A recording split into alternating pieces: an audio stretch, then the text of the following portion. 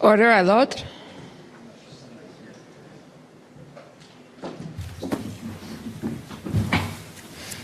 The Public Order Emergency Commission is now in session. La commission sur l'état d'urgence est maintenant ouverte. Good morning. Bonjour. Today we have a new witness. We do. Okay. Go ahead.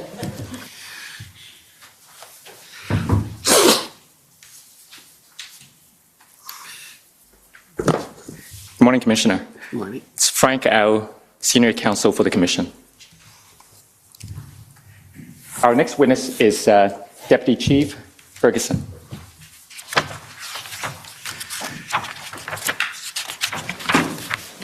Sorry, Commissioner, if I could interject, there's an echo here that's quite distracting. I don't know if there's a difficulty with the sound system. Okay. I'm not sure. There is a bit of an echo.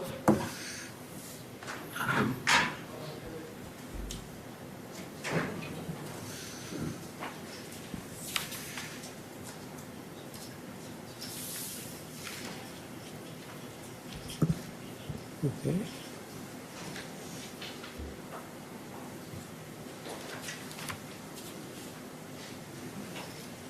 Okay.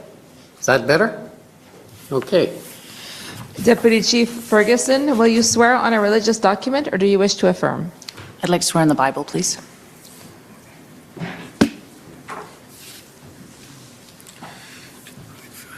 Please take the Bible in your right hand.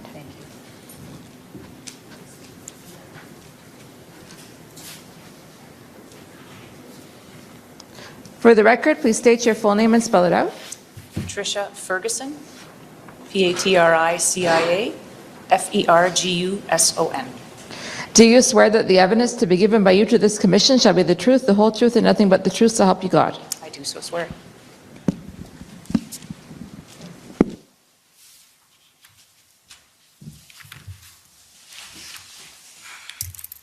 Morning. Good morning, Deputy Chief. Good morning. It's actually Acting Deputy Chief. Acting Deputy Chief. We met in the summer when you attended an interview with the Commission. Yes, I recall. And after that interview, we prepared a summary for you to review. Yes. And I understand that you've adopted the content of that summary. Yes, I have. Is there any corrections that you'd like to make to that summary? No, none. Commissioner, would that be the evidence then? Now, I'll just call you Deputy Chief for short. Just for the record, maybe do the number. Yes, it's WTS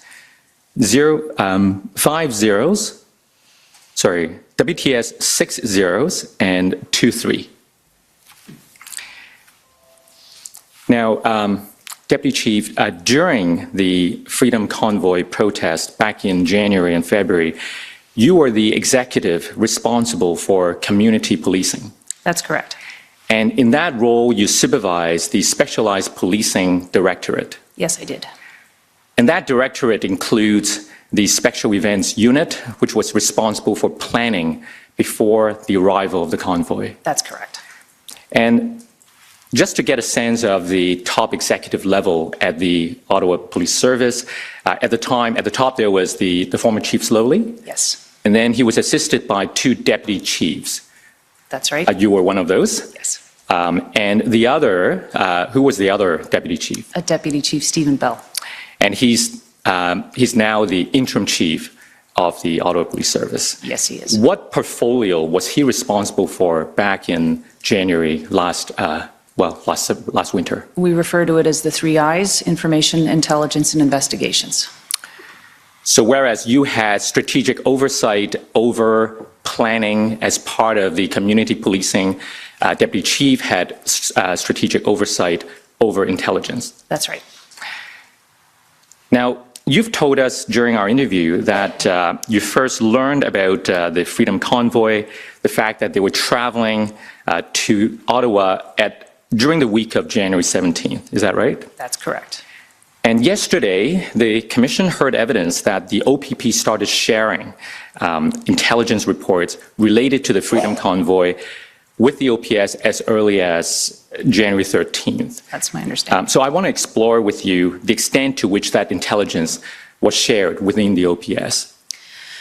So the initial sharing of that report went to our intelligence section, or our intelligence superintendent, and I should lay the groundwork in that in January of 2022, so January 3rd, a number of our senior officers changed portfolios. So the person who received that was Superintendent Rob Drummond. However, he had moved portfolios at that point in time. I do know it was shared with him, with our special events section, and with former Chief Slowly. And when did you first learn about those Hendon reports? I believe the first one that I was privy to and actually received was on the 27th of January.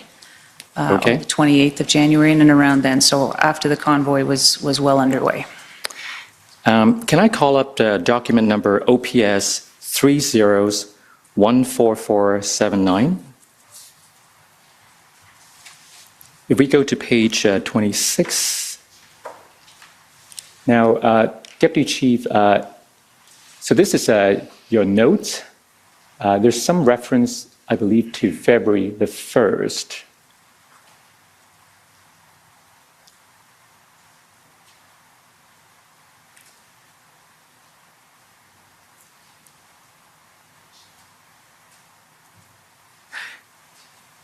So during the interview we had in the summer, I believe you said that the first time you learned about Project Hendon was after the arrival of the convoy. Do you recall that? So I would have received it on the 27th or 28th, but those were hectic times, so I can't say for sure that I actually saw the report at that point in time. I just know that that's when it landed in my email inbox. So my recollection was, as I mentioned when I spoke to you in the summertime, I had not been aware that this project was underway with the OPP.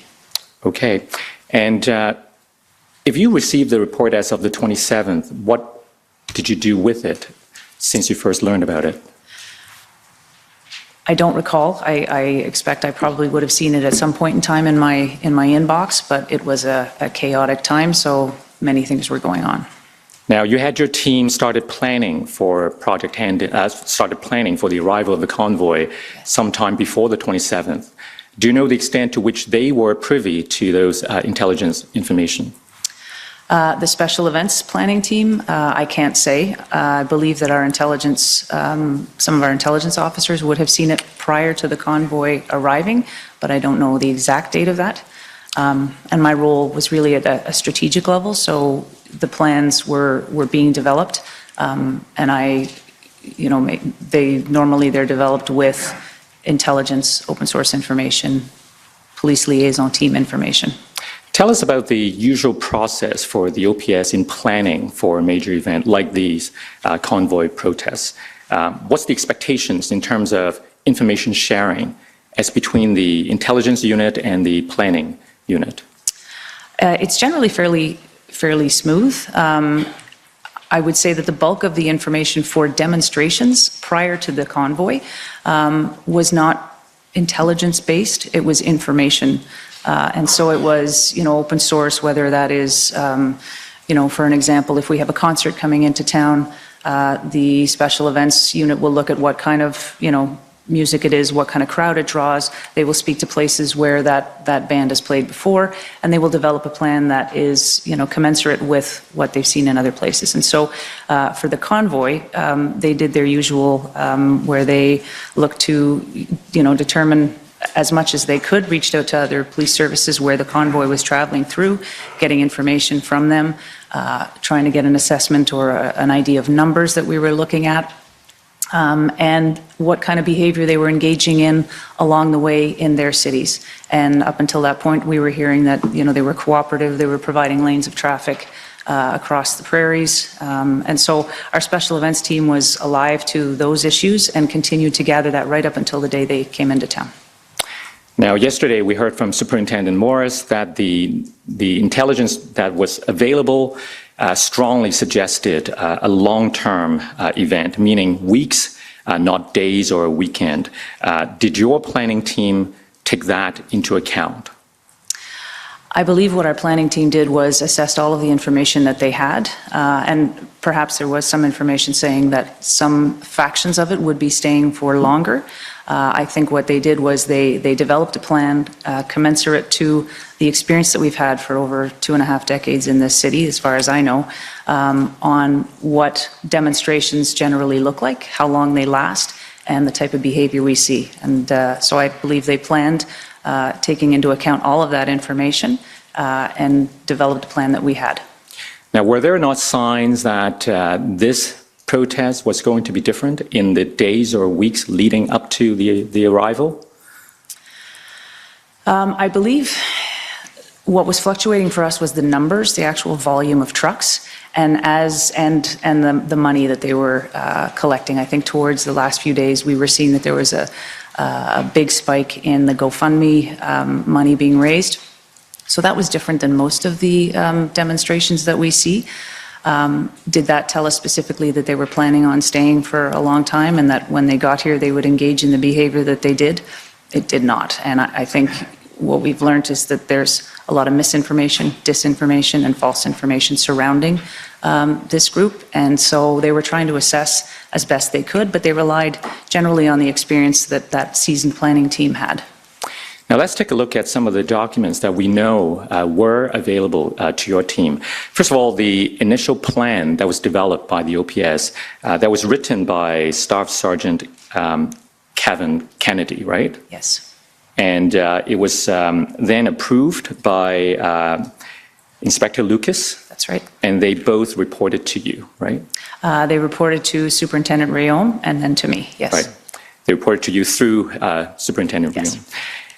So if we could call up, please, OPS 402878. So Deputy Chief, I'm showing you an email from Sergeant Sean Kay to Staff Sergeant Kennedy, dated January the 21st. It was forwarded to you at the top. As you can see, if we go down to the bottom to page 4. At the top of page 4, you see that it's written there that the goal of the convoy is to remain in Ottawa until the restrictions are repealed. Yes. Right? And there's no expectation at the time that those restrictions would be repealed anytime soon. No. So didn't that suggest to your team that it was going to be a long-term event, not a weekend event? I think it suggested there was the potential for that. There were no guarantees, I don't think, in the information that we had or the intelligence even to say that it was going to be here for the amount of time it was. All right, let's call up another document, OPS 402932.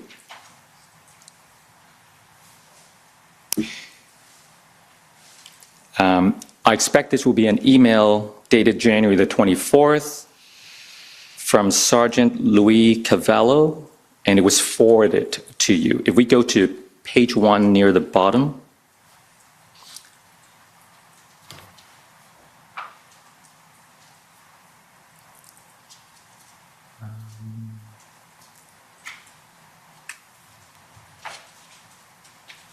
sorry, page 1, maybe we go up.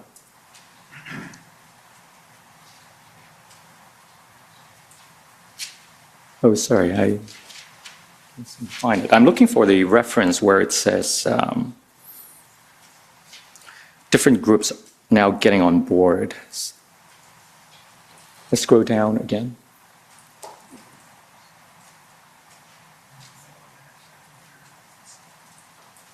Oh, there, that's right. Do you see the cursor here? Different groups now getting on board, such as the farmers and right-wing extremists calling for major disruptions. I do see that. And what does that suggest to you? So it suggests that there's interest in this. A lot of times some of the information that we will look at are things like, you know, if there's a Facebook Live group and we'll see that a whole lot of people like an event, and we have used that to sort of assess our level of staffing needed for an event, but it doesn't always translate to actual numbers. And so when they say getting on board, that could be a number of different things. That could be that they are contributing to it. That could be that they are supporting them. That could be that they're standing on a highway overpass, honking horns in regard to that. Now, the Commission heard evidence last Friday from a businesswoman, Ms. Carrier. She's a layperson, and she said it was clear to her that the trucks wouldn't be traveling all this way to Ottawa from the west to stay a day for a short protest. It was obvious to her. She didn't have access to any police intelligence. Why wouldn't it be obvious to someone who's trained to analyze this kind of events?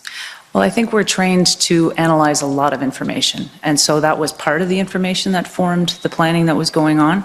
But as I said, with this campaign, there was a lot of information coming at us from different sources. Some sources are more reliable than others. And I think even the Hendon reports left it quite open that this could be, a prolonged event, but then in another sentence indicated that they were expecting they would be leaving town by the end of the weekend or by the middle of the following week. So when we addressed the community, preparing them for this, we said a prolonged event, and for us, the experience in that was over the 3 days, of the weekend. So did we err in our assessment of this? Clearly we did. Well, in addition to the Hendon reports, there were also other sources of information being provided to the city and to the OPS, corroborating those intelligence reports, such as the email from the Hotel Association suggesting that people were booking somewhere upwards of 30 days to stay in the hotels. Lots of people doing that. Why wouldn't that strongly suggest an event beyond the weekend? Well, we did work to track down some of those sources of information, and we were getting misinformation, I said, and disinformation, and I think that was one of those things that they weighed in assessment. We followed up with Steve Ball of the Hotel Association to determine just how many rooms had been booked, and over the course of the convoy, that piece of information came up on a number of occasions, and the reality was that our hotels were not able to be booked to capacity because they did not have the staff. We were still in the 6th wave of COVID, and they were working at very limited capacity at that point in time. Now, the trucks started to arrive on Friday, the 28th, right? And you gave an immediate briefing on that day at 11 a.m. So let's go to OPS 403851. So you see, Deputy Chief, that these are your speaking notes? Yes. So if we go down a little bit, you said, over the last few days, our team has been finalizing operational plans in anticipation of the demonstrations. Planning has involved coordination with our policing and intelligence partners at all levels of government. And the Ottawa Police would like to thank them, and so on. Information gathered continues to indicate this will be a large and significant event that is expected to last through the weekend. There's no mention that there was any expectation it would go beyond the weekend. There was none. Why was that? As I said, we weighed the information intelligence we had, and that was the plan that was developed based on what our best assessment of that was. Wouldn't it have been helpful to notify the public, the business owners and the residents, that at the very least there was a strong possibility of the event going beyond the weekend? Yes, it may well have been helpful. Now, you agree that the planning was premised entirely on the assumption that this was going to be a 2-day event, right? Yes. Commissioner, may I just Yes. raise one issue? I appreciate that the Commission Council has control of the presentation of the evidence in the hearing. And also that given the number of parties, each of us has a limited time with each of the witnesses called. May I ask through you that the witnesses, and this is a good example, be taken to the parts of the record that might balance the premise of some of the questions that we have heard so far. And I've raised that because with this witness, we have 25 minutes. I know my friends have, some of them have less, maybe some have more. It's not possible for us in the limited time that we have to put each of the pieces of information that might, for example, put into context the questions that my friend Mr. Au has raised so far about the premise of his question, a strong possibility that it was going to be longer. Well, there's evidence that it was going to be a weekend. And we could draw it out, but I would be grateful if I could raise through you that the Commission's time with the witnesses be perhaps more balanced in presenting the information that in this case Deputy Chief Ferguson had at the time, rather than counting on her to remember all of it. Thank you. Okay, well, I think that certainly you're correct in terms of the Commission is to bring out the evidence either way and to bring all of the facts to the public eye. And to the degree there is material that goes the other way, I'm sure the Commission Council will refer to it. And if they don't, I'm sure you will, but I can assure you our objective in this hearing is to provide the public with all of the information, pro and con, of course, as you point out. And can't guarantee we're always 100% correct in what we do. We do the best we can. And of course, you also know that there is always enough cross-examination time to equal the amount of time Commission takes. So in total, we hope that all of the different perspectives are brought out. And yesterday, I think, was a good example where there was some very useful, I thought, information brought out by the various parties participating. So I certainly am grateful for the contribution of all the parties.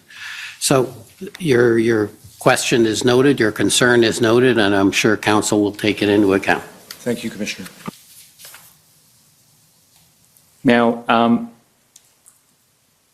when you spoke to us in August, you mentioned that the OPS had standard plans that it used for parades and other major events like Canada Day, right? Yes. Now, the initial plan for the Freedom Convoy, and by the way, the document number is OPP 404262. We don't need to call it up right now, but just for the record, that's the plan I'm referring to, the January 28th, 29th plan. Do you agree that that initial plan was largely a boilerplate plan that followed the standard template? Yeah, I believe the components of the plan were the standard components that we employ, so yes. And according to this initial plan, the convoy vehicles would enter downtown Ottawa, and the plan was to stack those vehicles along Wellington between Kent and Elgin. Am I right? I believe we had 4 areas where we were going to be stacking vehicles, but yes, that was one of them. Now, was this plan then, this traffic component, was it premised on this being a 2-day event? Yes, it was. And so here's something perhaps you can help me understand, because we heard from Councillor McHale on Friday that even for an event like Canada Day, there would be road closures in the downtown core and barriers set up to control the mass of vehicles that might otherwise cause a problem. So why wasn't this done here? Well, I believe we had officers in who were, our traffic unit was leading the trucks to where they were supposed to be. So I believe that was, barriers and road closures impede our ability to get around. And so I think that was what they were doing, was that once the vehicles were in place, and we've had a number where people have stayed for 2 days on Wellington, and that is, it's obviously the place where they want to be. That's the whole point of their protesting the federal government. And so that was what happened in this case. And in terms of road closures and barriers, I'm not sure that would have been helpful. If people were wanting to leave, the barriers would have impeded them from being able to do that. Was any consideration given to, for example, taking the trucks somewhere beyond downtown and have transportation arranged so that people could protest downtown, so the people could be there? Yes, there was. In fact, the area designated, I noticed Coventry Road, I can't remember the full name of the baseball park, but that was an area that was designated as somewhere where they could go. And in fact, some people did carpool from there and come downtown. But I guess the intent of my question was to move all of the trucks away from the downtown, not just some of them. I think realistically, a number of them really wanted to be in front of Parliament Hill. If we could have done that, if we had gotten cooperation, that certainly would have been our goal. But we didn't know the size of, of the convoy, how many trucks we were dealing at and how big an area we had to work with. So we did our best, I think, to keep them out of residential areas, and that was why, parkways were chosen, Sir John A. Macdonald Parkway, in order to make sure that, we could afford losing that road for the weekend and limit the disruption for Ottawa citizens. That was the intent. Now, in hindsight, what would you have done differently in this planning phase? I suppose we would have given more credibility to the information and intelligence telling us that there was a faction that we're planning on staying for a much longer period of time. All right. Now, so far we've been talking about the OPS planning before the convoy's arrival. I'm going to turn now to the OPS response after they've arrived. Okay. But before I do that, I want to ask you some basic questions about what's known as the incident command system. Okay. Now, I understand that in responding to incidents, including protests and demonstrations, the police sometimes use a model called incident command system. That's correct. And within the system, the role you played back in January, February, was the role of a strategic commander. That's correct? Now, there are 3 different levels to the command. Yes. Strategic, operational, and tactical. Yes. What does the strategic command do? So strategic really informs the goals of what it is we're trying to achieve. So in this case, to safely, manage this event, and ultimately, once they had arrived and, not left, our goal became to encourage them to leave. And so that's the strategic level, and that really is what where I was sitting at. The event commander, who was Superintendent Rayom. Sorry, before we get to the next level, Sure. we're going to talk about the operational, right? So before we leave the strategic, Yes. So just to clarify, you'd be setting the strategic objective, and would you be also responsible for appointing the operational commander? Yes. So once the objective is set and you've appointed an operational commander, is there some expectation that you'll give autonomy to the operational commander? Absolutely, that's the only way it works. And why is that important? Well, because they're the ones who have, much more connection with what is happening in the different areas. And so they are much more aware of, from the ground what is going on, and they're able to take in that information, measure it against what they know what's going on in another area, and be able to make a decision in an event. I'm not always privy to those. And would it also be the role of the strategic commander to ensure that the operational commander had the requisite resources Yes. to see to the end of the situation? Absolutely. Okay, now let's talk about the operational commander, the next level down. What does that involve? Okay, so that would be the event commander, and that is somebody who takes in, as I alluded to a little bit already, the information that's coming at him. He's got a variety of different people who are reporting to him and providing him with updates, and he is really sort of the quarterback, I guess, if you will, making sure that resources are being sent to the right places in order to assist achieving our goals here in this. And then we would move to the tactical level. So is it the responsibility of the operational commander to develop a suitable plan to address the incident? I think he assigns that task to his team to do that, and ultimately he's the final approver of the plan. And depending on the severity of the incident, perhaps the operational commander is sometimes called an incident commander, sometimes a critical incident commander, and I guess with the OPS, they're also called the event commander, right? Yes, yes. And your role as the strategic commander is also known as the major incident commander. That's right. All right. Now, you mentioned that the operational commander may get other people to help them. Yes.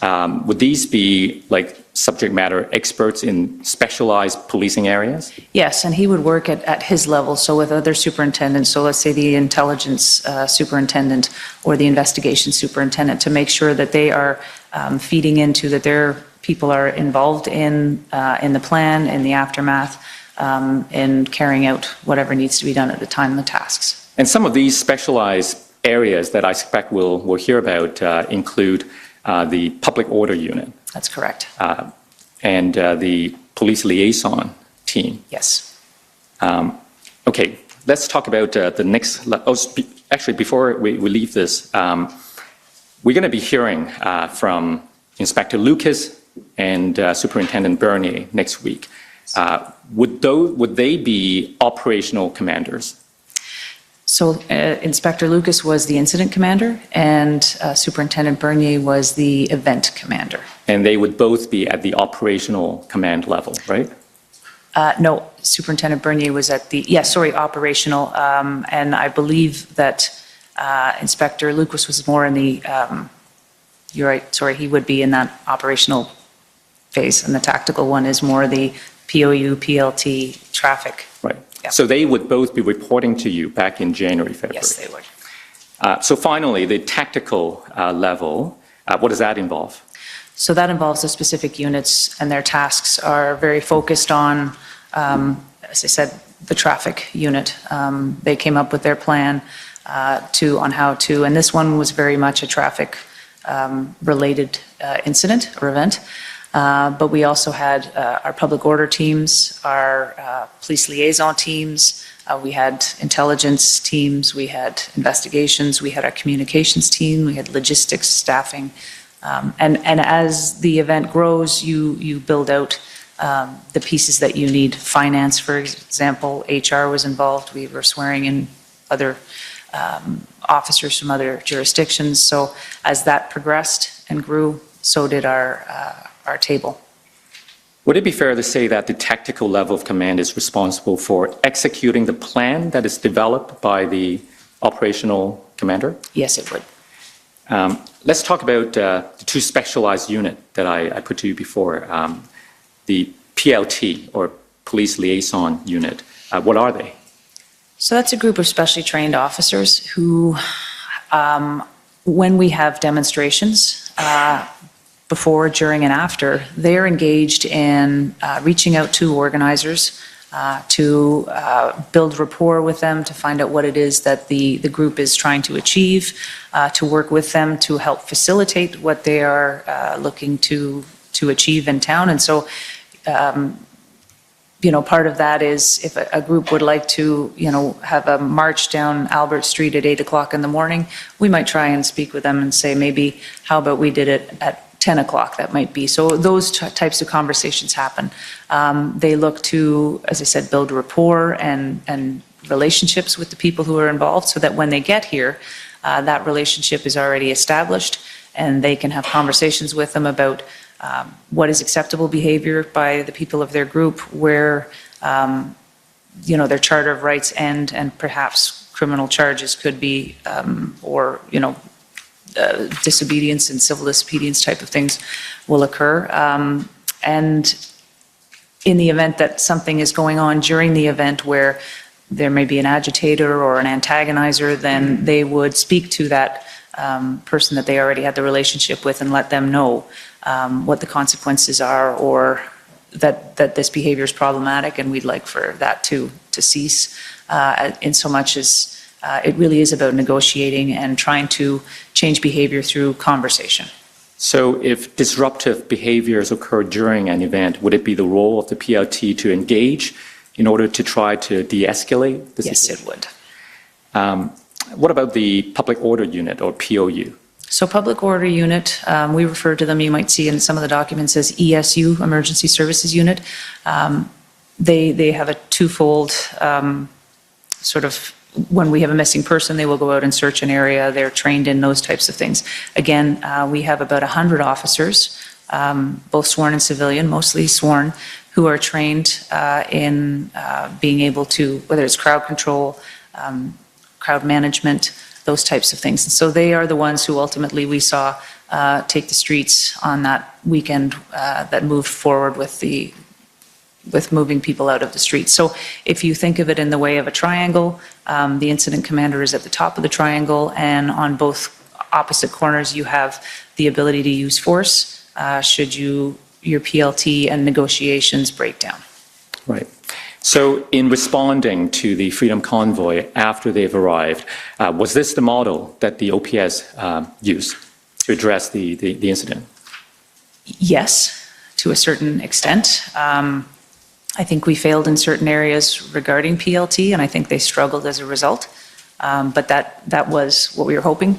And you saw one of those, Louis Carvalho was on our PLT team. He was a sergeant there, and he was working also with going out to businesses and letting them know and doing that engagement piece as well. So not just with the convoy organizers, but with the areas that they believe are going to be impacted and affected ahead of time. Right. So with that background, let's start talking about how the OPS responded to the Freedom Convoy. And now we know that they arrived the weekend of the 28th, and the incident was not resolved until about 3.5 weeks later. Yes. So let's break down the time period, and let's talk first about the first week after they arrived. So let's say from January 28th to, which is a Friday, to February the 4th. Okay. Okay. Now during that period. Well, first tell us what happened on the first weekend.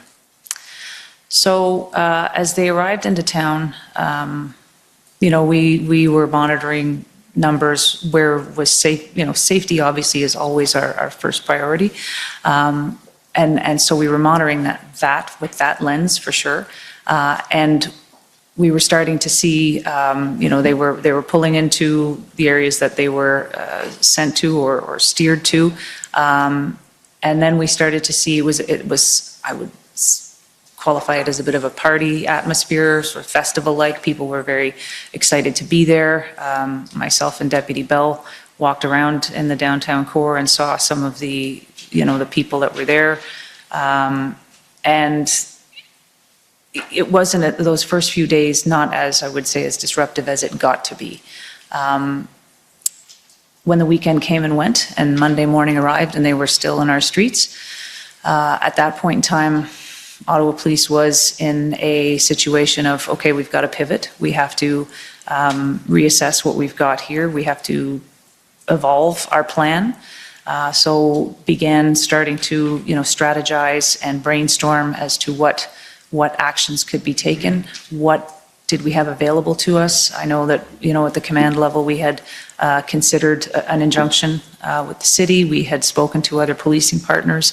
A lot of those things were going on at all levels. So at the strategic, the operational, and the tactical level, I know our members were fully engaged in those types of behaviors to try and come up with what our next plan we knew we needed to evolve and move into another stage, really. So it was reorienting ourselves to the situation that we had at hand. Now, during that first weekend, when did you first realize that this may last longer than a weekend? I think really as Sunday progressed, we expected that a number of people would be heading back to, their home cities. And I knew that there were some people from out west. We were seeing the Alberta plates. We were seeing, Saskatchewan. But we expected that, we had an influx of pedestrians that came over from Quebec side. I think we had some expectations that those folks who were in the surrounding areas would retreat back to their homes. And I think, really Sunday night carried on. We had been talking about a demobilization plan up until that point, and clearly that was not the plan that was going to be required. Let me take you to a document dated the 31st, which would be the Monday. OPS 404976.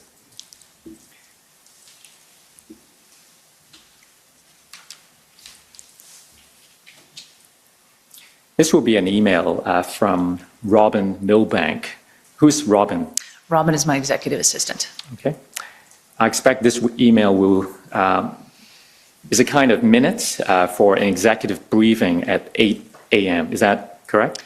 That's correct. We were briefing twice a day, and Robin was taking notes from those briefings. Right. So if you take a look at the second bullet, you see a reference to staffing is number one risk. Priority is working on plan. Can you explain what that refers to?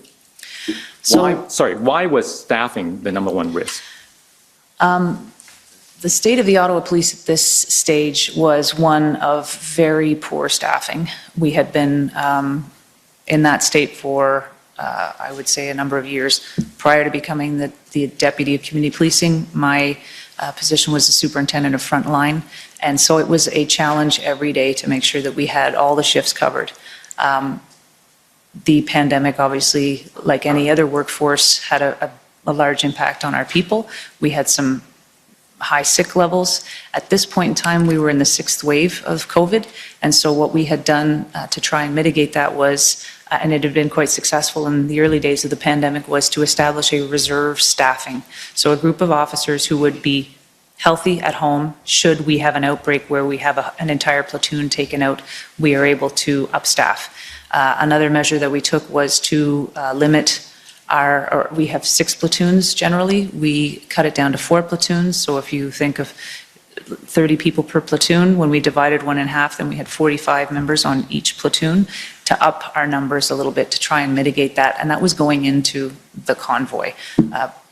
We were already, I would describe us as being on our knees and having run a marathon for the last 2.5 years, and it felt like they'd moved the finish line 100 yards or another mile and given us 200 pounds to carry to get to the end. So staffing was, I would say, our number one Achilles heel in all of this. And so all of these people who had worked for the week leading up to the convoy, over the weekend, and long hours, our frontline members were working 12-hour shifts. When the convoy came and we were trying to manage staffing and clear posts, some of them were working up to 15 hours. And they were exhausted. So we needed to make sure that our people had time off. And so that, I believe, is what we're speaking about, is that it's a risk for us to be able to staff all of this. Now, did staffing become the number one risk overnight because there was no contingency plan within the initial plan? I think that's part of it. I think we had some extra resources for the weekend. We had some additional public order units from other services that had come into town, but they all had to get back as well. So our contingency plan really was for the weekend into Monday morning, and staffing, I believe that really is what they're referring to there. So to the extent there was any contingency planning, it only covered up to perhaps Monday at noon. Yep, I think that's fair. Now, that bullet also talks about priority is working on plan. So I assume this refers to some kind of a new plan?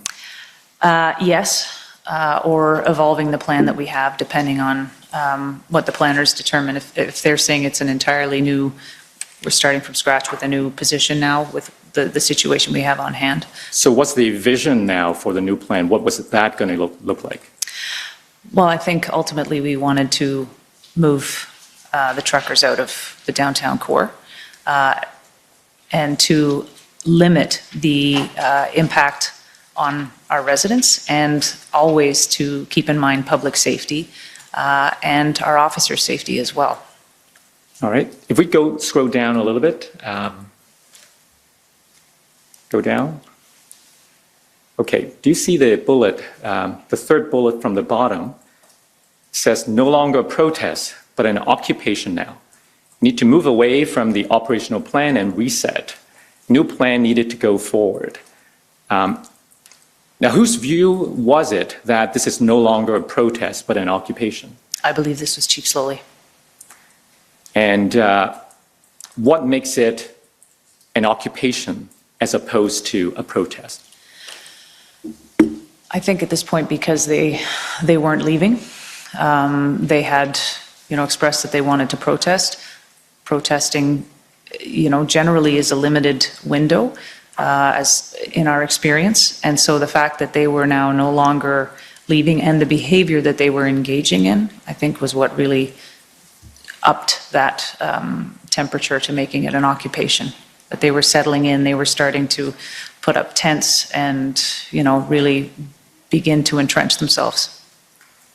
Now, at around this time, Superintendent Abrams of the OPP was also in Ottawa. He'll actually be testifying this afternoon after you, and we expect that he may say that the OPS was struggling to develop a new plan, that Chief Slowly would give inconsistent directions, and there was much confusion. What's your perspective on this? I think those are fair statements. We struggled because we didn't have people who were strictly planners. Our planners were also people who were site commanders on the ground, who were trying to manage things at the very tactical level. And so I think to say we were struggling is fair and accurate. I think we did on that Monday morning, you can see the conversation in this, we're trying to get our heads wrapped around what we were looking at. And in terms of former Chief Slowly providing direction and, direction, he definitely was, of what he wanted to see happen. So who was the event commander, the operational level commander at this time? So at this point in time, it remained Superintendent Rayom, and I was the major event commander. And in terms of developing a plan to resolve the incident, would it be on Superintendent Rayom? Would that be his job to develop a plan? Yes, yeah. What would have been your role at that time? In making sure that they were aware of what the strategic goals were ultimately to have, this resolved safely as possible, but for these trucks to be removed from our streets. Why then would the former chief be giving directions? I think you'd have to ask Chief Slowly, but I think, from a human perspective, I would say that this was not what he was expecting, and his reaction was one out of concern, out of stress, and out of pressure at this point in time. All right. So let's take a look at what happened a few days later. On the 4th of February, can we call up OPS 30-14454, please? And I want to go to page 52. So, Deputy Chief, these are scribed notes or minutes taken at meetings that involve the former Chief Slowly. So I want to scroll down to the part where it says last Friday. This is page 52, yeah. So, Deputy Chief, do you see last Friday's operational plan is not valid? If so, then we need to update it. Now, help me understand here, because as of the 31st, there was a recognition that you needed a new plan. But here we are on February the 4th, 3 days later, and we're still talking about last Friday's plan not being valid. Was there no new plan yet by the 4th? We did not have a new plan by the 4th. We had, as I said, our planners, I think, were working on developing it, but they were also dealing with a number of the live issues, putting out fires, as it were, within their area. And again, staffing, I think, for those folks was as limited as it was everywhere else in the organization. So I'm not sure whose notes these are. These are scribed notes? Okay. Yeah, so I think it's fair to say that we did not have another plan developed by that 4th. Okay, so if we go back in time to the day before, February the 3rd, and I want to show you the document, OPS 30-14484.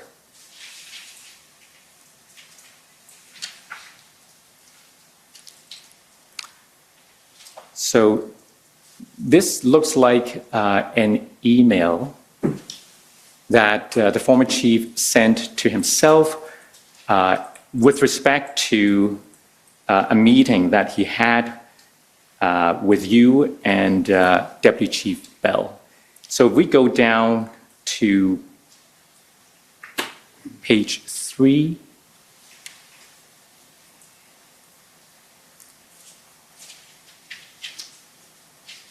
go down, keep going, keep going. Okay, do you see the part where he says, I advise that I cannot approve a recommended course of action without being briefed on all other reasonable courses of action. So the context was a discussion of POU plans. What's your recollection as to the former chief's role in terms of approving actions?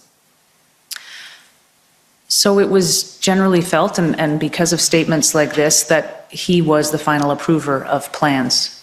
And that became the sentiment for everybody who was producing those plans, that they needed to have them approved by former Chief Slowly.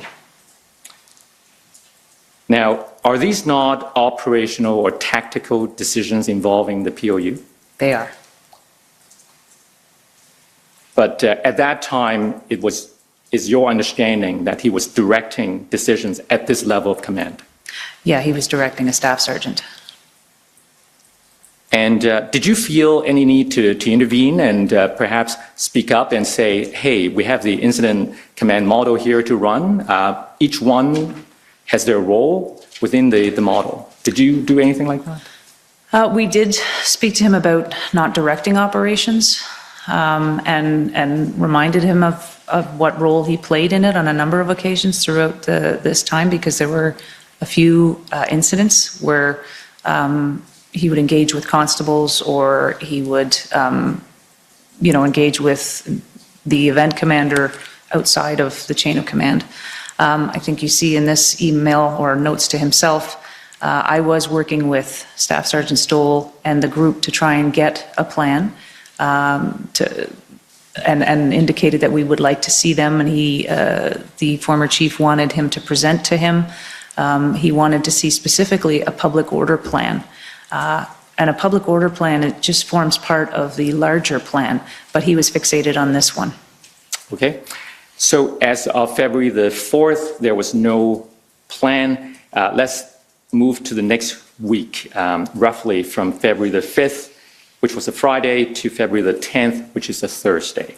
Can we have the document OPS 407355, please?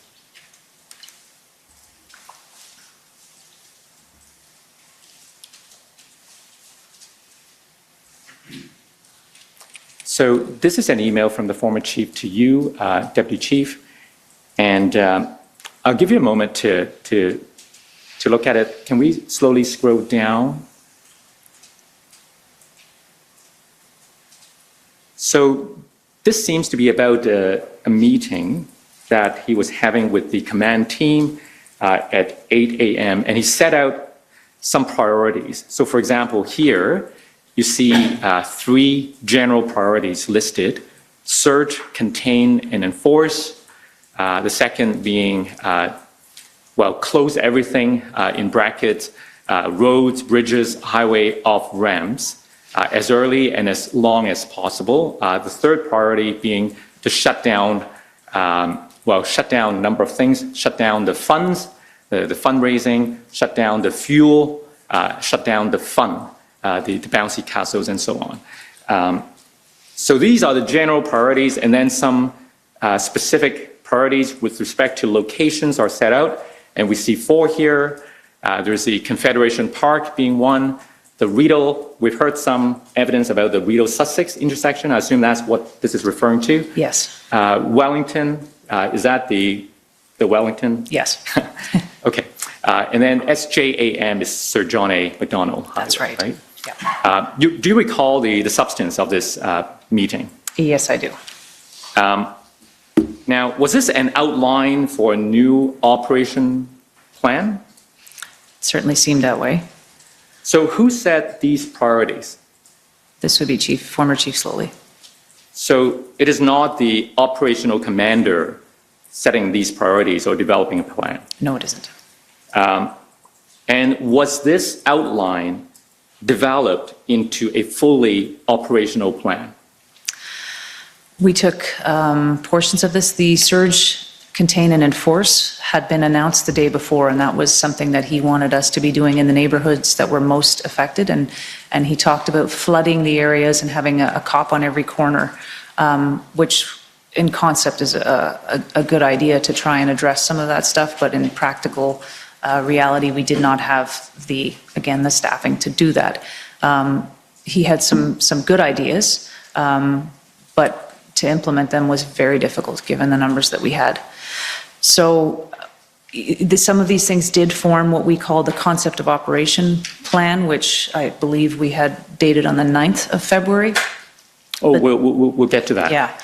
Now, sometimes these meetings, we have multiple accounts. So here we see the former chief's notes to himself, basically. Yes. But you also recorded this in your notes, right?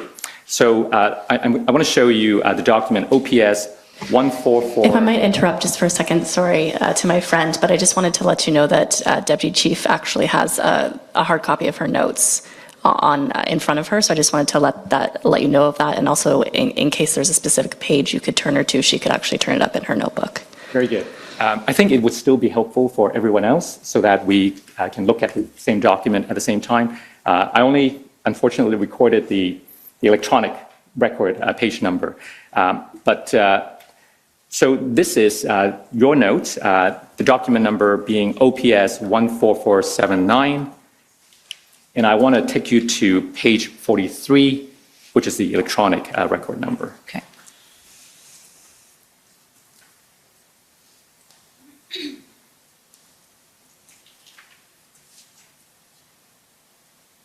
Okay, so we see that you recorded the meeting starting at around 8 or 8:06. If we scroll down a little bit, I'm looking for the part where it says need to turn the corner. There we have it. Need to turn the corner. Perhaps you can read it to us. Sure. Need to turn the corner today, not changing the operational plan. Need to implement the hell out of that plan for the next 72 hours. Plan we have is excellent. Nothing has changed with commander's intent or mission. Okay, let's stop there. So this is the chief saying that the plan is excellent, right? Yes. Yeah. Do you agree that it was an excellent plan? I don't think we had a plan at that point in time. Now, we expect to hear from Superintendent Bernier next week. As you've described, he was the event commander later on. I think he was appointed on around February the 10th. And I expect that he may tell us that the OPS lacked an overall plan with all of the supporting components to end the protests when he took over the operational command as of the 10th. Would you agree with that? Yes, I would. Now, we saw in the previous document, the February 5th email from the former chief, that one of the priorities was to shut down fuel, right? So I want to take you to what's been referred to in some of the evidence, the so-called Coventry incident. Now, that happened on February the 6th, right? Yes. So I guess things are happening according to the outline of the plan on the 5th, to shut down fuel, and then on the 6th, we saw actions shutting down fuel. Tell us what happened on the 6th. So on the 6th, I should maybe let you know that the incident commander at this point in time, the event commander was Superintendent Patterson. Okay, so there was a switch. There was a switch. He began on the 6th of February. Sorry, maybe we should go back, because you mentioned that the first event commander was Superintendent Riom. That's right. And how long did he serve in that role? He served until the evening of the 4th, so the Friday evening. Why so short? Well, he was the de facto event commander because this took place in his specialized policing event. But he did not necessarily have he had the skills and capacity to manage the initial event, but then as it got more protracted, first of all, I think he needed some time, some rest days. But Superintendent Dunlop was ultimately engaged in working with one of the groups, POU and PLT. He also had some, I felt reasonable experience and skills to come in at this stage in our operation, and so I had approached him to take on that role. So when did Superintendent Dunlop take over? So the overnight from the 4th into the 5th, so the Friday into the Saturday morning. And how long did he serve in that role? Until the evening of the 5th. Why so short? Former Chief Slowly did not believe that he was the right person for the job. He gave us myself and Deputy Bell, who both were part of the decision-making into who would be the best person at this stage of the operation. But former Chief Slowly had, I would say it's fair to say, a past history with Superintendent Dunlop, and whether it was a trust factor or whether it was because Superintendent Dunlop had, I think, challenged him on a few issues that he didn't feel he was right for the position in that stage. And he made it very clear to me that he didn't approve of that decision, and he was going to hold me accountable for whatever the results were of that. Now, you told us earlier that according to the incident command model, it's supposed to be the strategic commander, who was you at the time, to appoint the operational commander. How did you feel about the chief stepping in and essentially removing the operational commander that you chose? I wasn't happy with it, but I recognized it was an untenable situation for Superintendent Dunlop to be in. And so with further conversation with DC Bell, we determined that it would be more fair to have another person step in. And so that's when Superintendent Patterson was selected. And when did he step in? He stepped in on the morning of the 6th. Who chose him? It was a conversation with former Chief Slowly, and I could tell he approved of him as an incident or as an event commander. And so it was I would say a conciliatory conversation, and that's ultimately, it was my decision. That's where we went. Okay, so back to the Coventry incident. Yes. February 6th, this is when Mark Patterson had assumed the role of the event commander. Tell us what happened on that day. So as the event commander, he determined he was going to start getting some wins, I guess would be the showing some action and showing some, movement on the part of the police. And so he determined as you see, former Chief Slowly was very much about let's interdict fuel, let's do what we can to stop the supply going to them. And so we knew that Coventry Road was the site where it was sort of a camp for them. They came back and they had a tent where they ate. They were pretty well established there. I believe there were saunas and things set up, and they had a fuel truck there.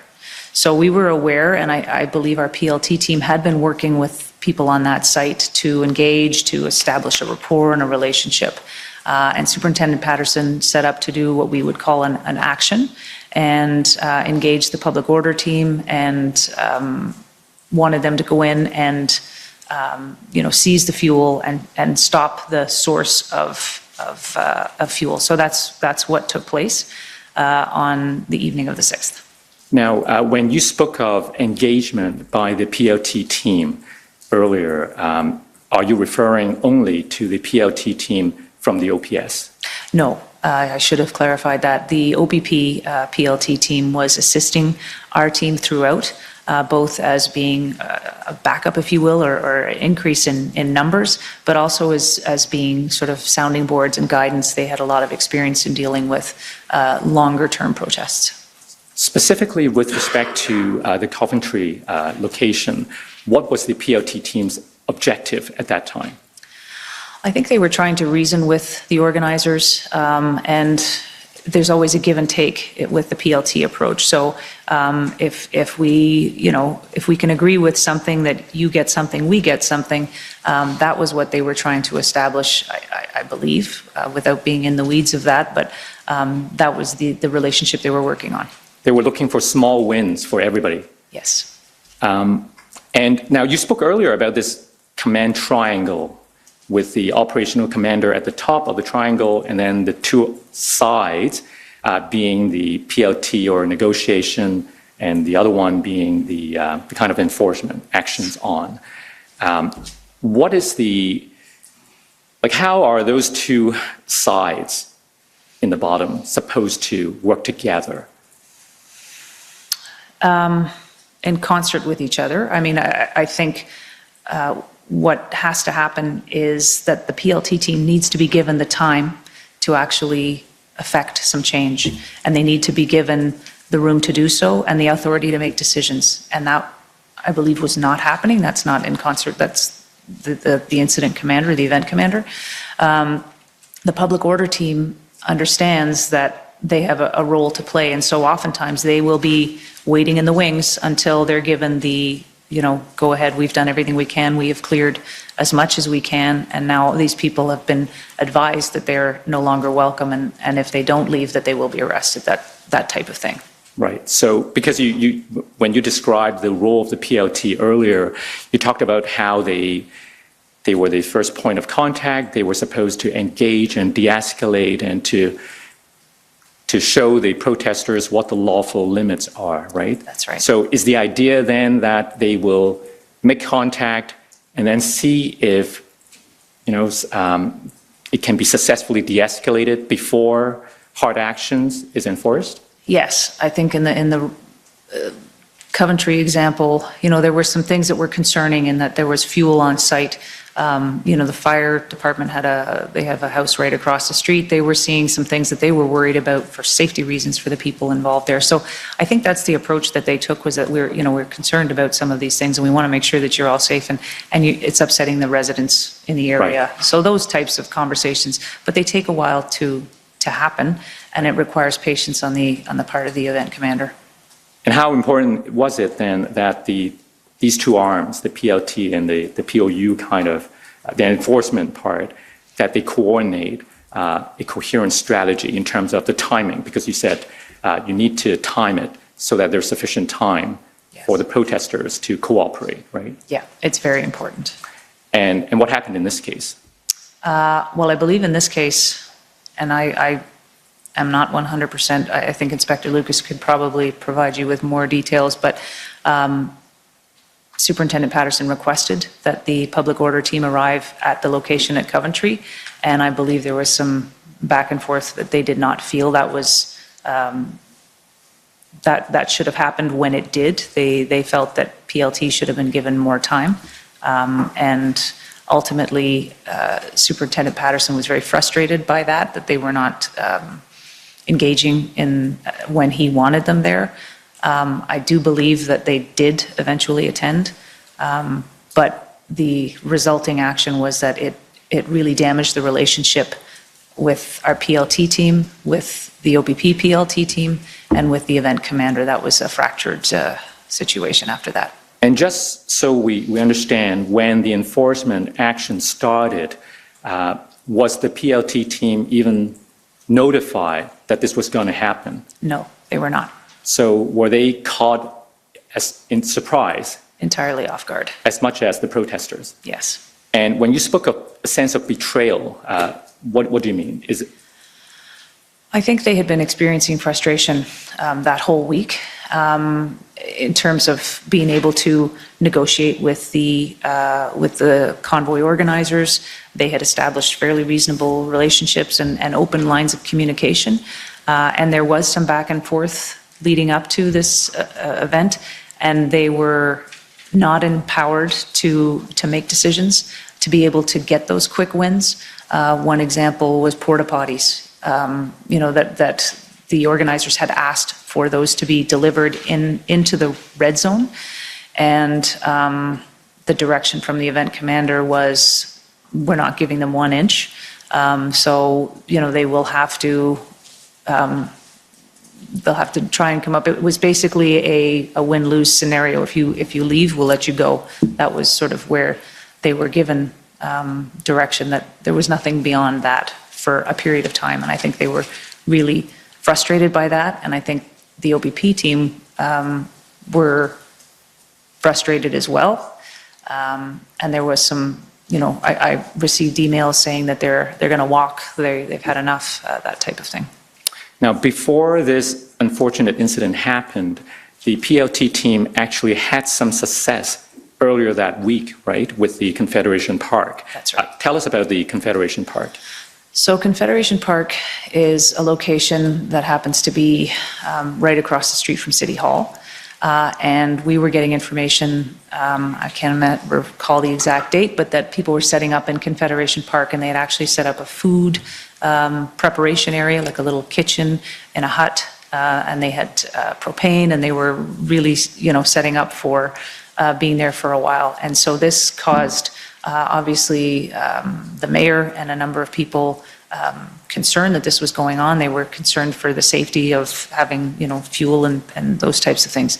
So our PLT team went in to speak to the people who had set up in there, and they engaged them in conversation and started to try and get some movement there. It took several days, and much to the frustration, I think, of former Chief Slowly, as well as a number of city officials. But we were able to, we brought in Algonquin elder, because they had indicated that they were from the Algonquin nation, and that they, this was a means to try and engage in conversation and get to where a middle ground that we could. Ultimately, they were able to talk people to leaving that area on their own and cleared the park, and were able to secure it. So the Confederation Park was one example where the search, contain, and enforce proved unnecessary because the PLT team did its work. That's right. Now, I want to take you to back to your notes, which relates to the Coventry incident. So we're back to OPS 30-14479. Page 55. So, Deputy Chief, if you want to look at your hard copy, I'll be taking you to the time at around 17:18. So 5:18 p.m. I actually don't have my hard copies in front of me. I left them with, okay. with a colleague, but... well, then we're so all happy to. on the same page, Okay. same electronic page. Very good. So page 55.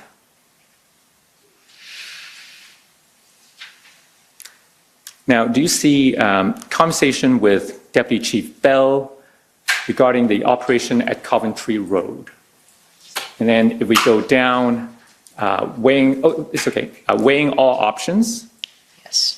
including state of emergency, advise we may lose OPP, PLT if we do actions. That's right.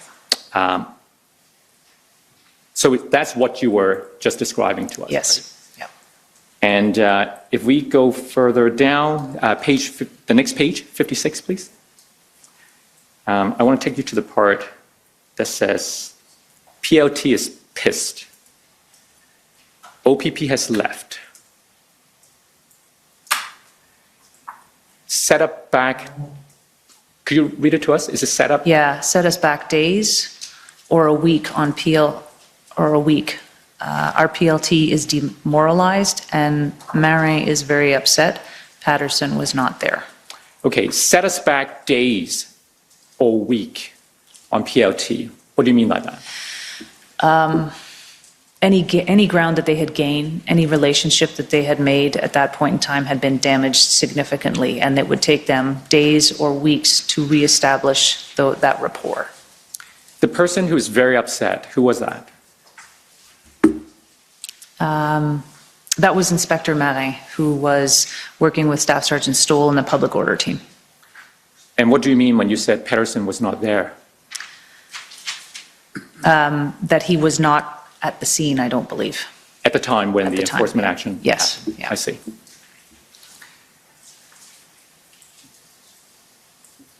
Now, we've spoken to Inspector Lucas back in the summer, and he said that the Coventry operation was an example of the OPS prioritizing a quick win on enforcement without an overall plan that integrated the role of the PLT in operational decisions. What's your view on that? That's exactly my view on that. Now, I want to ask you about the former Chief Slowly's attitude towards negotiating with protesters. I want to take you to the document. I believe these are minutes of meetings involving him. So OPS 3014479. Oh, it's the same, at page 63.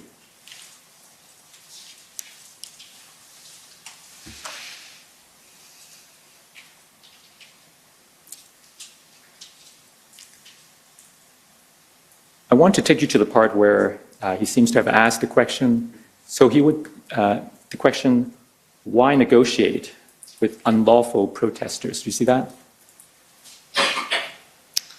I don't.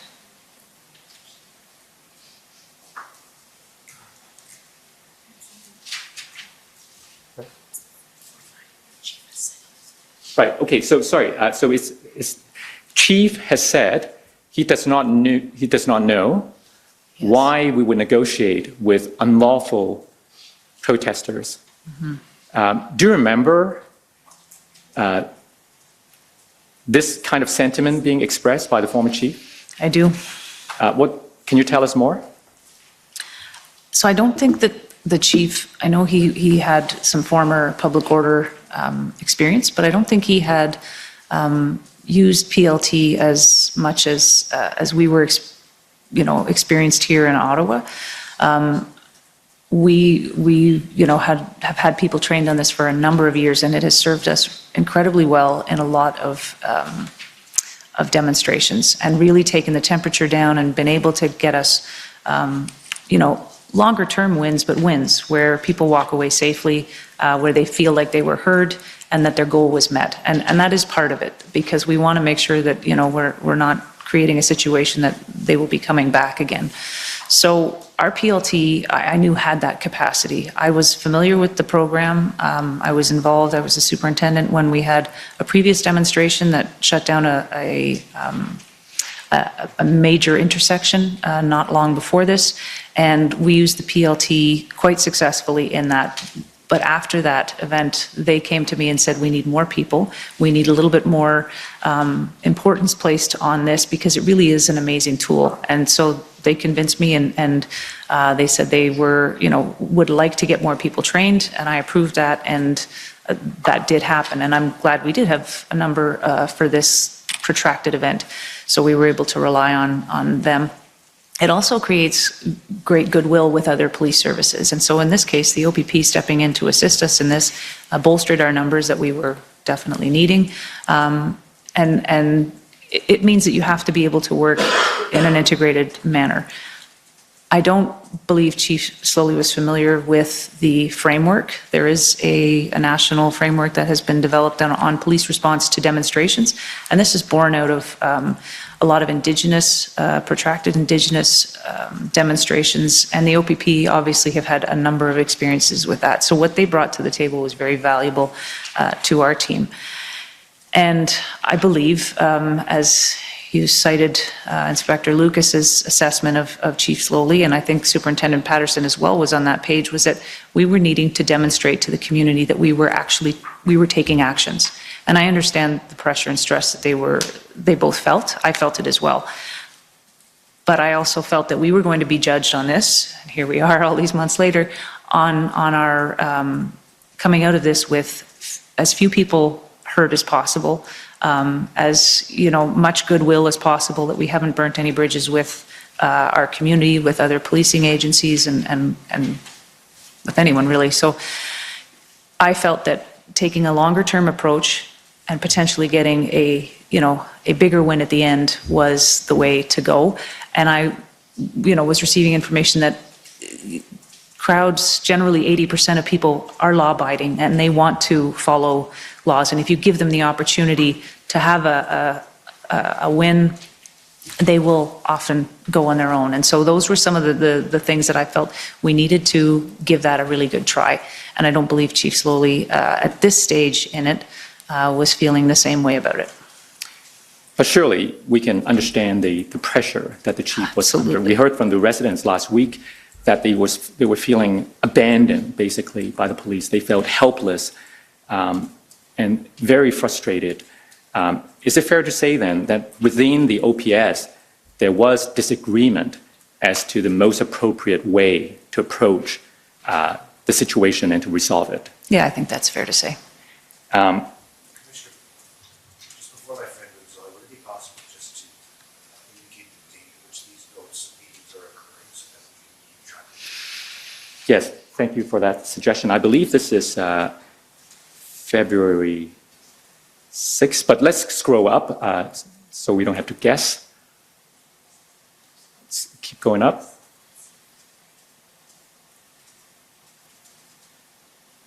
Oh, February 8th. There we have it. Thank you. Okay, so now on February 8th, the same day that as this meeting, a new development happened, and that's the arrival of the integrated planning group led by the OPP chief superintendent Party and the RCMP superintendent Liu, right? That's correct. Tell us what that was all about. So at the time, it was actually only in reviewing and preparing for this that I realized how they came about. At the time, I was not sure what the genesis of them arriving was, but my understanding is it was some non-OPS leaders, police leaders, who had determined that Ottawa needed help and assessed that they could come in and assist us in providing a plan. We had been asking for resources. Chief Slowly had been going to a variety of services, mostly with the RCMP and the OPP, requesting assistance in the way of police resources. And I think what they were trying to, this group was trying to determine how many people we needed and what was the ultimate goal and what was the plan. And we struggled a little bit with coming up with a plan per se. So I mentioned earlier the concept of operations. That was part of what we were working on there to provide them those services, to say this is what we are hoping to do and this is how we would like to do it in broad strokes, not without a full plan. And so this team, I was made aware of them. I was spoken to. Carson Party reached out to me by phone and said he was coming into town and that they were here to assist and in helping us to, work out the details of our plan. Now, I understand that there was a meeting, the first meeting between the OPS and the integrated planning group happened on the 8th. That's right. At around 5:35 p.m., right? Yes. You've told us about this strategic concept of operations. Was that something that you came up with? Yes, along with some of the points that you saw the chief, Right. Suggest on the 5th. And so this was, a loose, I would say, framework that we come up with. Okay, I want to show you a one-page document and see if that's the document that you were referring to. Okay. OPP 50774.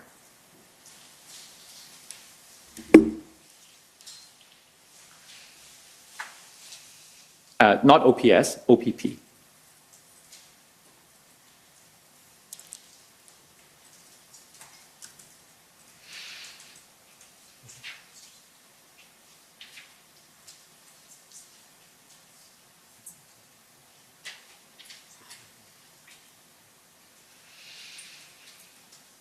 Okay, can we go down?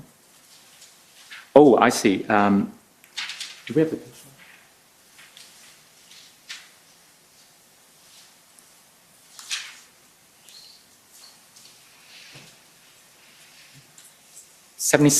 Page 77, please.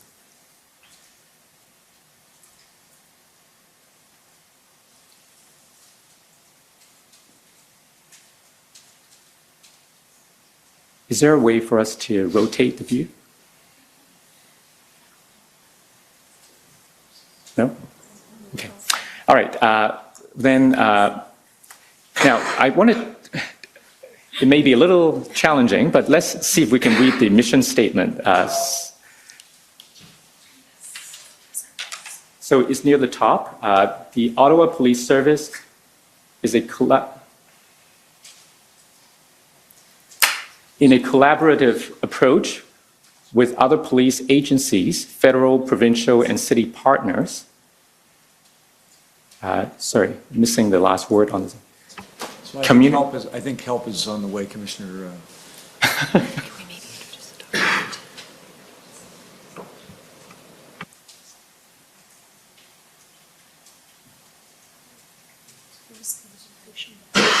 Can we try the rotation button on the top? Yeah. I'm not sure it's doing anything.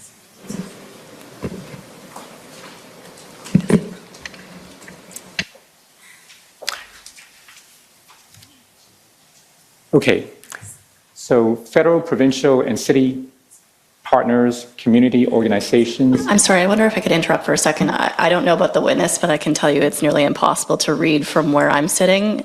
It may be the case that this document exists in some other format elsewhere in the record. I don't know if we could take a minute to try to find it. I just don't want to be unfair to the witness. Of course. Okay, so do you want to take a short break, or? Why don't we do that? Okay, well, we can take our morning break, 15 minutes, and we'll come back in 15 minutes. Okay?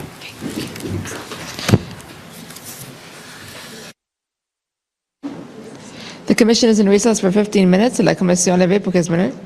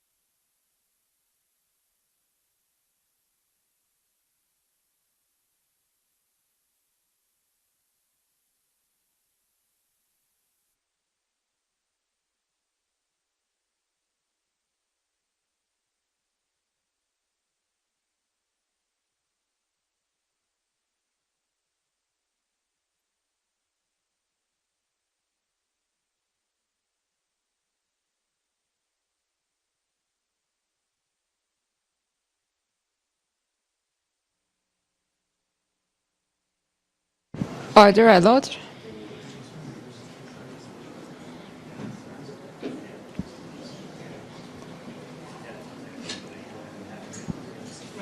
The commission is reconvened. La commission reprend.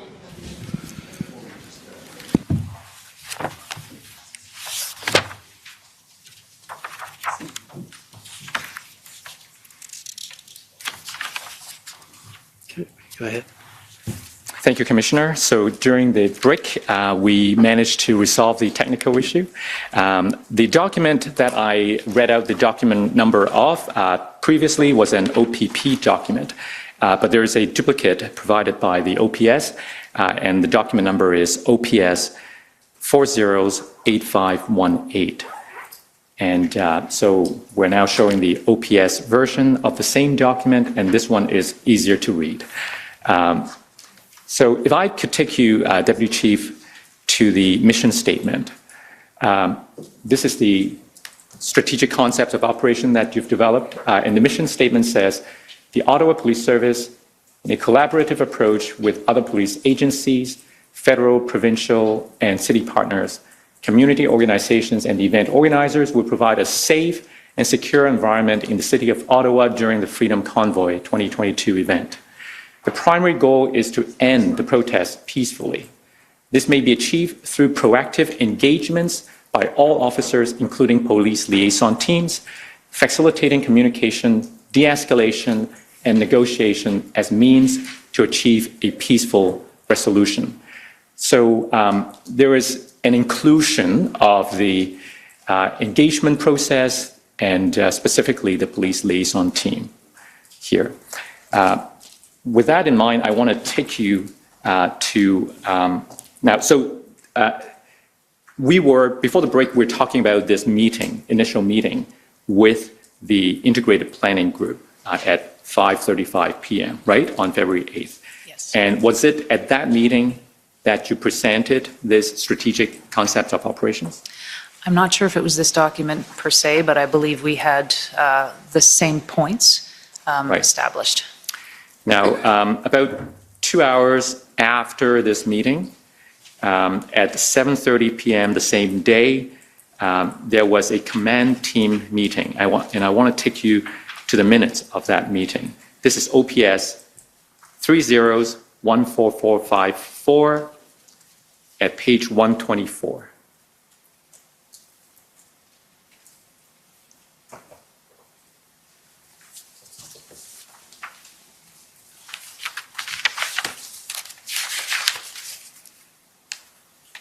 So you see a reference of something the former chief said. He said, people came to assess my readiness and if we are ready to receive their resources. If we go down further, the chief said, enforcement is where we need to be. We need to show teeth and that the officers, it seems to be an incomplete sentence in the notes. But do you recall this command team briefing? Can you refresh my memory as the time of this? Was 7:30 p.m. Yes, and I do remember that. Can you tell us the nature of what was discussed at this meeting? So the chief wanted it was a meeting after the meeting, to determine what my perception of what was taking place here. And as I was the only one who actually was physically at the location with the other partners, everyone else called in on the phone. I believe I had a scribe with me who took notes for me. So the chief was late to join the call for a very good reason, but was unable to hear the initial part of it. And I think he was disappointed that we weren't able to be on Teams. It was an RCMP facility. So there were a few things about it. I think he was frustrated about it, and he wanted to know what my perception of, their position and more of sort of a strategic, what do you think they're looking for from us in order to give us resources. What did you tell him? My sense is that they were here to help, and I shared that with him. I knew some of the Carson Party, for one, was somebody who I'd worked on a committee with before. I knew him to be a very genuine, good man, and I felt that they were here in response to the fact that we needed some help, and that's what they were doing. without reservation. And how would you describe the former chief's perspective on this? He seemed to be suspicious of why they were here. Why couldn't they just give us the resources that we were asking for? I think he was feeling tested, and we all were being tested, I think, to a certain degree. Where is our plan? What is our goal? What's the impact we're trying to achieve? So they were asking some pointed questions. Now, if we go to the next day, February 9th, early that morning at around 7:10 a.m., there was another briefing involving the chief, you, and I believe perhaps Deputy Chief Bell as well. And I want to show you the document OPS 30-14479. So this is perhaps your notes. Okay. I know it's page 66 of the electronic record. So do you see at around 7:10 a.m., there was a reference to the chief briefing the team? Yes. And at the top, Mission Hydra. Does that ring a bell? Yes, it does. Tell us what that means. I wasn't familiar with what Hydra was. I guess it's a mythological Greek figure. But he spoke about it, this thing having many heads.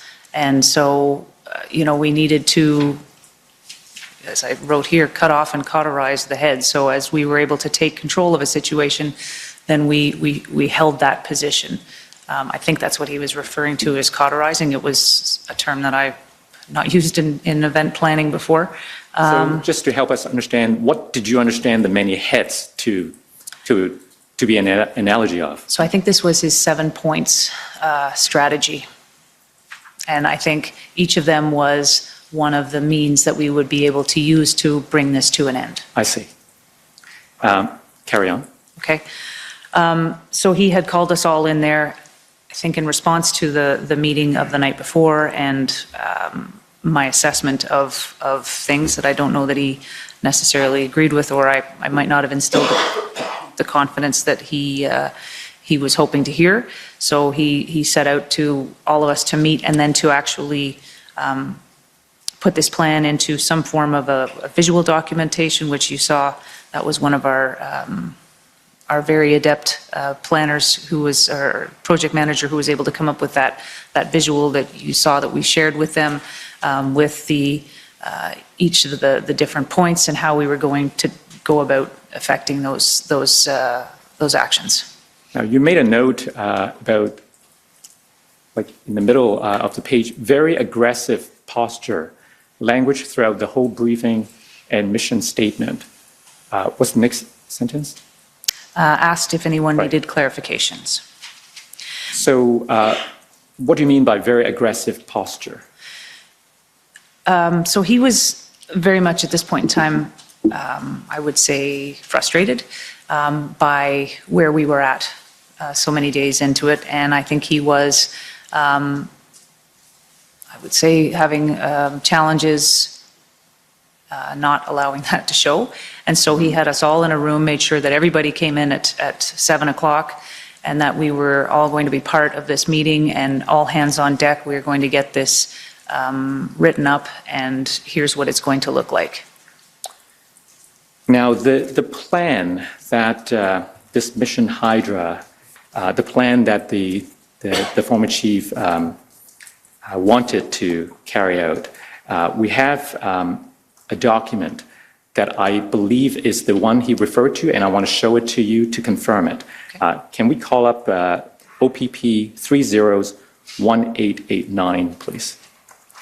It's a plan that's also been referred to by various witnesses as 3.0. Does that ring a bell? Yes, it does. What does that refer to, 3.0?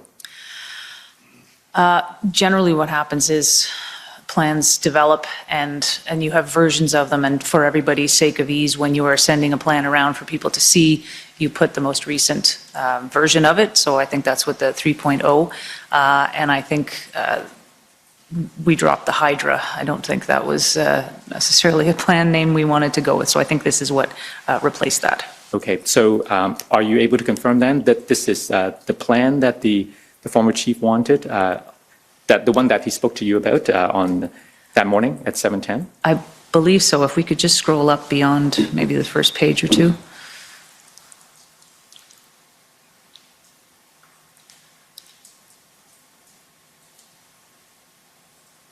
Yes, that looks to be correct. Okay. Now, if we can go to page 6, I believe that's where the mission statement is. This is a shorter mission statement compared to the strategic concepts of operations, a document that you had provided the day before. And this one simply says to end the unlawful elements of the Ottawa truck demonstration and restore safe and open neighborhoods and businesses. There's no reference to the engagement process or to PLT. Tell us about any discussions you may have had with the chief on that point. So coming from the world that I had before my experience as an incident commander, when we are engaging in any event, we will give our, if you say, commander's intent or mission of what we are trying to achieve. And it always begins with, my training has indicated, it always begins with to safely negotiate the unlawful elements of the, and carry on. And you start with that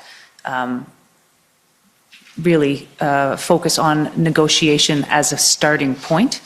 I think my recollection of that meeting was he and I had some arguments, I will say. We had a discussion, we had a disagreement on that, and ultimately he said it was understood that we were going to be negotiating, and he did not want it to be in the mission statement. So this mission statement is what was put in the end. Right. So I want to go back now to the to your notes. OPS 3014479 at page 66, because there's some subsequent notes that I want to ask you to clarify.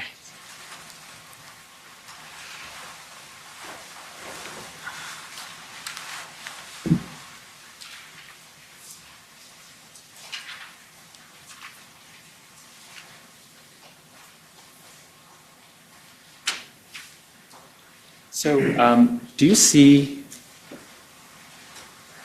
at 7:20, Chief laid out his plan,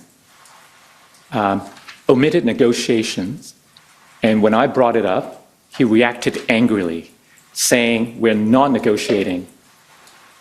It's better that you read it. Sure, then said it's implicit. I advised our CIC mission statements always have explicitly stated in the mission statement. If it doesn't reduce the size of the footprint, that is not a good negotiation.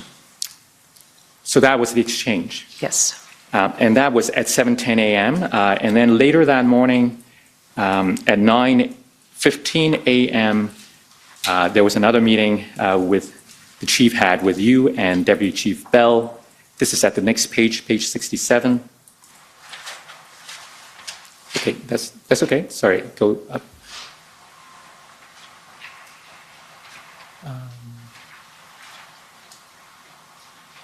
Oh, sorry. Yeah, sorry, go down a little bit. Do you see the part where the chief said, anyone, I'll let you read it? Sure.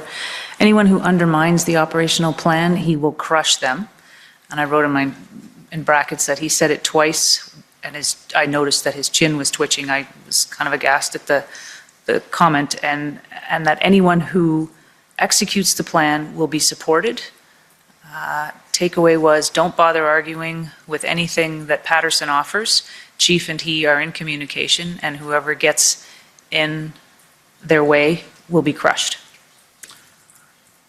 What did you understand the chief to convey by those comments? That this was the plan we were going ahead with, and that he didn't want to hear any further dissenting positions on it. This was where we were going. Now, if we go down further, okay. could you read to us, talked about the plan? Talked about the plan for briefing the embedded cell, I think those of planners and commanders, and he spoke of a type of conspiracy that is happening at provincial and federal levels, that this team is being handled by their political masters, and promoted the idea that they're not really here to help.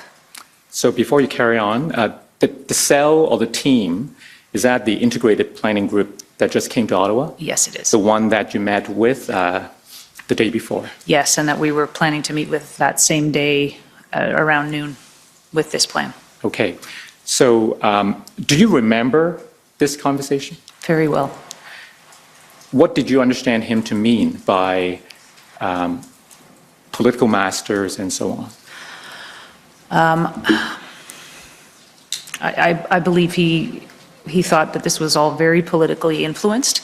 And I will, say at the outset, I was 5 or 6 weeks into being an acting deputy chief at this point in time, and did not have the same view, but I have not lived the same number of years that Chief Slowly had in that realm. And so I felt they were simply cops coming to help cops, and he had a different view from, I guess, his experience and the conversations that he was having at that point in time. Right.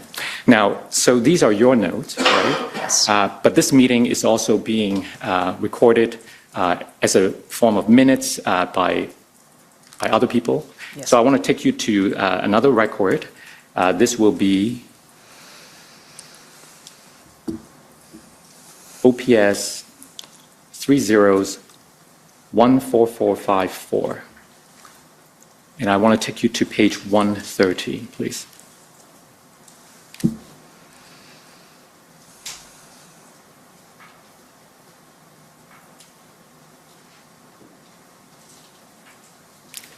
If we go down a bit.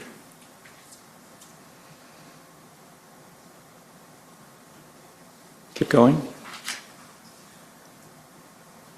Okay, so there's a reference, Tom C., OPP, is that the Commissioner Carrick of the OPP? Yes, I believe that's who he Is assessing if we are worthy of getting the additional asked resources. And there's a note that Trish is you, right? That's right. That you said, I want us to limit politics. And the chief said, last week, we didn't have an incident command. Everyone was running around with confusion. Now we know our roles as of noon. Does that, none of us did our jobs last week in what our teams needed. We need to stay focused and stick to the plan. And then we have the minutes recording you saying they're here to help. Not sure why we're That's forcing them to arrive here. And the chief said last night was amateur hour. Do you recall this? I do. Can you give us the context and what you remember was exchanged? Yeah. So that morning, the chief had said, when we were sitting in that briefing room, that they will be coming down to 474 Elgin, and we will be presenting our plan there. There was probably 5 or 6 of them, and we had a full team ourselves. And I suggested that perhaps a better option was to go out to where they were set up.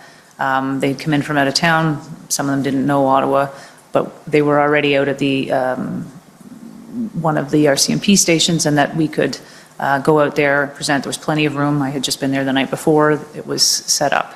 And the chief said something to the effect of, this is a strategy. This is I don't expect you to understand, but this is our house, and we're going to do this in our house. So I felt that was a bit of a power move that I didn't think was necessary in the circumstances, because I really did feel that they were here to help. And why are we inconveniencing them? The chief referred to it as, he shouldn't have to drive out to the boonies to go and, I think he called it Farhaven, to go for this meeting. So that was what that conversation was. And then when he talks about last night being amateur hour, that's what I was alluding to in that we couldn't get the computer set up, we couldn't get Teams going. It was, different agencies, different key fobs and that type of thing. So that's where his frustration was on that. Right. So you mentioned that you were going to meet with the group again that day. And I believe that meeting took place at 12:10 p.m. Am I right? Yes, that sounds right. So if I could take you back to your notes now, OPS 3014454 at page 136. Oh, I'm sorry, that's not your notes. It's the same document. I apologize. So we just go down a few pages to page 138.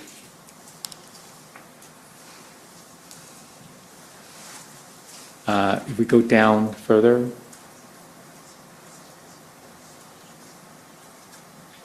Okay, I want to ask you about this. So we're now at the meeting with the Integrated Planning Group, and the chief asked this question. We can add the information that was provided by the RCMP, but we haven't agreed not to proceed with our plan for tonight. Yes. Do you remember this? Yes. What was that about? That was the plan for an actions on at Rideau and Sussex. That Superintendent Patterson had proposed and was working towards executing. Okay. Tell us about Rideau Sussex. The Commission has heard some evidence about why that intersection might be problematic. I'm sorry to interrupt. Can we just establish the date of this meeting, please? It is February the 9th. Yes. At around 12:10 p.m.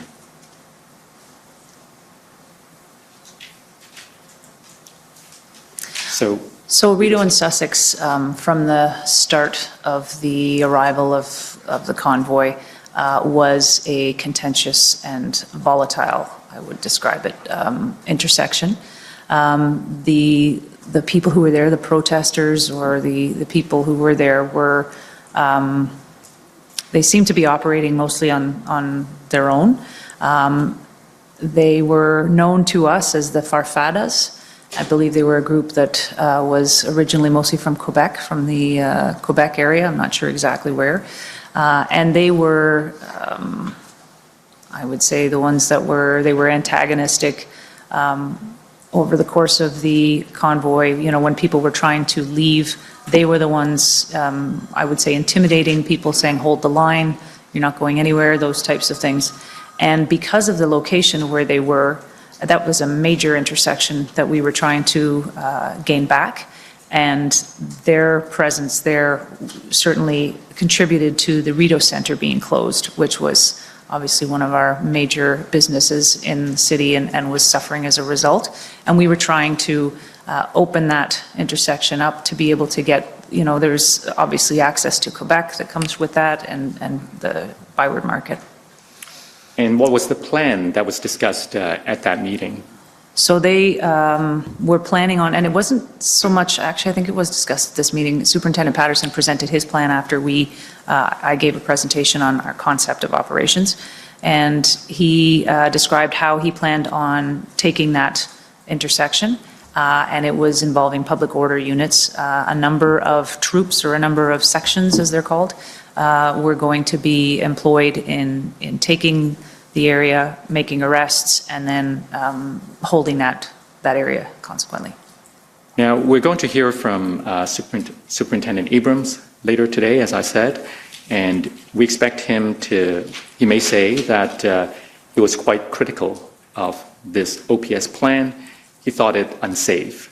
And he thought also in that discussion that Superintendent Patterson might have misrepresented the PLT involvement. What is your perspective on that? I would agree with that.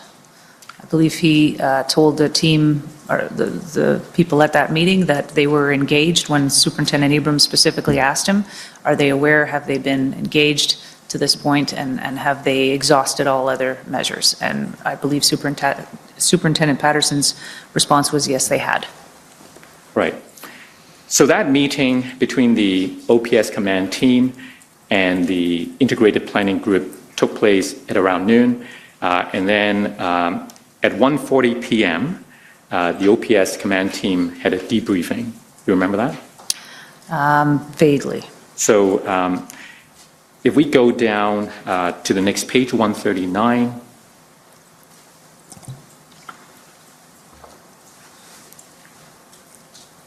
So do you see OPS debrief from meeting with the OPP RCMP meeting?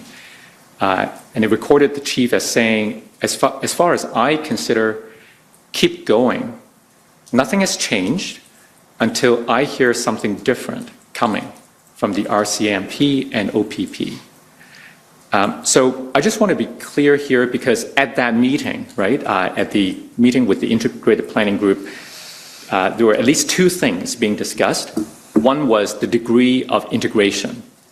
There was the OPS Plan 3.0, and I understand that the RCMP and Chief Party, they were also starting to prepare a kind of plan to support what the OPS had. Yes, they were. Right? So there were those two plans. And then there was the Rideau-Sussex discussion Yes. at the same time. So just to be clear, when the chief said here, as far as I consider keep going, do you recall the context? Was he referring to the integration issue or was he referring to the Rideau-Sussex issue? I'm actually not sure that I was at this meeting. These are, I believe, our legal services notes. So I don't know that I was there and heard that. Okay.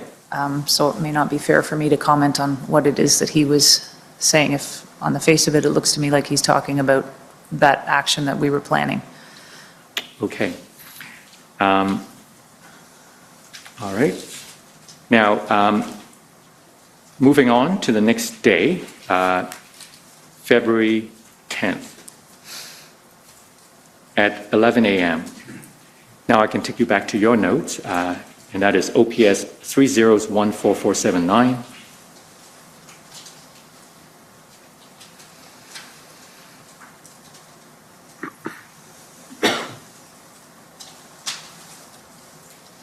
If we go to page 75, please.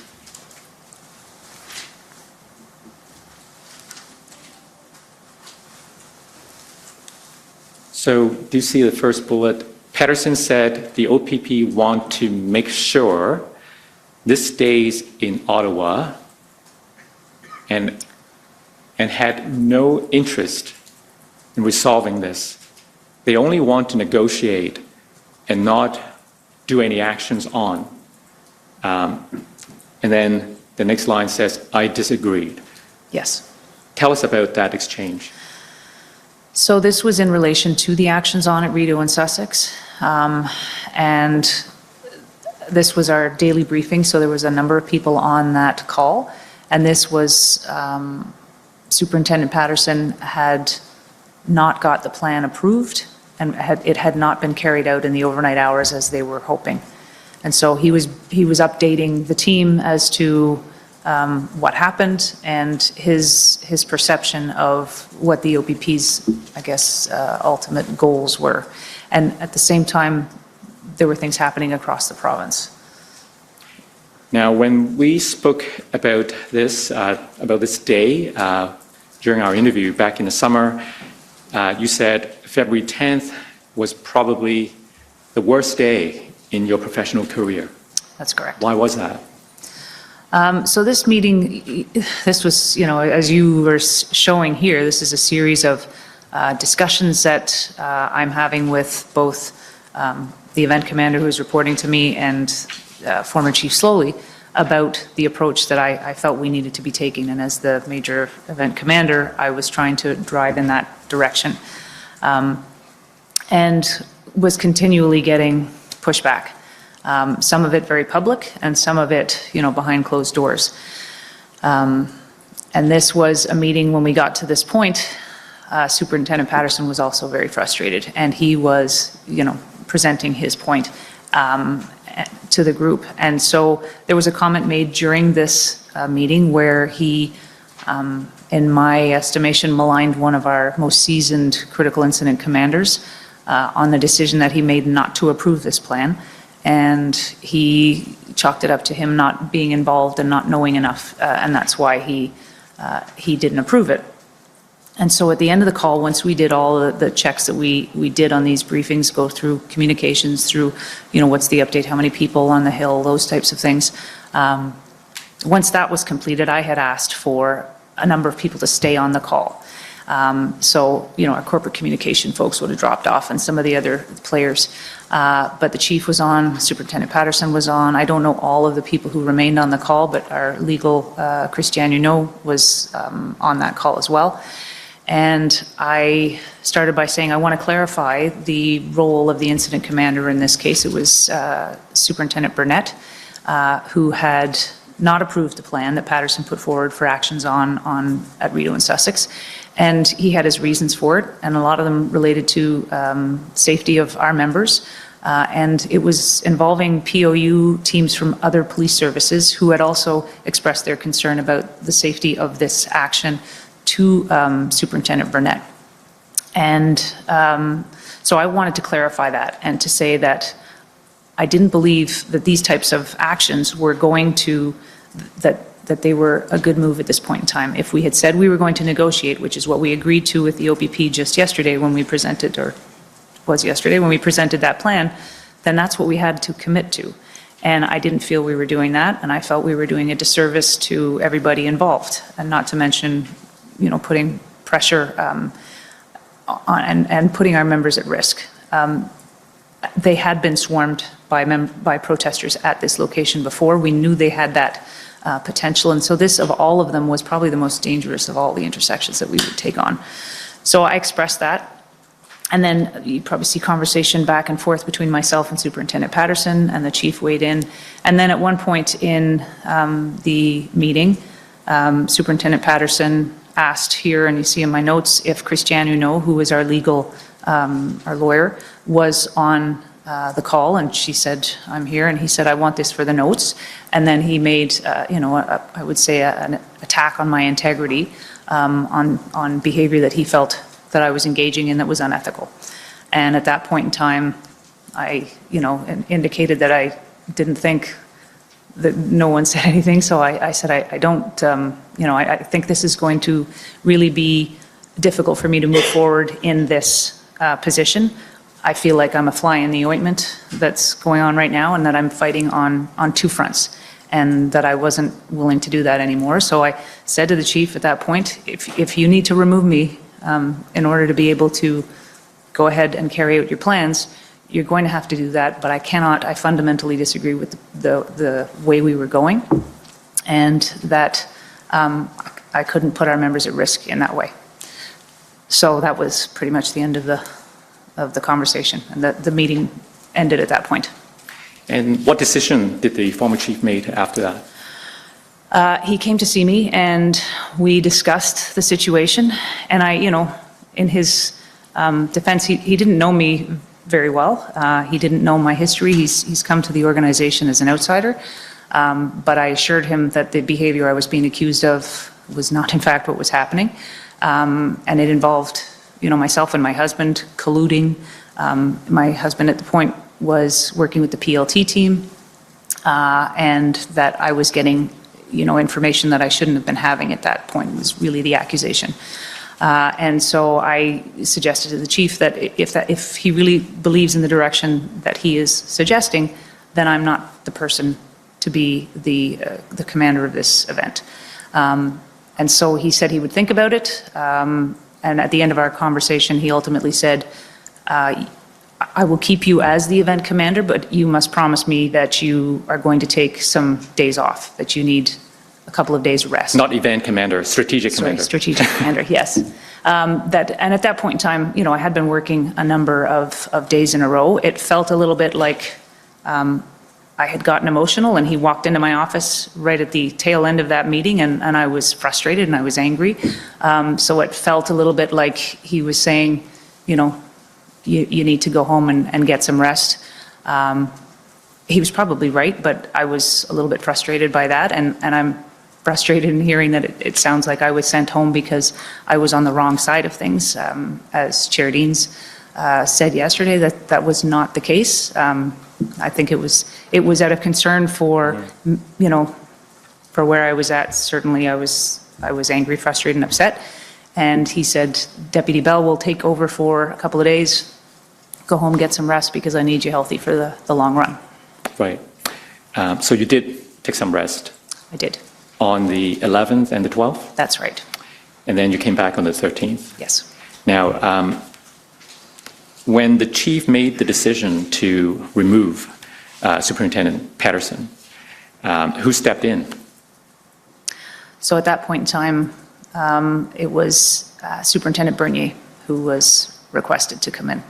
Were you involved in that decision? I was. The chief and I discussed it as to what options we had, and Superintendent Bernier was ultimately the decision at that stage. Why was he selected? He has lots of experience in the public order world, but also in planning and in specialized events, that type of thing. He has been, you know, incident commander, event commander, and has worked in that world quite a bit. Mm-hmm. Now, before we get to your return on the 13th, I want to show you another document. It is one that I've shown you before during our interview. If I could call up the document number OPP 404283.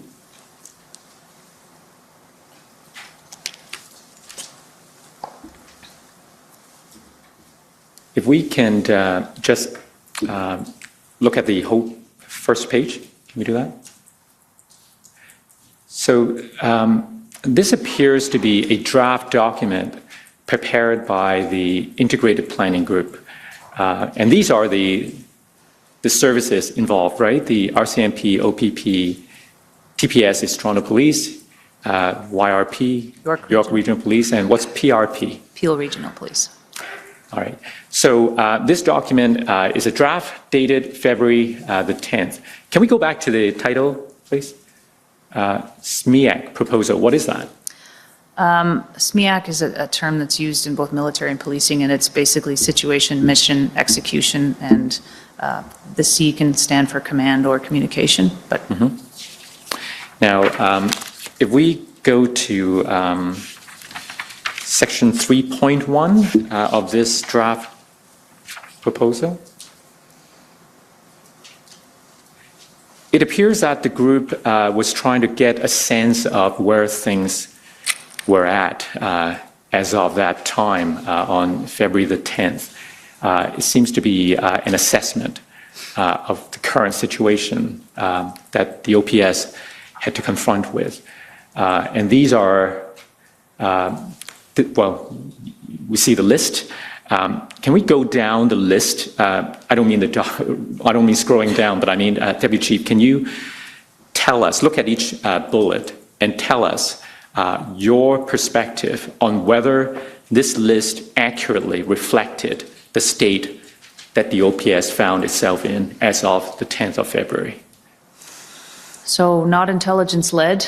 I think that's fairly accurate. We were not really relying on the intelligence to formulate the actions and the things that we were doing. Does that include the pre-planning phase, or are you referring strictly to the February 10th? I'm thinking just of the state that we were in the 9th, 10th, when I'm assuming this was drafted up. Okay, yeah. Participants have the initiative.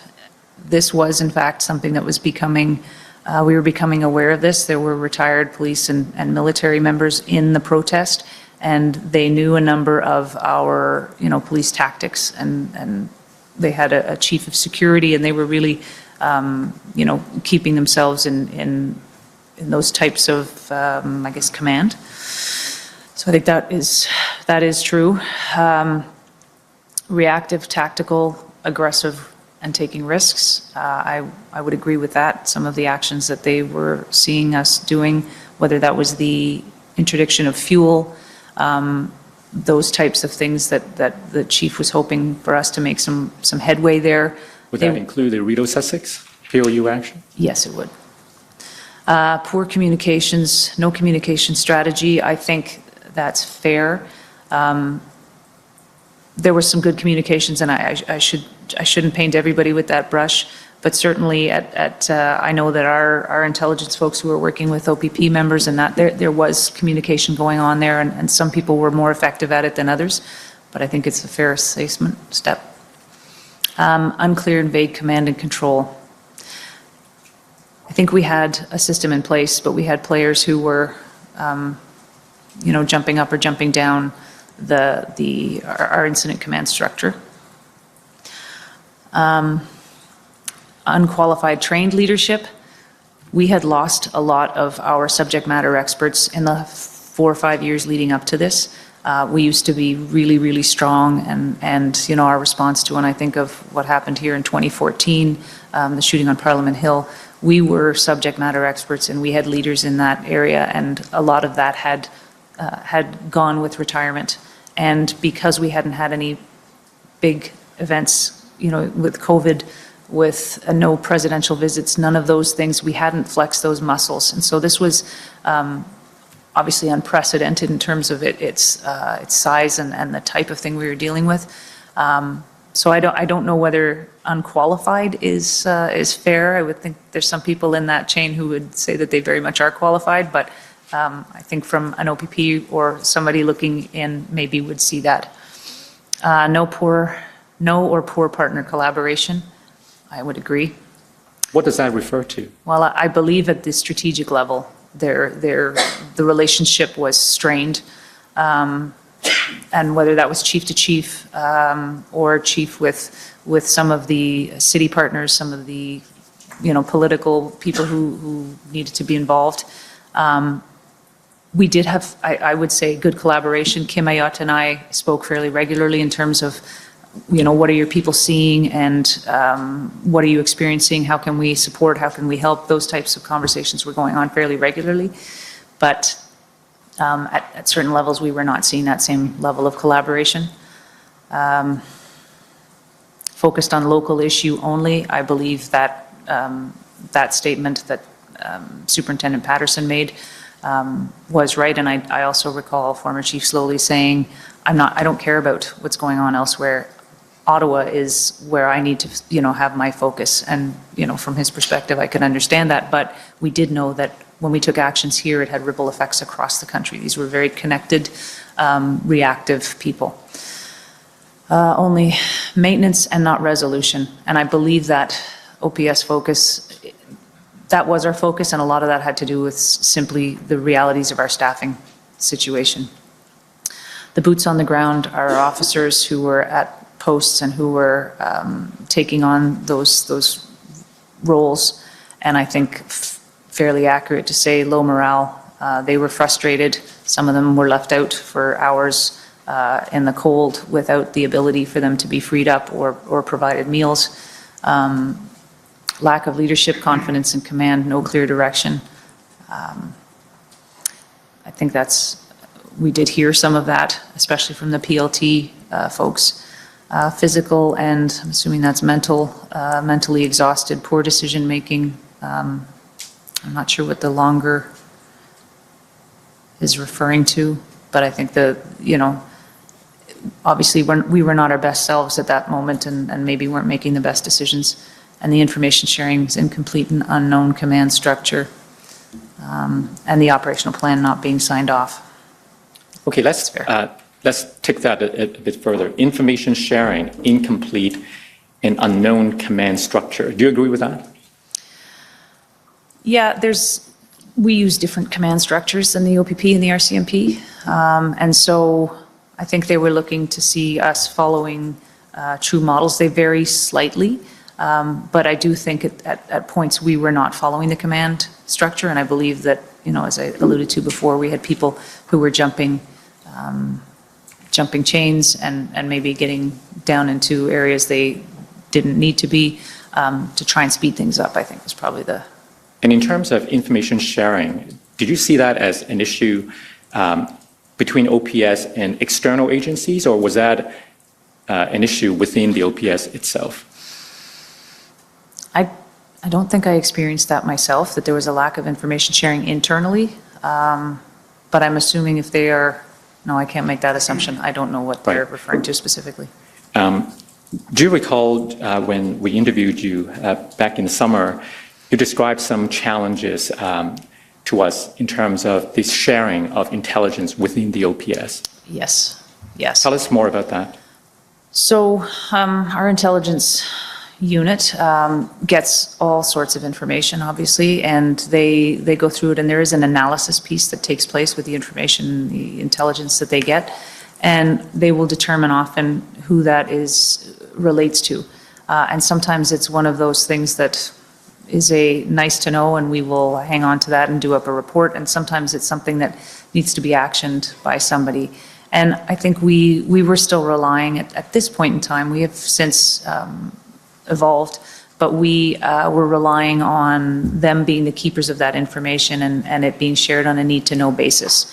And, you know, up until this point, the major things that they were looking into were organized crime and were, you know, national security threats, not so, I mean, that was obviously the purview of the RCMP, but those types of things. And so they would share information like, you know, the latest ITAC threat and some of those pieces of information as needed, but it was really a hierarchy, and if you were not in that level, then you didn't necessarily receive that information.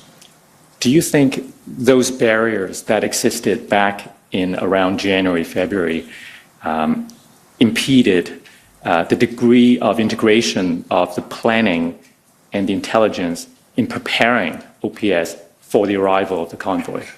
I think it's fair to say it may have had an impact on it. I think what we were missing was that bridge between intelligence and special events to operationalize the information that they had, and we were lacking there. Mm-hmm. Now, and the point about lack of leadership, looking back, what do you think you could have done differently to provide more leadership? It's a good question. I think to convey to the people who reported to me that we are moving forward in this direction, to express my trust in them, maybe a little bit more vocally, to let them know that, you know, they were the subject matter experts. They had all the, you know, the information that they needed, and we needed to come up with a plan. I think, again, a lot of the issues were staffing, and so tried to rotate people to provide them with a rest, to provide them with the, you know, the ability to breathe and focus on what they needed to. And maybe I needed to be more task driven in terms of, you know, we need this plan and I need it by so and such a time, those types of things. Yeah. Now, I've asked you about your leadership, but what about when you look around, do you see other leadership issues around those around you? Yeah, I think policing in general attracts a certain type of person to it, and I think there's a lot of very strong characters. And one of the things that I felt we maybe could have done better was listening to each other and communicating better and being a little more cohesive as a command team. And I think in moments of stress and crisis, people are not their best selves and maybe rely on behaviors that are not helpful in the moment, and, you know, just show kind of the cracks that are coming through. And it was an incredibly long, exhausting period of time for the Ottawa Police, and I think many of our members are bruised as a result, if I can say that, and are still, you know, in that stage. So it had a big toll, and obviously what took place, you know, in the top job and with the council, city council, showed just how difficult it was for everyone, not just OPS, but for, you know, the community as well. Right. Now, we spoke a bit about Superintendent Bernier, who assumed the role of event commander as of the 10th. Yes. So he would have been reporting to you when you returned on the 13th, right? That's right, yes. How did you find him as a leader, as the operation commander? Superintendent Bernier is very intense, as you will likely get to know him, and he got right in, dug in, and started to work on developing his plans. One of the parts of the conversation I do recall was he said, I will accept this role, because he needed some time to think about it. I think he understood this was a very big job. And he said, with the understanding that I have a liaison between myself and Strategic Command. And so he identified somebody who, he trusted, who would be able to feed information to us in the strategic sort of command level. And he wanted to be unfettered. He wanted to be able to execute the command execute the plan as he saw fit, and that it was in his hands. It was very much I got this. Speaking of unfettered, does that go back to what you said earlier about the importance of having autonomy for an operational commander? Absolutely. And who became that liaison person? Superintendent Rob Drummond. Okay. And you said Superintendent Bernier insisted on the autonomy as well as the liaison. Why was the liaison so important? I think you'll have to ask him that, but my sense is that he didn't want to be sucked into lots of meetings. He wanted to be able to work on the plan, and traditionally up until this point, we had a lot of meetings where the event commander is actually being taken away from the tasks of doing the job to talking about plans and this type of thing. And I think that he felt that was not a good use of his time. And I think he just wanted that flow of information to go through one person. Well, Superintendent Bernier will testify next week, and I expect he will tell us that one of the early decisions he made was to appoint OPP Superintendent Springer as his deputy. Yes. Did you know about that? I did. In my first conversation with Superintendent Bernier, I said, what do you need? What do you think you need to accomplish this? And he said, I'm going to need sort of a backup, I guess, if you will. And I said, who do you want? Build your team, tell me who you want, and I will do what I can to make sure that those resources are afforded to you.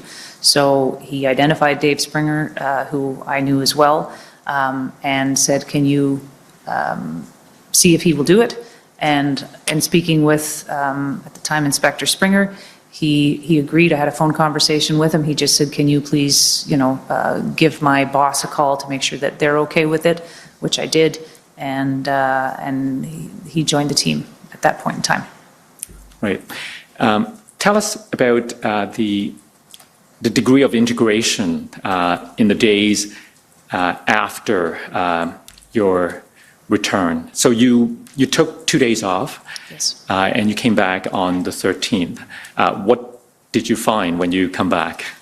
So by that point in time, people had their sleeves rolled up. They were all working at one location, all at, sort of that level of the Superintendent Bernier, Chief Superintendent Carson Party, Chief Superintendent Phil Liu was also on the team. There was a room full of planners who they had brought in. There were experts in our traffic, in public order. Everybody was working at the same location. And I believe at that point in time, I might be wrong on the date exactly, but Superintendent Bernier was beginning to set up what he called his integrated table. And so each of the units that were needed to be involved, that were in an incident command structure, had a spot at the table, and that could have been an OPP officer, it could have been an RCMP officer, it could have been Ottawa Police. Right. So I understand from interviewing Superintendent Bernier that a plan that he worked on with the integrated planning group was signed off as between him and the other members of the group. but it appears there might be some confusion around that time just as to what extent additional review or approval may or may not have been required from strategic level commanders, including yourself or the former chief. So I want to take you to an email change and see if you can help us clarify some of those confusion. Could we call up document OPP 401547, please?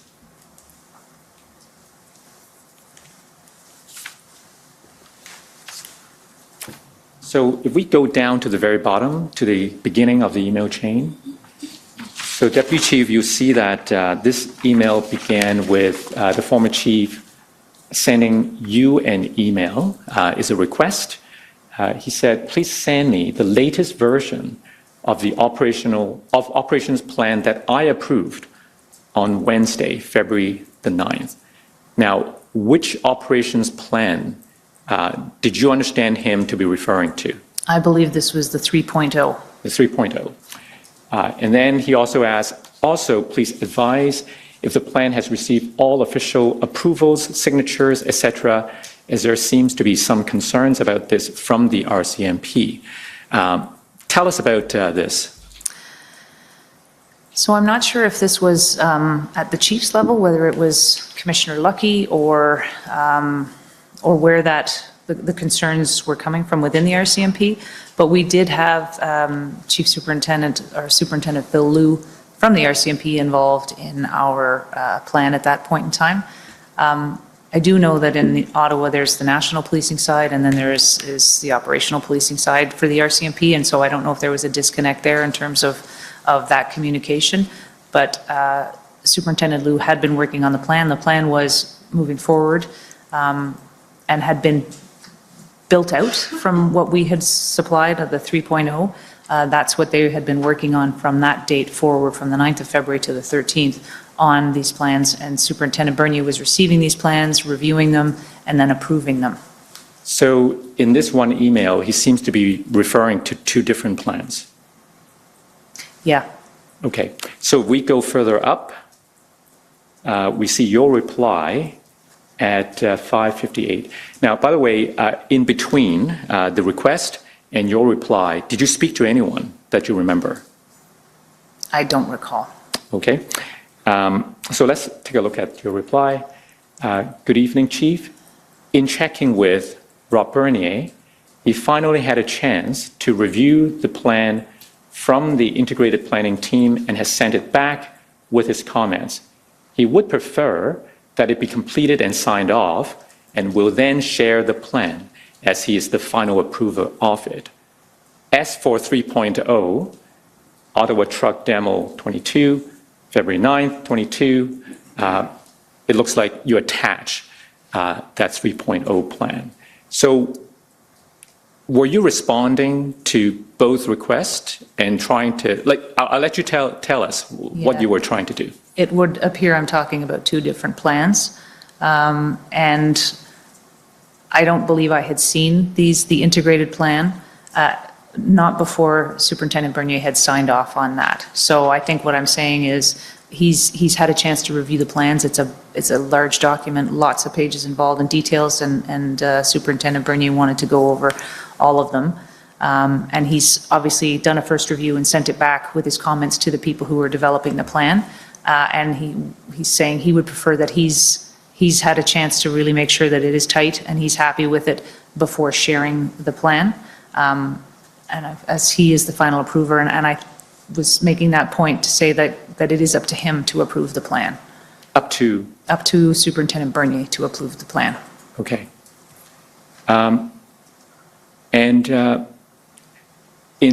You said in checking with Rob Bernier. Does that refresh your memory? Yeah, so I suspect I had a conversation with him, probably over the phone, about where things were at and what was going on. Okay. So if we go further up, this is the former chief replying to your response. He said, thank you for the clarification. I was not aware of this delay as I had approved the plan last Wednesday. Now, this is February 13th. And when he said, I had approved the plan last Wednesday, would that have been the 9th? Yes. I appreciate and support the need for, I appreciate and support the need for Acting Superintendent Bernier to make adjustments to the plan that he inherited. What did you understand the chief to be saying here? Adjustments and the plan that he inherited. That he was simply building out the 3.0 plan. I think that's what the chief was assuming.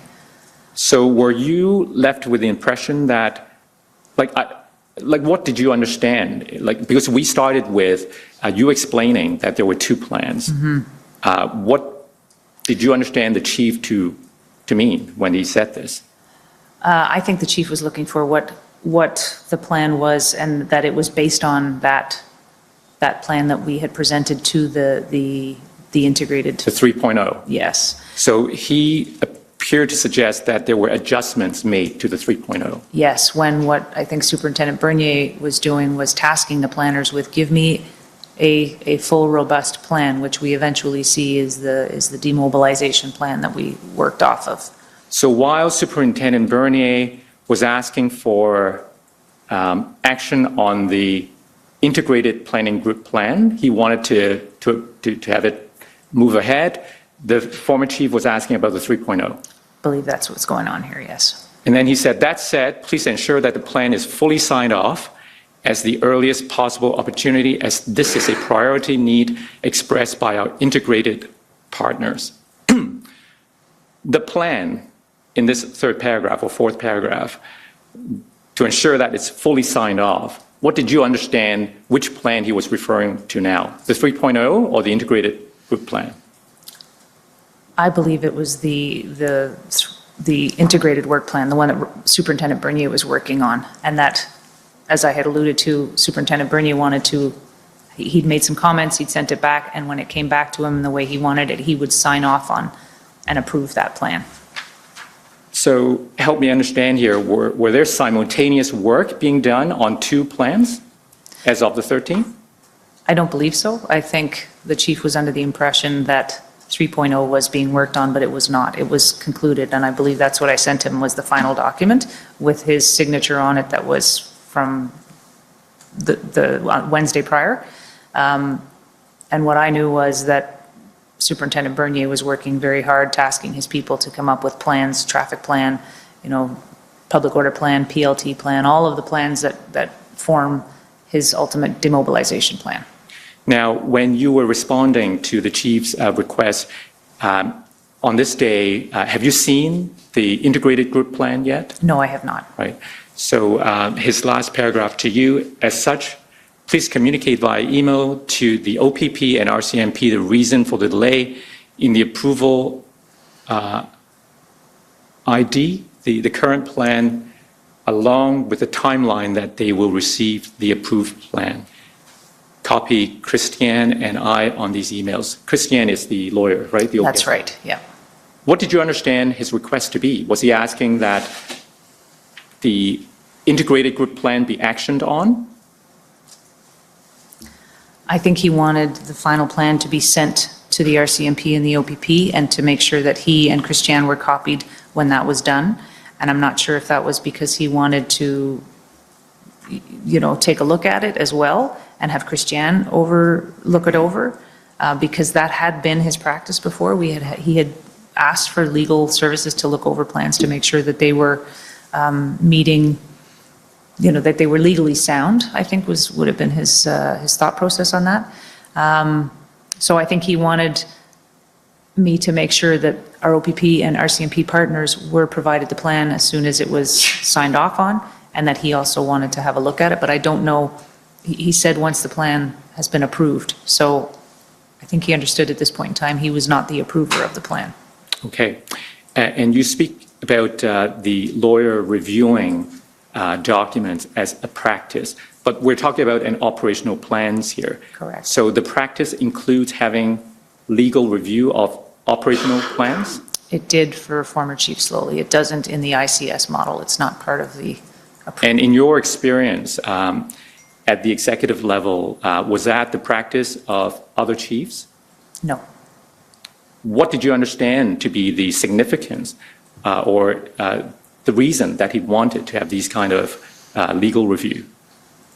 I'm not quite sure. As I said, I think maybe because he wanted to make sure from her perspective it was legally sound, but these were operations. And so I think she would be the first one to tell you that she has no place in that.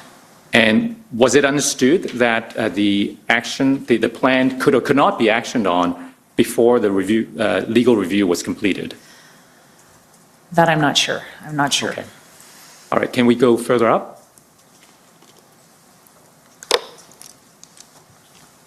Oops, okay, so this is your response. The plan that was sent to you just now is one that both party and Lou worked on to include the additional and necessary parts to ensure it met everyone's needs. So you are now sending the former chief the new integrated groups plan, right? Yes. Both Carson and Phil were aware of the reason for the delay, as they had been in regular contact with Rob yesterday and into today. The plan now has the proper signatories on it and will be the one referenced moving forward. I thank everyone for the patience and so on. So was that the end of it for that day for you? I believe so. If we go up to the top, we see that the former chief forwarded it to the RCMP and OPP Commissioner. Please be advised, our operational plan was updated per the integrated model with the input of your respective representatives and has now been fully approved. And we go further up, we have the Commissioner Karik thanking the OPS chief. What was your understanding as to the status of this plan, the integrated groups plan?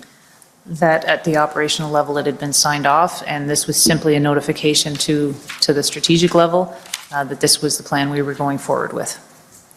All right. Now, were you aware of any subsequent delay after the, this is all on the 13th?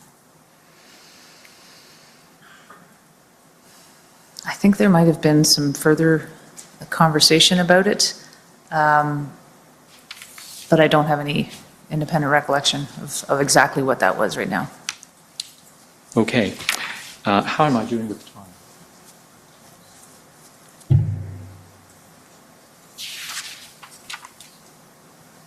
Okay.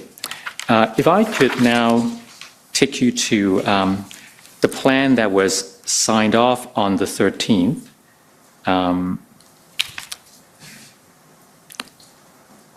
I believe this is OPP 401851.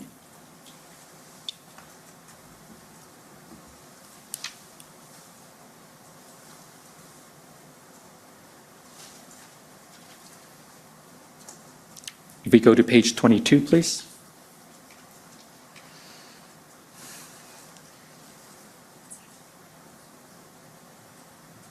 Oh, maybe further down, I'm looking for the organization chart.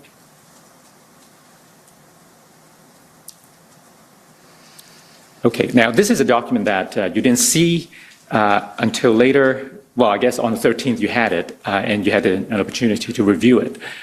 Tell us about this organization. Was this level of integration happened ever before in your experience? Hard to say. I have not been part of one such as this before, so this was my first foray into this world. But I think what you see are the dotted lines are, you know, the sort of even level of command and control, and then the straight lines are the who is reporting to who in that. So you see the event command, the strategic command, I report to OPS command team, which would have been superintendent, or rather former Chief Slowly. And then when we get down to the operational level, and I think it's making pains to show where one ends and the other begins, the clear lines in between strategic, operational, and tactical.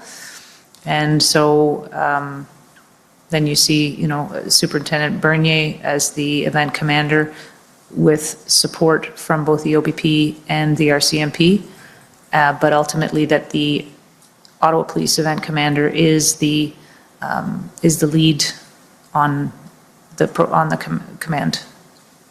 So you see, he's got a straight line down to everybody else, and Inspector Springer has a dotted line.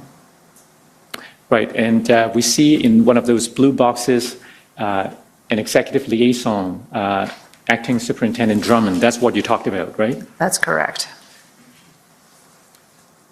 And comparing, we're not going to have time to look at the contents of this plan, but you've had the benefit of understanding this plan, comparing this to what was the 3.0. Can you summarize for us the main differences between those plans and which one was superior? It's the level of detail that's involved in this plan that makes it different. This is a true plan, and it encompasses all of the boxes that you see in there. It's got plans, sub-plans from each of those categories, and this is the superior plan. I expect that we will hear more evidence from members of the integrated group who did not consider the 3.0 an adequate plan, the kind of plan that would enable the proper allocation and deployment of resources. What's your perspective on that? Yeah, I would agree, and I can understand from their perspective. They were sending resources. They were providing us with bodies, and they wanted to know what's the impact that we're looking to achieve. What is our goal? And I don't think 3.0 maybe necessarily laid that out as clearly as they needed to be able to invest the resources that we were asking for. And what was stopping the OPS from developing this kind of plan earlier? It's had more than 2 weeks. Yeah, these plans take a long time to draft up, and what we benefited from was an influx of members from people who are true planners. That's their one and only job, to come in and assist us and do this on a 24/7 basis. Our planners had been trying to, they came up with a plan and then they had to go and execute it as well. So staffing, I think some leadership and some subject matter experts. Chief Superintendent Carson Pardee is a guru as it pertains to these things and has done numerous protracted events and plans and demonstrations. And so those key players to be able to have around the table and tap into lessons learned that they've already had before was key and crucial, and we did not have that capacity before this time. So looking back, having regard to all of that the citizens of Ottawa had to go through during those 3.5 weeks, what could the OPS, in your view, have done differently or better to have shortened that period to resolve the incident or protest earlier? I think we had a period after that first weekend where I say we were orienting ourselves. I think we were floundering a little bit in terms of our staffing, in terms of our ability to really take stock of what was going on and then move forward and come up with a plan to get out of it. And I think we lost some time there. We lost some time with some of the actions on that were being taken that were setting us back. We didn't have a pathway, a clear pathway that we were working off of, and there was a number of different views, obviously, on what we should be doing. So I think that set us back. And finally, there may be a debate as to whether the plan should drive the number or the number should drive the plan. Do you know what I'm asking? Yes, I do, and I believe it's common that the plan drives the numbers. Why do you say that?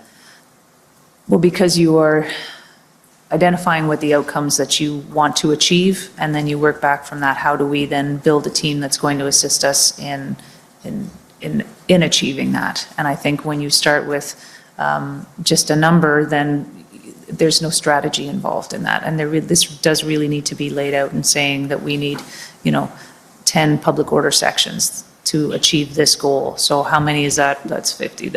But it's more about what is the outcome that we're looking, what are our goals and objectives, and how do we staff to that?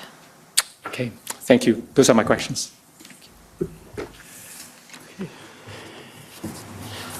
Thank you. The first up in cross-examination is the OPP.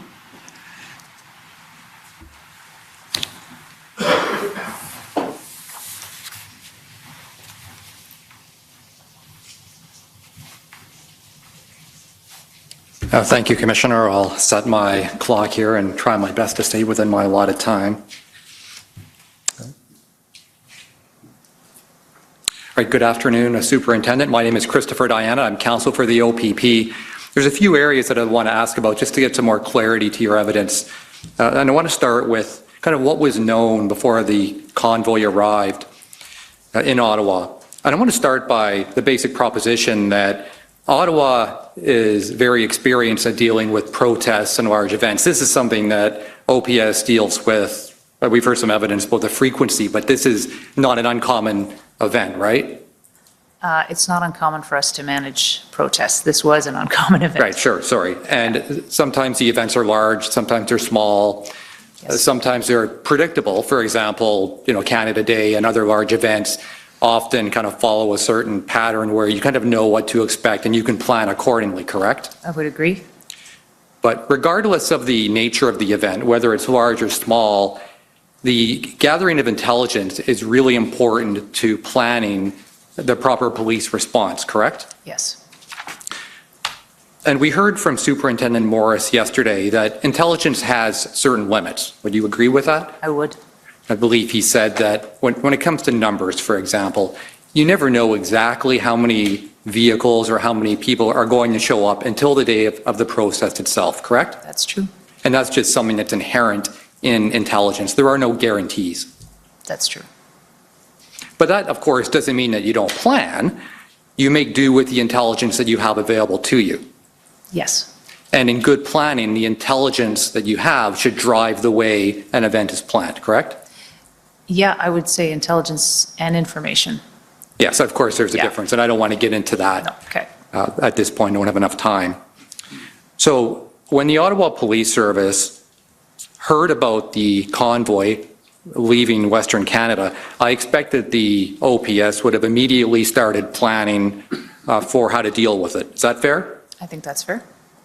And as a starting point, that requires collecting and reviewing information and intelligence to know how to respond. Yes. At that time, I believe you said you were not familiar with Project Hendon. I was not, no. Of course, in fairness, you were not in the Intelligence Bureau at the time, correct? No. I believe it was the Chief Bell who was a deputy who was involved in intelligence at the time, Yes, he was. and he was head of the Bureau. So he was the deputy in charge of it, but there was a superintendent who was in that position. Right, and I don't know if you heard Superintendent Morris's evidence from yesterday, but he gave a number of names of various individuals within Ottawa Police Service who would have received copies of the Hendon reports, including, for example, Superintendent Patterson, Chief Slowly, and was it Inspector Bryden, and others, correct? That sounds right. Now, I believe you indicated that you didn't, even though you received a copy, I believe on the 27th or 20th of January, you didn't actually become aware of the Hendon, Project Hendon until somewhere February 4th to 6th. Is that correct? I believe so, yes, to the best of my recollection. And I take it that when Hendon crossed your desk in late January, since intelligence was not particularly your area, you probably felt that others would kind of deal with that? Yeah, I think in my position as a strategic, kind of advisor in this role, I was not reading those reports per se. What I am interested in, though, of course, intelligence being as important as it is for planning, were there any meetings of senior command to discuss the state of intelligence before the Freedom Convoy hit Ottawa? I believe it had been mentioned in some of our meetings in terms of what Deputy Bell was doing with his team. that they were chasing down as much of the information and intelligence as they could. But beyond, as a senior command, did we sit down and talk about it? I don't recall that. Okay, so in those meetings then, it would be Deputy Bell that would have been responsible at the time for kind of bringing forward that information? Yes. And no one at the time said anything about the Hendon reports during those pre-arrival meetings? I don't remember. Were you aware during this period of time that as early as January 20th, that OPP intelligence had indicated that there was no exit strategy for many of the protesters? I am now. I was not then. And would you consider that, as the strategic commander, would you have considered that important to know? I believe it would have formed part of how we evaluated our plan, for sure. And did you know about the OPP's intelligence on fundraising that was brought forward in the Hendon reports? I knew about some fundraising, and I don't know where that was sourced from, but I do recall Inspector Lucas keeping me up to date, saying this money has grown exponentially in the day or two before they arrived. Right, and of course that's important to know because it speaks to the potential support of the convoy, correct?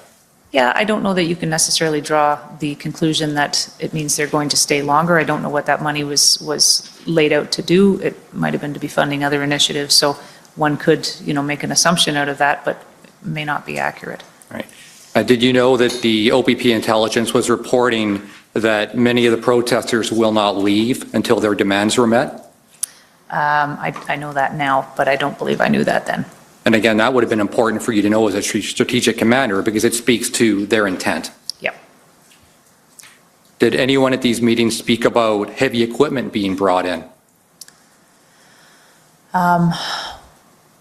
This is difficult. I'm not sure when I was aware of that information. I do know at some point in time, there were reports on the convoys, and whether that was shared through us through PLT team or through reports, I don't know how I came to know that or when I came to know that. And of course, that obviously would be important to know. Yeah, I would say that you've... Now, since then, have you had a chance to go back and look at any of the Hendon reports? Yes. And would you agree that those reports provided important intelligence? They provided a lot of information. Some was consistent with what we saw, some was not consistent with what we saw. There were some statements that, said they would do this and they absolutely didn't. So, yeah, to answer your question, we have had a number of events here since, and I have since moved over from community policing to what former Deputy Bell was working on, so I'm very much alive to Hendon reports, and anytime they show up in my inbox, I read them right away now. And of course, no intelligence was generally 100%, but No. as a planning tool, would you agree that those reports would have been useful to have been known, at least of the basics of those reports, as part of your planning process? Yes, I think there was also, though, what we have found is a lot of misinformation, disinformation, huge volumes of information, and I think Hendon has done a great job of sifting through that as much as possible, but there's still a variety of information that is presented on those, and some has come to fruition in past events and some has not. Right, and that's kind of the challenge, right, of intelligence gathering, is to take the information, put it through the lens, and then come out with a product to assist in the planning process. Yes. And that was the very purpose of Hendon, correct? Yes. Now, I want to ask about the plan. There was a plan in place to deal with this event before the convoy arrived, correct? Yes, there was. And it was a plan that was predicated on a weekend-long event? Yes. And is it fair to say that was based more on previous experience than it was on actual intelligence? I don't know if that's fair to say, because I don't know what our intelligence folks had in the way of information and how much of that fed into the plan. I think, traditionally, 25 years of planning here with fairly similar types of protests, experience was definitely something that our team was likely relying on. But do you think that might have been part of the challenge here, is that Ottawa Police Service was so used to dealing with certain kinds of protest that perhaps, the template plan was dusted off, a few revisions were made and presented as being something that would be appropriate for this event? I don't know that any service across the country would have anticipated what we saw arriving at our doorstep. So do we have plans, and do we use, some of the same ones and change dates and names and build upon them? Yes, we do. In this case, I don't know that that's exactly what happened. No, but I guess the reason I'm asking is just because, asking whether there may have been complacency, and we're trying to understand what happened here and how to prevent these things. Are you concerned that maybe there was a failure to appreciate what may actually happen here, and there was just too much reliance on what was done in the past? I think there was definitely a failure to appreciate. If we can bring up OPP 3531, please.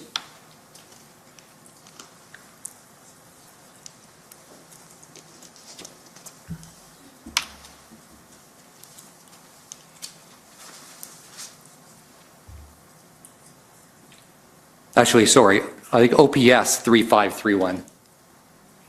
Got one of the letters wrong.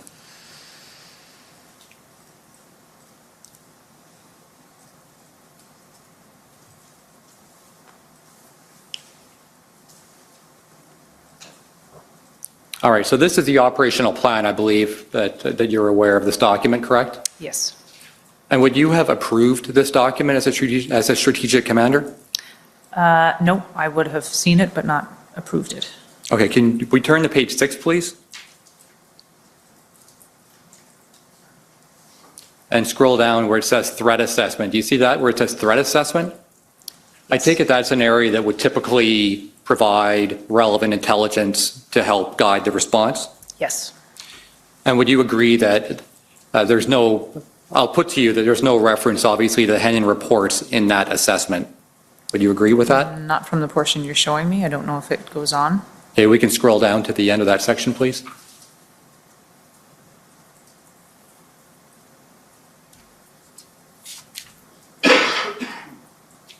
And I guess the point I'm trying to make through this is that that section on threat assessment does not reference concepts that were in the Hennon report, such as the fact that there was no exit plan, there was nothing about fundraising, nothing about the intentions of the protesters to stay until their goals had been met, nothing about heavy machinery. All of that was in the Hennon report. And I guess the point that I would put to you is that that was all important information that should have been in the threat assessment. Would you agree? I would. I do note here that they say that they, investigate existing intelligence pieces and to liaise with its federal and provincial partners for any indicators of possible disruptions to the convoy. Should this change with new information, it will be updated accordingly and disseminated. So I gather they didn't have any additional information. No. Would you agree then that with the proposition that this plan was not an intelligence-led plan? It was just more of a traffic plan based on experience than one that's truly led by intelligence? Yes, I would agree with that.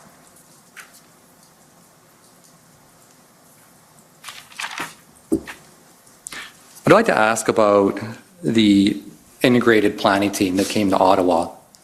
You've said some positive things, obviously, about Chief Party and others involved in the plan. My take, I believe they arrived on or about February 8th. Is that about your recollection? Sounds right, yeah. And I believe your evidence was that you fully supported the concept of an integrated planning team. Yes. You were aware, of course, that Toronto Police was involved, York, Peel, you had subject matter experts from a number of police services? Yes. And would you agree that this was not the B team, right? No. I mean, these were highly regarded incident commanders, excellent planners, POU experts, and people that were top in their field, correct? Correct. And they were all coming to Ottawa to help the OPS kind of resolve the situation, correct? And I was very grateful for them, yes. But is it fair to say that your enthusiasm or your support wasn't shared entirely by all members of OPS Senior Command? That's fair. And is it also fair to say that lack of initial buy-in caused some delay in the ultimate agreement on the plan and the execution? Yes, I think that's fair to say.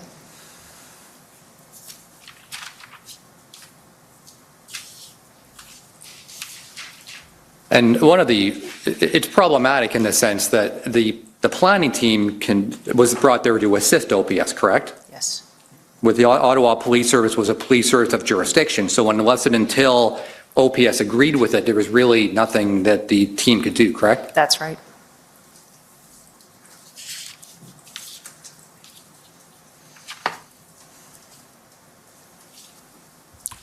few questions about PLT. Again, you said some very favorable things about the provincial liaison team. In the Ottawa, it works different, I believe, in the Ontario Provincial Police than it does in the OPS. It's obviously OPP is a much larger police service. My understanding is that in the Ottawa Police Service, PLT members are all part-time. Is that correct? That's right. They were, I think, at this point. So in other words, I guess just so others can understand, like being a PLT member is not their full-time job, that as the need may arise, then they can go and they can do PLT duties if asked. They would be freed up for that, yeah. And so that the implication of that is that PLT is only engaged if commanders feel that their involvement would be helpful or necessary? I would say that depends on the incident commander. I think the current cadre we have and had at that time were very aware of what PLT was capable of and engaged with using them. Yeah, and that was actually, I mean, you were able to know what my next question was, but that, because it very much depends on the incident commander as to their own personal view of the effectiveness of that style of policing or their own knowledge about how PLT works, correct? Indeed, yes. And when you consider that a bit of a problem in terms of lack of consistency in approach? I would. And is it fair to say that in January 2022, there were very few in OPS senior command or at higher command levels that really understood the potential value of PLT? Yes, I would agree. Or that understood the national framework put out by the Canadian Association of Chiefs of Police? Definitely. And I believe in your evidence in chief, you said PLT is an amazing tool, and I expect that that's kind of the attitude you bring towards use of PLT. Yes, it is. But would you agree that in reflecting upon lessons learned here, that PLT was misused by OPS in this dispute? I would agree. And finally, on the point of jurisdiction, once the convoy arrived in Ottawa, you would agree to the obvious proposition, but it's worth repeating, that Ottawa Police Service was the police service of jurisdiction, correct? Yes, we were. Which meant that at that point, it was no longer the OPP's responsibility, jurisdictionally. Yes, yeah, it was ours. And in fact, it would have been improper for the OPP to try to step in and kind of take over policing, correct? Agreed. That there's no legal mechanism for the OPP to take over unless certain scenarios are met, correct? That's right. That the Police Services Act sets out very specific circumstances where the OPP may take over command of a certain incident or area. Yes. And one of those would be if a formal request would be made from the OPS chief to the OPP commissioner, correct? I think that's how it works, yes. Although no such request was made in this case, correct? I would have been surprised if it was. I don't know, though, for sure. Sorry, I didn't hear you? I don't know if it was made or not. No, but did you say you'd be surprised? I would have been surprised if the request was made, Why would you have been surprised? because I don't think that that's what former Chief Slowly wanted. Why? I think you'd have to ask him. It was clear to me that he was pushing back on that. Oh, I'm asking you though, because you've had a lot of dealings with Chief Slowly. So why, in your opinion and in your experience, do you believe Chief Slowly would have refused to consider or would not have entertained the possibility of asking for formal assistance in that way? I don't believe he wanted to give up control. I think he felt that he was the chief in the police of jurisdiction, and he wanted that to be maintained. When it came to providing assistance, would you agree that the OPP did everything it was asked to do by the Ottawa Police Service? Yes, they did. Thank you very much. I appreciate your evidence. Thank you. Okay, thank you. Next is former Chief Slowly's counsel, and it looks like it'll be like yesterday. You'll be split in two, if that's agreeable. You'll do 10 minutes before lunch, and then can finish after lunch.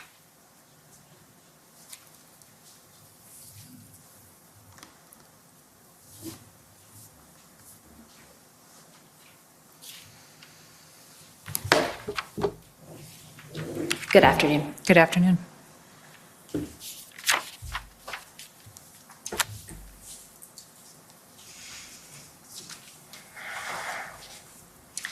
Acting Deputy Chief Ferguson, you Could you were... just introduce yourself, I please, for the apologize. record? Yes, Rebecca Jones for former Chief Slowly.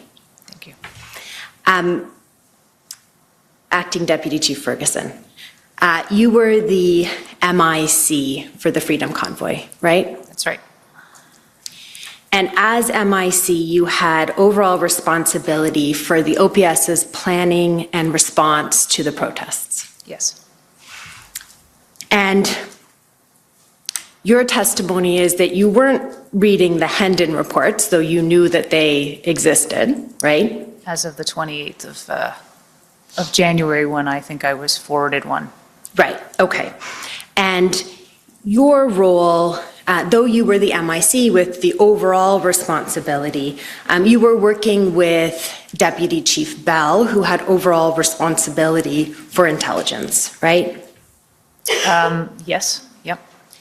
And I take it you were relying on the intelligence team to provide you with the information you needed from the intelligence report to input into your plans. I think my team was, yes, I wasn't writing the plans, but yes. You yourself weren't writing the plans? No. Okay. And you weren't writing the plans directly, and you weren't reading the intelligence reports directly. You were at a higher strategic level. That's right. Okay. And similarly, there would be no expectation that the chief of police would be pouring through the Hendon reports and trying to reconcile the different pieces of intelligence, right? No, I don't think that would be realistic. Okay. And the chief of police would be at an even higher level, relying on his team for operations and intelligence. Yes. Okay. And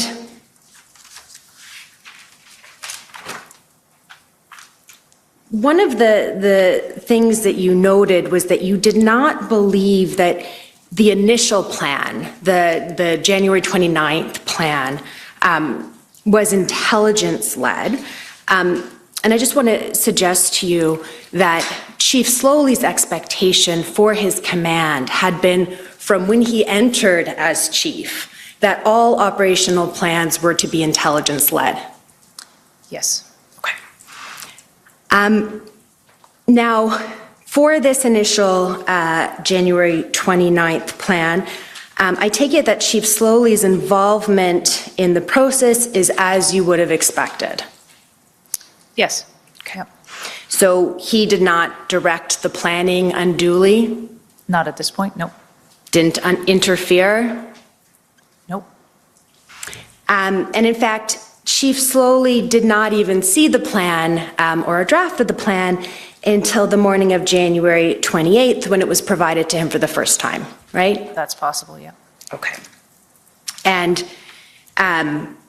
he said, looks fine to him, and the team proceeded with that plan. That's right. And he would have been looking when looking at that plan, he would have been considering the intelligence and operational details that had been provided to him by his senior command team. I think that's fair, yes.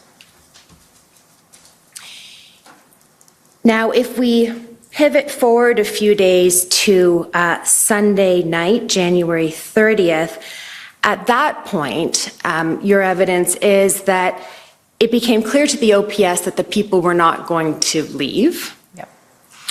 And that there needed to be a pivot in the plan. Yes, a pivot in our response anyway. But Pivot yes. in your response. Okay, fair enough. And you, as the MIC, were responsible in that pivot, right? Yes. And that required evolution, significant evolution of the January 29th plan. Yes. Because the January 29th plan had been based on, a big, boisterous, traffic impeding protest, but not an occupation. That's right. And as of January 30th, I take it that you agreed with the assessment that the OPS was now facing an occupation. Yes. Now, you were taken to notes from February 3rd and we can perhaps put them up, OPS 14484, page 3, please.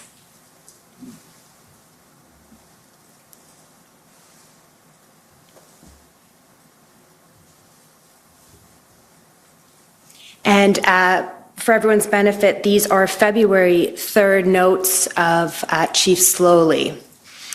And he's referring to a meeting with you and Deputy Chief Bell, correct? Correct.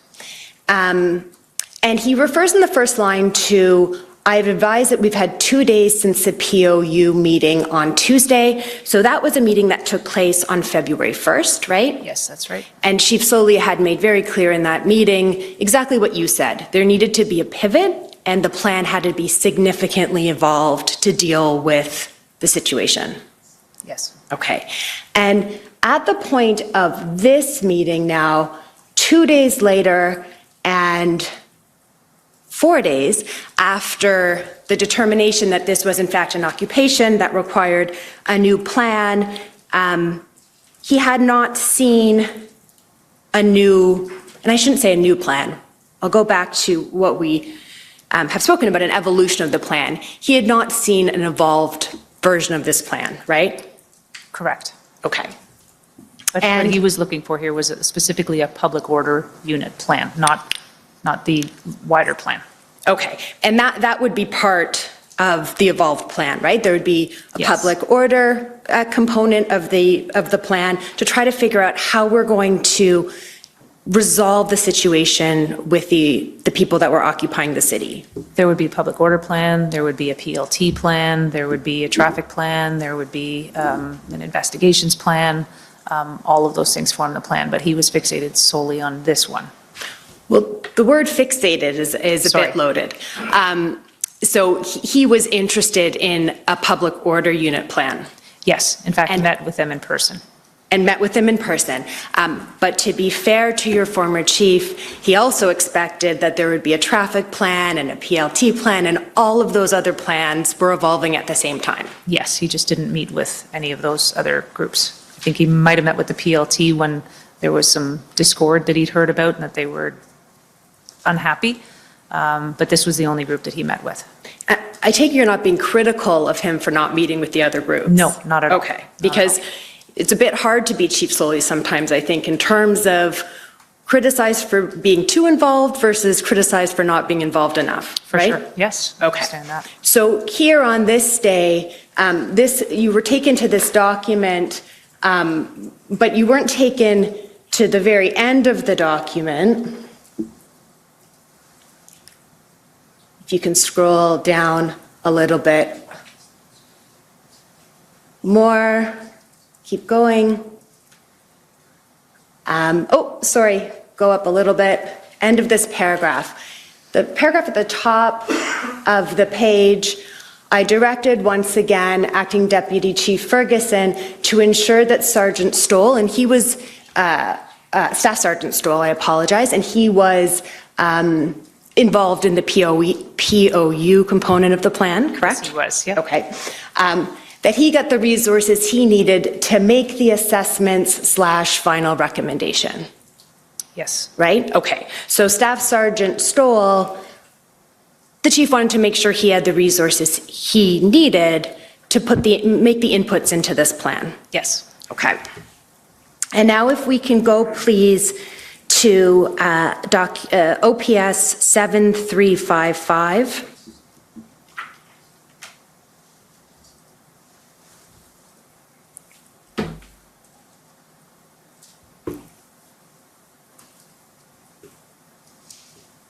And we looked at these notes earlier today, February 5th. These are notes of Chief Slowly about, actually, if you scroll up a little bit, okay. So it's actually an email from former Chief Slowly to you, copied to many people on the team. And this is the document, if you scroll down, where Chief Slowly sets out some general priorities for planning purposes, correct? He's directing the plan, but yes, that's what he set out here, are his priorities for that. Okay, and you felt that this was directing the plan? Yes. Okay, and your suggestion is that that was somehow too directive? Yes. Okay, so I'm going to return to that. But when we look at these priorities, I'm going to suggest to you they're pretty high level. Surge, contain, and enforce. Demonstration, fully implement plan. Yeah. Shut down secure enablers for unlawful and unsafe protests. Fuel, fun, those are much more in the weeds. Okay, but this isn't, you're not suggesting this is some sort of tactical level plan? There are portions of it that certainly look tactical to me, So that he's wanting You've us to seen- interdict in the fuel specifically, and that was one of his things that he Well, returned to on a number of occasions. sorry, I didn't mean to interrupt. The fuel in particular was an issue of a lot of public attention in Yes, it Ottawa, was. right? Yep. Okay. So, and I'm almost out of time for lunch, so I'll just ask you to agree with me about this. If you step back and try to put yourself in Chief Slowly's shoes, we are now on February 5th. We are now 7 days after a determination had been made that the city was facing an occupation and that the plan needed to be evolved, and he hadn't seen an evolved plan, correct? Correct. Okay.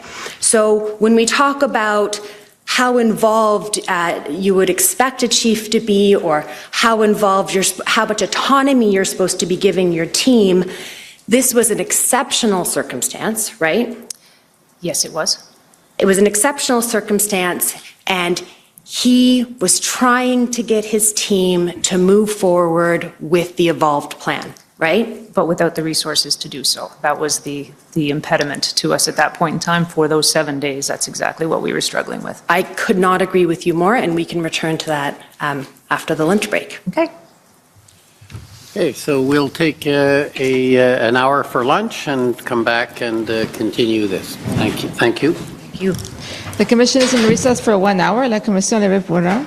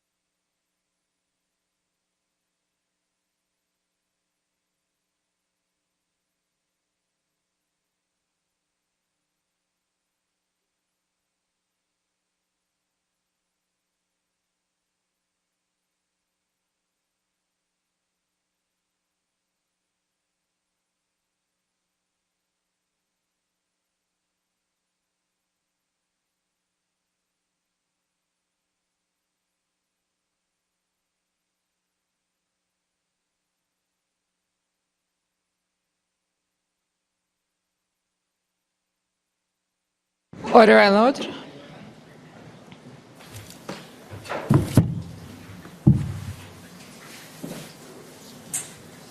The commission is reconvened. La commission reprend.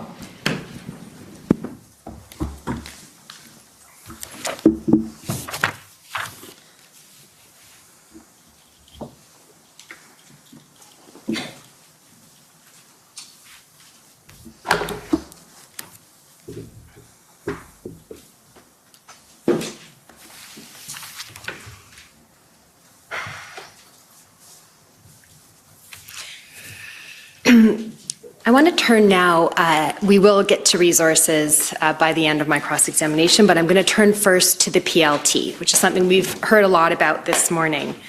The PLT is one of many important groups that within the law enforcement efforts that was working to resolve the issue of the convoy, right? Yes. And there were other very important groups such as intelligence, people that were doing enforcement, at POU, all also had a role, correct? Agreed. And some people may favor a bigger role for the PLT, and some people may favor a bigger role for enforcement, right? Depending on the circumstance, yes. Right. And reasonable people could disagree about how much emphasis to put on which law enforcement tool you have. Yes, it's always a balance. And is it fair to say that you and your partners with the OPP favored the more PLT type approach here? I think that's fair. Okay. And others, you felt, such as Chief Slowly and Superintendent Patterson, you felt they favored a more enforcement-based approach. That was the impression I had, yes. Okay. But I just want to return to one thing, which is that February 1st POU meeting. At that meeting, were you aware that Chief Slowly ensured that the PLT was there? Yes. Okay. So making sure that the PLT was integrated with the POU when talking about planning, right? Yeah. And that's a good idea. I believe so, yeah. Okay. But this sort of tension existed between how much enforcement to do versus how much negotiation through the PLT to do. Yeah. And just as a slight aside to that, is it fair to say that the public frustration was focused in large part on what the public perceived to be a lack of enforcement? Yes. Okay. That's fair. And I'm not asking you to weigh in on whether or not you agree. There was a lot of complex considerations that were going into all police action at the time, right? Yes, there were. But you'll agree with me that public confidence in police is itself a crucial public safety issue. Yes, I think that's fair. Okay. This tension between the more PLT type approach or an approach that also incorporated enforcement really came to a head on February 10th, right? And you've talked about that? Yep. And that is the meeting where you and Superintendent Patterson had a dispute. Yes. And in that dispute, Superintendent Patterson suggested that you favored, and I'm not using the right words, but the overall gist of it was that you were favoring a PLT-driven strategy, in part because your husband was leading the PLT, right? I don't think that's what his, and maybe I'll ask you to rephrase or to repeat it, if that's what I felt or if that's what he was saying. And if I'm characterizing it incorrectly, please feel free to clarify. My understanding was that Superintendent Patterson made a suggestion that you were somehow favoring a more PLT-driven approach, in some way related to the fact that your husband was a team lead for the PLT. I don't know that that's what he was insinuating, but I can tell you that that was not why I was favoring PLT. I favored PLT because I had seen it in action before, and my husband was actually not normally with PLT, but was a crisis negotiator, so placed in that position. And I'm not, I just want to be very clear, I'm in no way suggesting that that's what was happening. Okay. Okay? Yeah. But just that there was a dispute about your husband's role in PLT and whether that had any influence on your favoring of a PLT strategy. Yeah, I don't know that that's what he was trying to say, Superintendent Patterson. I want to put words into his mouth. I didn't take it to be that angle that you're suggesting, so I don't want to agree to that because I don't know that that's what he was Okay, so please feel free to clarify what you think he was suggesting about your favoring of a PLT strategy and its relationship to your spouse. I think he was insinuating that I had communicated with my spouse about this particular operation, and that had undermined his ability to proceed with the operation. I got it. Okay, fair enough. And you felt that this was an inappropriate suggestion? Yes. Okay. And it was very upsetting to you, I imagine? Yeah, it was. Okay. And you spoke to Chief Slowly, who supported you, right? Yes. Chief Slowly understood why you were upset? Yes. and Chief Slowly removed Superintendent Patterson from his position within the incident command. After some discussion and my request, yeah. Yes, and that's appropriate, right? To ask you what you want to do, Yes. right? And then he supported you. Yes, he did. Okay.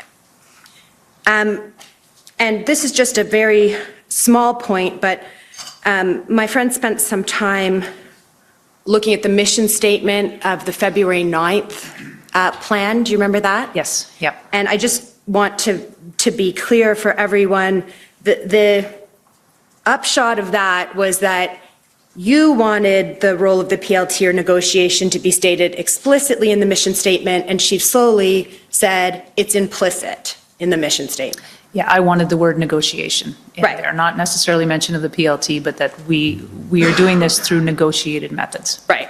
And Chief Slowly said, yeah, I think that's implicit. I don't think it needs to go in the mission statement. That's right. Okay. Well, he said no first, sorry, pardon my interruption. He said no first, and then he said it's implied. And then he said it's implied. Yes. Okay. One other point before we turn away from the PLT, which is you referred to the fact that you did not feel that senior command necessarily had great facility with the national framework for police preparedness, right? Yes. Yeah. And it's fair to say that you as well became familiar with that national framework during the Freedom Convoy? I had seen it before when I spoke of the group that asked to have more members trained post there was a demonstration at Nicholas and Laurier, and they came back and provided me feedback, and they shared the framework with me at that point in time. I looked at it, supported what they were trying to do, and then put it, on the corner of my desk. So it was refreshed of its existence, certainly during the convoy. Okay, and I'm going to suggest that the language that you've used is you became familiar with the national framework during the convoy. Yes. Okay. I'm going to turn now to the integrated planning group. You gave evidence that the integrated planning group support arrived on February 8th. Yes. And your evidence was that Chief Slowly was, I think you used the word suspicious of the group, and he was worried about politics, right? That's your Yes. evidence? Yep. Okay. And were you aware on February 8th of the motion that had been passed by City Council the day before on February 7th? Were you following the motions at City Council at this time? I don't know which motion you're referring to specifically, so. Fair enough. On February 7th, the motion was brought and passed by City Council to have the city ask the federal government to assume responsibility for public safety in the parliamentary precinct. Yes, I'm aware of that one. Okay. So you were aware at that point that something quite political was happening, right? Oh, there was lots of politics. Right, okay. Yes. And of course, that never happened because the motion was entirely without jurisdiction, right? Yes. Okay. But when, again, to be fair to Chief Slowly, when this integrated planning group arrives and you perceive him to be somehow resistant or suspicious or whatever words you're using, this is within 24 hours of a motion to have the RCMP take over policing in the parliamentary precinct, right? Yes. Okay. Yep. And so it's fair to say that Chief Slowly was dealing with a lot, including at the political level at this time. No doubt. Okay. I'm going to ask you now about this issue between the February 9th and the February 13th versions of the plan. And I'm going to ask if we could put up email at OPP 1547, please, which is an email we looked at this morning.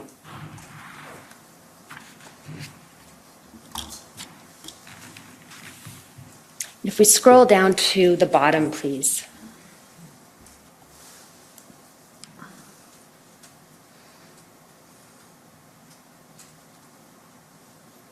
Okay. So you were asked about this email, and this is an email where Chief Slowly asks you to send him the latest version of the operations plan that I approved on February 9th, right? Yes. And When you were giving your evidence this morning, when first asked about this email and this operations plan, you explained that this operations plan that had been signed off on the 9th had then been taken by the integrated planning team, and they were refining it and adding to it and making changes to it, right? Yeah, I think they were building it out. They were building it out, okay. And I think your evidence just got a bit confused about the suggestion that there was confusion that there were two different plans, right? There weren't two different plans. There was a February 9th plan, and it evolved into the February 13th plan. Is that fair? They're two very different plans in their final states. So to say what was happening at this stage in the game would be unfair. I think Superintendent Bernier could probably tell you that piece in greater detail. Fair, but the commissioners shouldn't be left with the impression that there were two independent plans floating around and no one knew how to reconcile them, right? That wouldn't be fair. Well, I think further up, I sent him the plan that he's talking about, and then the conversation carries on about this integrated plan that is being developed, waiting for signatories and that piece. So it would appear to me that there are two plans at this stage, but one may be the predecessor of the second. Right, and the difficulty in this email that I'm going to put to you is that you had not been following the status, or I shouldn't say you weren't following, I'm sure you were following, but you had not seen the February 13th version, or at this point, yes, the February 13th version yet, right? I had not. So what you sent Chief Slowly back was the one that you had? Was the one that he'd signed off on the 9th. And that you had? Yes. Right, because you didn't have the February 13th one yet. I did not. Okay. That's right. So, and I'm going to just take you now, if I could, to OPS 10470.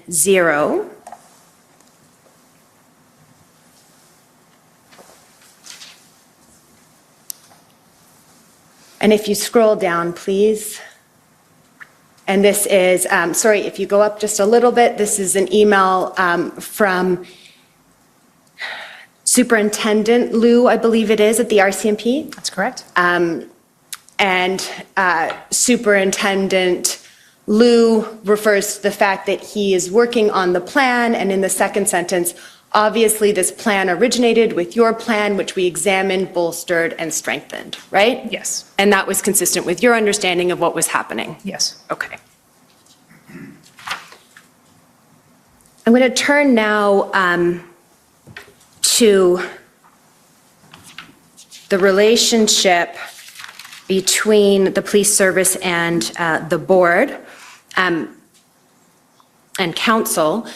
You attended several board and council meetings with Chief Slowly, both before and during the convoy, right? I did. And when questions came up about operations, often Chief Slowly would defer to you and you would provide an operational update. Yes. Okay. And it's fair to say that you and Chief Slowly did that work and updated the board together, right? Yep. And you were on the same page about what sort of information the board should have as to the status of operations. Yes. I only have another minute, so I'm going to be fast. I'm going to ask you now about resources. Ultimately, it took the additional 1,800 officers that the OPS determined it needed to clear out the occupation, right? I think it actually took more than that, but yes. Okay, it took more than that. And this was done without any serious injury or loss of life? That's right. And partly in doing this, the police used the powers given to the police by the Emergencies Act? Yes, I think it assisted, I would say, grease the wheels of the plan that we had in place. Yes, okay, fair. So it assisted you in executing the plan? Yes. Because you used powers such as threats of seizure of vehicles, right? Yes.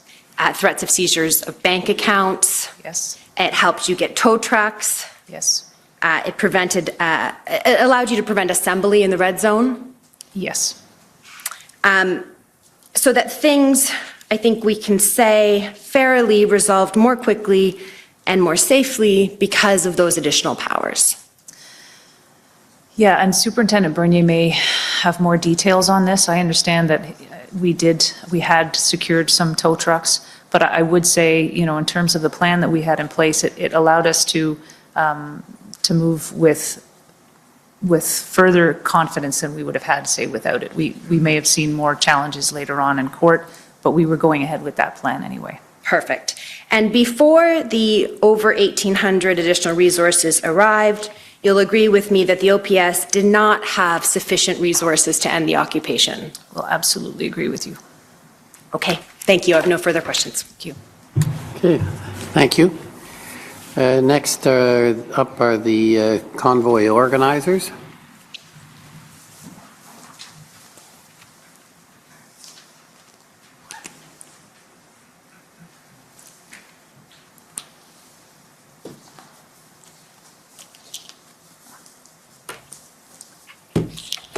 Good afternoon, Acting Deputy Chief, and as I have been saying, first, thank you for your service and thank you for your forthright testimony already here that you've given today. I just need to pull one very small thing before I begin. I'm just scrolling to it in my own disclosure. If you could first introduce yourself yes, and speak up a bit, please. Yes, sorry, sir. Brendan Miller, I am counsel to Freedom Corp, which is an incorporated entity that represents the protesters that were in your city in January and February of 2022. So beginning first with the area that I want to chat with you about is the Hendon reports. You said in your evidence in chief that Acting Chief Bell's unit at the time, which I believe you said was intelligence, That's right. they were the ones that would receive the Hendon reports, correct? Yes. Okay. And it's fair to say that it would have been now Acting Chief Bell's responsibility to pass those reports on to the office of the chief and Chief Slully. That's who would pass them on to him. I think what he would be passing on is the products of what that unit worked on to share up. I don't think it was his job to pass it up to the chief, but the information would be assessed, analyzed, and then passed up the chain. Now, we heard yesterday that Chief Slully had to get the Hendon reports from the OPP directly in January of 2022, and Superintendent Morris found that odd because the OPP had been providing those reports to OPS since Project Hendon started in early 2021. To your knowledge, were the Hendon reports not provided by now Acting Chief Bell or his department to Chief Slully? I don't know. You don't know? Couldn't comment on that. My understanding is that the chief was receiving them as part of an all chiefs. Sometimes that's how the initial, there's two separate levels. So he might have been receiving it in that. That's generally one of the ways that that information is disseminated across the province. But whether Chief Bell was getting them and when he got them, I don't know. I couldn't speak to that. And so it's fair to say that we'll have to just ask Chief Bell or Acting Chief Bell that. It's fair to say then that these Hendon reports, they went to someone likely in Chief Bell's unit, but not necessarily Chief Bell? Yeah, that's fair. And then that individual, whomever received them or group, would then put together their own product and then provide it to either Chief Bell, and then Chief Bell may or may not provide it to Chief Slully. Fair? Fair. Okay. Thank you. I just wanted to get that clarified because it's an important point. I want to talk to you a little bit about, too, the media reports and some of the misinformation that was spoken about yesterday by Superintendent Morris. The media, through reporting at times and statements of elected officials, reported that the residents of Ottawa were experiencing unprecedented violence. Do you remember reading that? I don't remember reading that, no. All right. Can you agree with me that there was not an increase in violent crime or events of violent crime in the city of Ottawa during the protests before the invocation of the Emergencies Act? I don't think I can agree with you on that. I do believe we saw an increase in violence. I don't have the exact measures or the stats, but I do know that we did see some increase in violence and acts of violence as a result of the protest in town. Right. And so I understand that prior to the invocation of the Emergencies Act, between January 27th and February 14th, there was a total of only 13 charges laid as against the protesters. Can you agree with me on that? Can you repeat the dates, please? Sorry. Between January 27th Yeah. and February 14th, the invocation. So that charges were laid during that time. Charges may have been latent in terms of once the information was all gathered, then charges were laid after. And my understanding is there's somewhere upwards of 400 charges that were laid in relation to the convoy. Right, and those charges, I understand, the great majority of them arose after February 14th with respect to the enforcement. It wasn't for things that happened during the time period prior to the invocation. Is that fair? No, I think they were acts that took place during that time period when the convoy was in town, but that the information was only able to be solidified into a state where we were able to lay charges at that Right. point.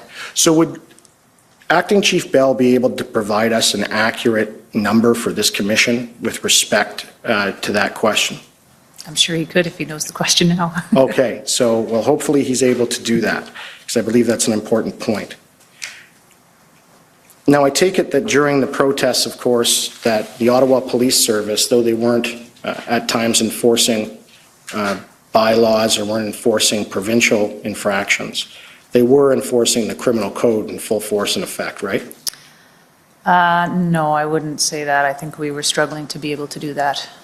You're struggling, but if a police officer saw an individual assaulting another, or there was a report of an individual to a police officer that they had been assaulted, that was investigated? Yes. Those individuals, after that investigation, if it was appropriate, charges were laid against them? Yes, in many cases. Now, did Chief Slowly at any time advise you that he had been advised by RCMP Commissioner Brenda Lucki on January 31st, 2022, to not have the City of Ottawa get an injunction because it's an official movement to another stage, this will involve the whole country, and anything official will spark a national response? Did he tell you about that? I was part of a conversation with Commissioner Lucki and Commissioner Karik, I believe, at the time. I don't remember those facts specifically, but I do remember Commissioner Lucki saying that it was a bit of a double-edged sword getting an injunction because, then you would need to be enforcing it, and if you don't have the resources right now to enforce all the criminal codes and other offenses that were being broken here, then to get an injunction sort of sets the expectation for the community that you were then going to be able to actually come down and enforce it, and we didn't have the resources there. So there was conversation for sure about it, but I don't know what her specifics, what you're saying, whether that was attributed to her or not. Right.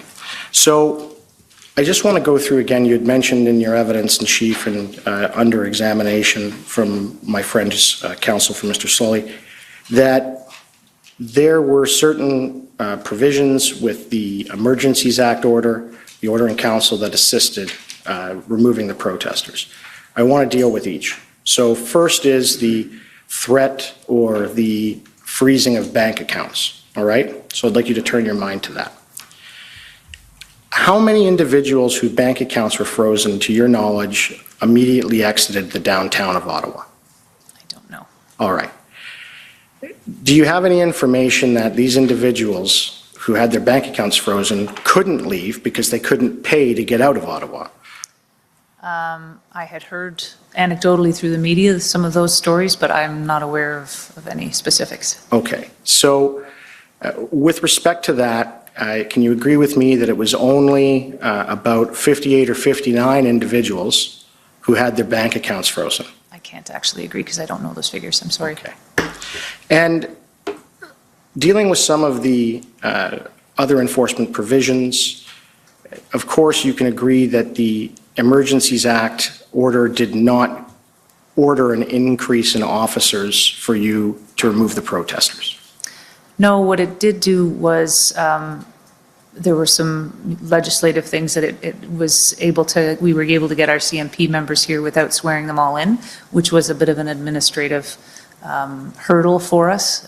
We were, struggling with that throughout the convoy. With the Emergencies Act, they were able to come and just be police officers here without that step. Okay.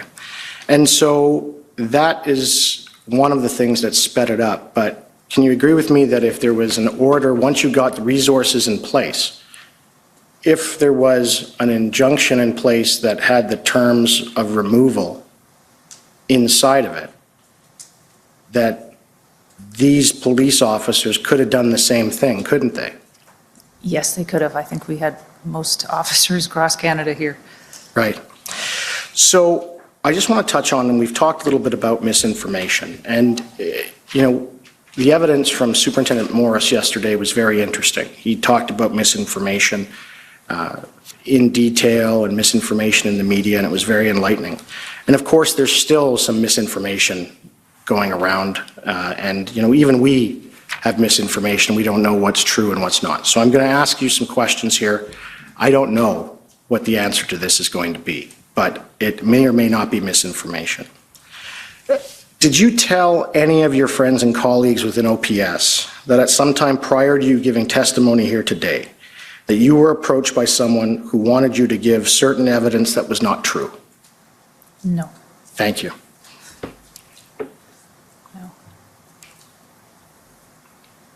Now, I take it that you prepared in advance for giving your evidence in this proceeding, in the sense as a police officer would before they testify in a trial or any proceeding. Yes, I did. Right. And unlike regular court proceedings, this proceeding is unique, and there's no exclusion of witnesses' orders, and in fact, the proceeding plays out online and live on TV. I take it you're aware of that? Yes, I am. Did you have the opportunity and privilege to listen to the evidence of Superintendent Morris before testifying today? His was the one I missed because I was intensely prepping for today, so. All right. Well, I'm not going to ask you about his evidence then and ask you to confirm it if you haven't heard it. But can you agree with me that Superintendent Morris is the most senior intelligence officer within the provincial government in the entire province of Ontario? I don't actually know that. I believe that, but I don't know that that's 100%.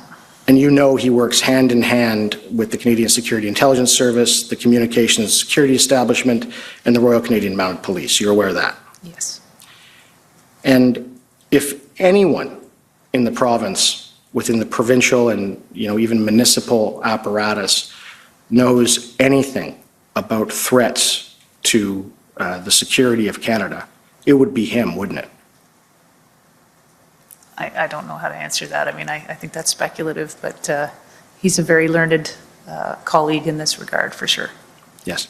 Those are my questions. Thank you very much. Thank you. I'd like to now call on the City of Ottawa.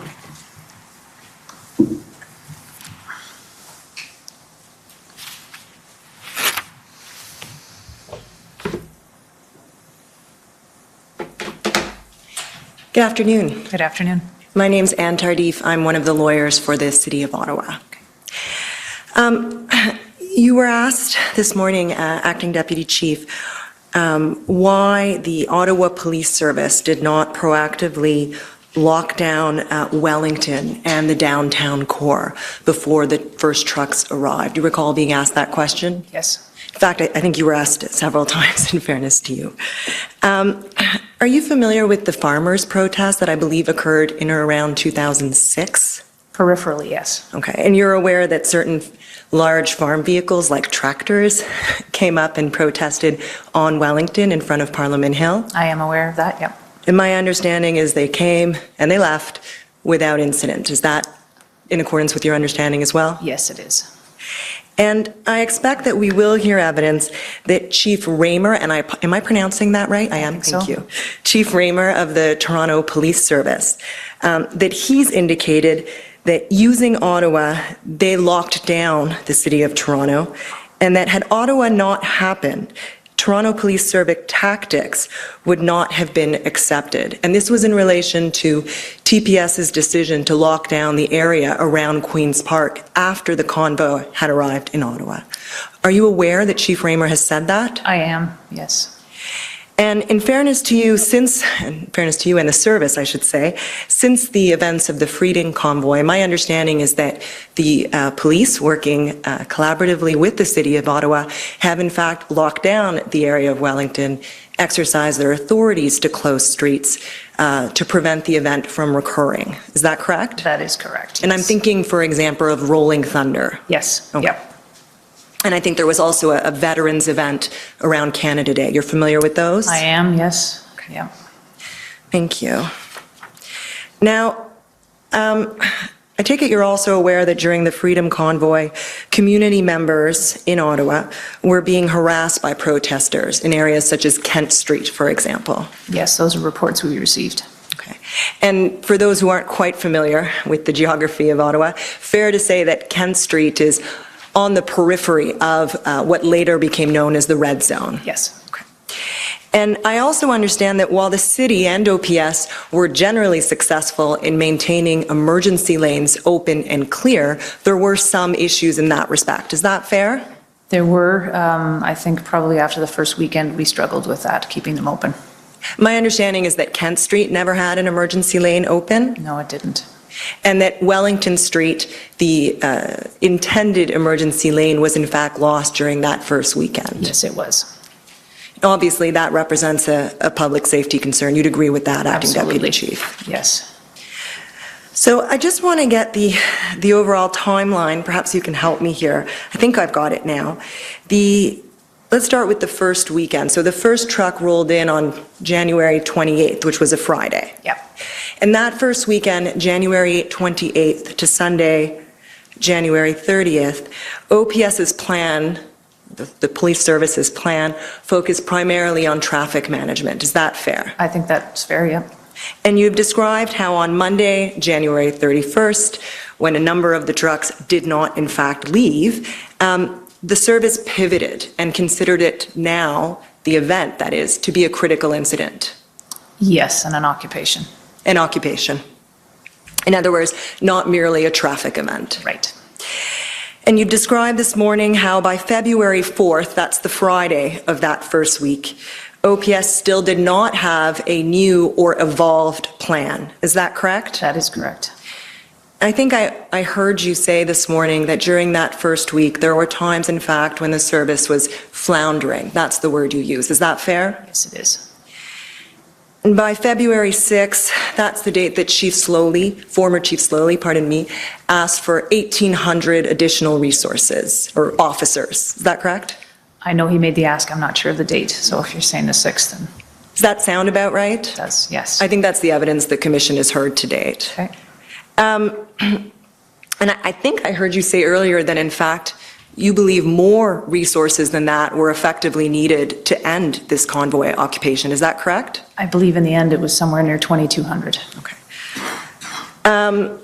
That same day, February 6th, the events that you described at Coventry took place. Yes. POU, that's the Public Order Unit, they conducted some enforcement there Yes. that resulted in arrests. Yes. And they did so without, as I understand it, advising the police liaison team. That's right, yeah. Came as a surprise to police liaison team members. Yes. And that team, I think you said, felt betrayed. Yes. And the result, of course, was a breakdown in the trust between the police liaison team and the protesters, to a certain extent at Yes, least. I think there was that impact. You do think there was that I do impact? think that was, yeah. And again, for those of us who are still learning about police operations and don't have the experience you do, as I understand it, the police liaison team is the group that is primarily responsible for communicating and negotiating with protesters. Yes, they are. So the breakdown in trust would be a significant event. I would categorize it as that, yes. Okay, thank you. And moving ahead to February 8th, we're now 11 days into the convoy. Yes. We still don't have the almost 1,800 resources that former Chief Slowly has requested No. and that turned out to be necessary. You'll agree with that? Yes. We still don't have, if I've understood you correctly, a final operational plan, No. at least not one that's been approved. No. We're working on it. Yeah. Or which? We're working on it. You're working on it. Fair enough. And I think you'd agree with me that by this time, the force is probably exhausted, Yes. mentally and physically. Yes. And you'll agree with me that Ottawa residents, particularly those living on the periphery of the Rensode, those facing harassment, noise pollution, so on and so forth, they're also frustrated. Yes, And they're also exhausted. yes. And it's not an understatement in the least to say that things were dire by that point. I don't think that's an understatement. You're aware that on February 8th, the Ottawa Police Service reached out to the city manager, whom everyone in this town calls Steve Kay, Yes, to ask him to meet with protesters. yes. And they felt, your service felt, it would be a win for PLT to gain trust with the truckers. I think we were looking for a win in terms of movement of the trucks. I don't know if we were positioning it as a win for PLT per se. Oh, sorry. I guess what I meant was it's a win in terms of reestablishing trust with the truckers, between authorities and the truckers, so that you can get to a negotiated solution. That's fair. Right. I think you said earlier that, that was the goal. You, in fact, had wanted to see that in the mission statement, that a peaceful negotiation was the best outcome overall. Yes. Steve Kay agreed to work with police and PLT and to meet with the protest leaders. And then I understood that you were off on February 11th and 12th. Did I get that? That's right. So I won't ask you about the events of those days, and we'll jump ahead to February 13th. I understand that Steve Kay briefed police about the negotiations on February 13th. Is that right? Yes, he did. And he told you that we needed the police at the table to confirm where the protesters should park, what locations. Yeah, for logistics. Sorry, which? For the For logistics, of it, yeah. That's probably a better word. And so he wanted the police, because the police is who's going to need to execute this on the ground. Fair? Yes, fair. And he wanted a senior OPS member involved at that stage. Yes. And as I understand it, former Chief Slowly assigned Superintendent Drummond to that task. That's correct. And that meeting occurred on the evening of February 13th, I believe so. with Superintendent Drummond at the table. Yes. And I know we'll be hearing from him next week, so I'll pick it up with him there. Thank you very much, Acting Deputy Chief. Thank you. Thank you. If I could now call on the Ottawa Coalition.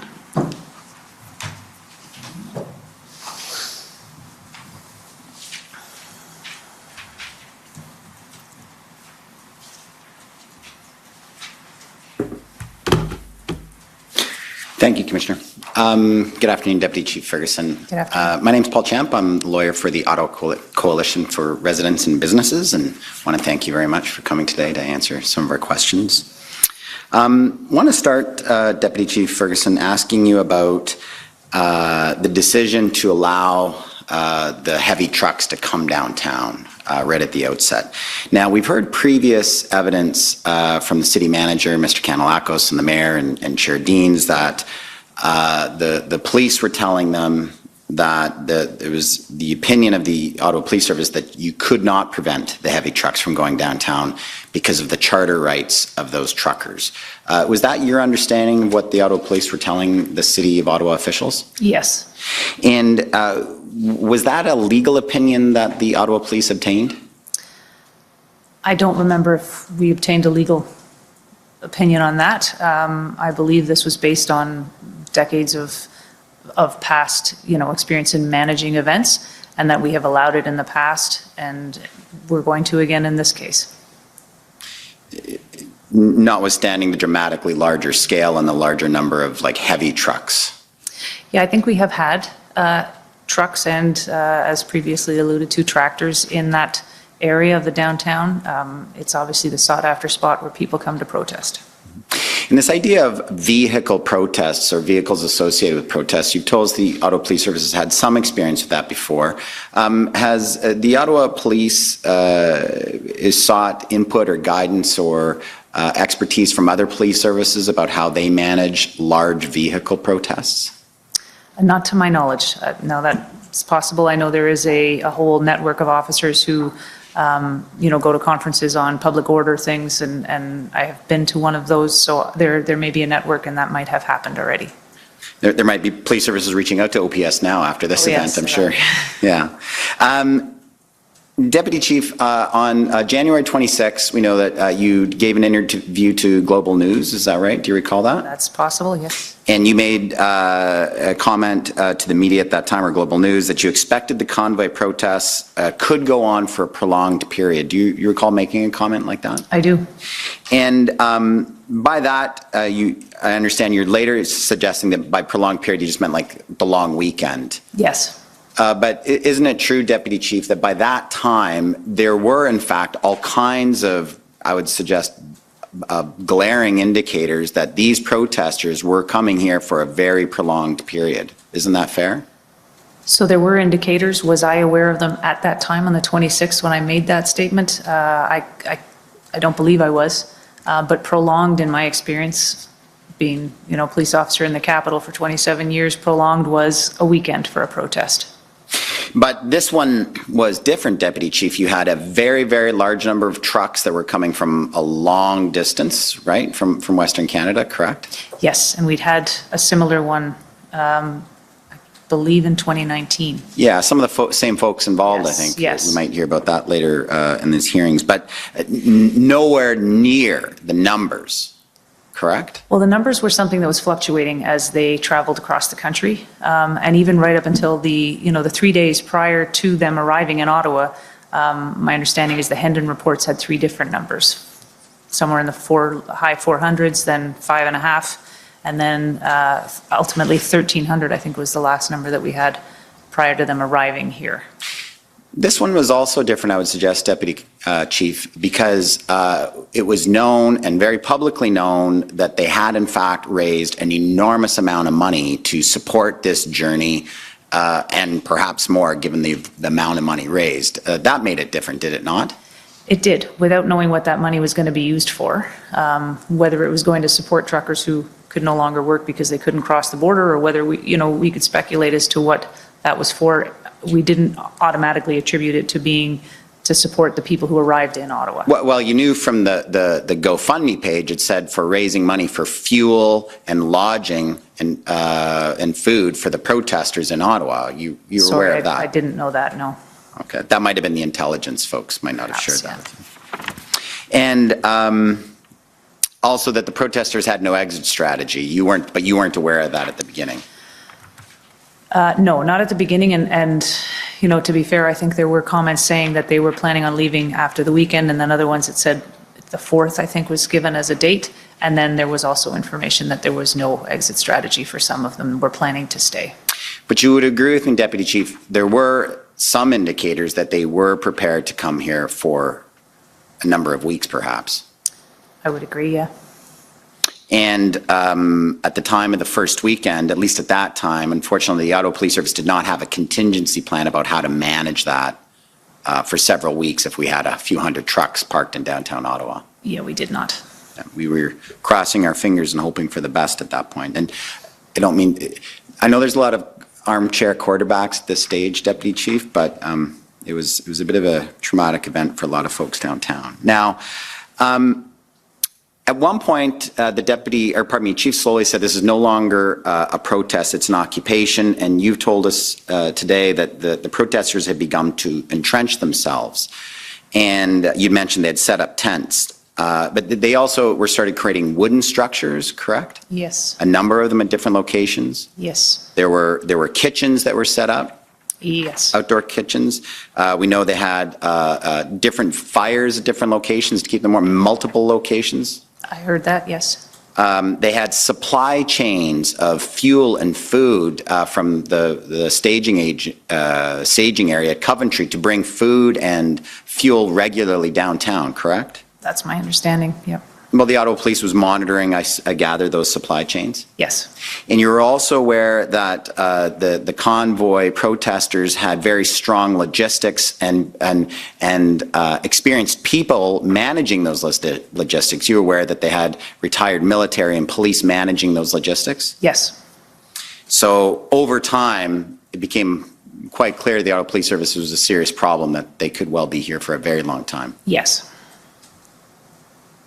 And on the impact of downtown, there was, is it fair to say, Deputy Chief, a fair amount of lawlessness in downtown Ottawa at that time? Yes.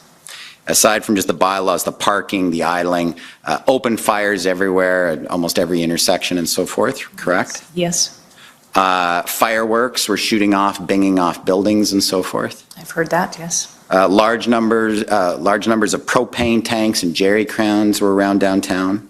Yes, People were ignoring public health regulations on masks. yes. And we heard some questions around other more serious crimes about assaults. There were reports of assaults during the course of the protest? There were. Now, those would have been, I gather, Deputy Chief, difficult crimes to investigate because they weren't in situations where the victim and the perpetrator don't know each other and it's at a random place in a street. I gather that's very challenging for police to investigate. Yeah, sometimes to identify the subject or the accused and the subject in the event, yeah. Right. And in many cases, isn't it fair to say, Deputy Chief, that for Ottawa citizens or residents who were calling in saying they were assaulted and making those reports, the police unfortunately couldn't do much more than just take down the information, correct? That's fair. And that's really what happened with the vast majority of those cases. I don't know if it's the vast majority, but I would suspect there's a large number that is in fact the case. And there was also a large number of people reporting threats, being threatened by the protesters, correct? Yes. And in many cases, when there wasn't actually assault, the police weren't even necessarily taking police reports on those because there were so many. Is that right? I don't know that we weren't taking them, not everybody was calling us, and we were, by the second weekend, we were imploring people, and in the press conference that was done, to please call us. We would like to know about this. I know we had an influx of calls around the protest time, but not all of them were reporting. Some of them were threatening our staff. Some of them were, espousing their views on the convoy, positive or negative. So our lines were pretty jammed, and it might have been difficult for some people to actually make those reports. Right. Yeah, this protest was kind of affecting Ottawa on many levels. Our public officials were receiving serious threats as well, correct? Correct. And those are things that Ottawa Police Resources had to deal with? Yes, as much as we could. As much as we could. We also, obviously, we had the deluge of fake 911 calls and bomb threats to our hospitals. Those things happened? Yes. Making it difficult on our Ottawa's police resources. Yes. And Deputy Chief as well, the police officers, you've already told us how exhausted they were working around the clock. Some of them were also reporting they were having concerns with the sound and the diesel fumes, correct? Yes, we actually engaged our police association and got some tools that were measuring the noise that our officers were being exposed to, along with air quality things. So some of the officers were wearing them on their uniforms so that we could assess just what sort of impact it was having on their health. Because many of them were complaining as it went along about how loud it was and so forth. Yes, yes. Now, just the final area, Deputy Chief, about the Ottawa Police and what was happening with the Ottawa Police at that time. Now, this significant event, it occurred at a very difficult time for the Ottawa Police Service as an organization. Is that fair to say? Very fair. Yeah, and you've indicated that there was a lot of retirements and resignations at the senior levels at that time. Yes. We had a deputy chief who had been suspended for a prolonged period of time. Yes. The deputy chief position that you were occupying, that was Deputy Chief Jaswell's spot. Yes, it was. And for the previous 2.5 years, there were rotating people through that spot, a number of different officers, inspectors, McKenna, Ford, Burnett, I think Rayom, Dunlop, Drummond, all of you occupied that position for some period of time.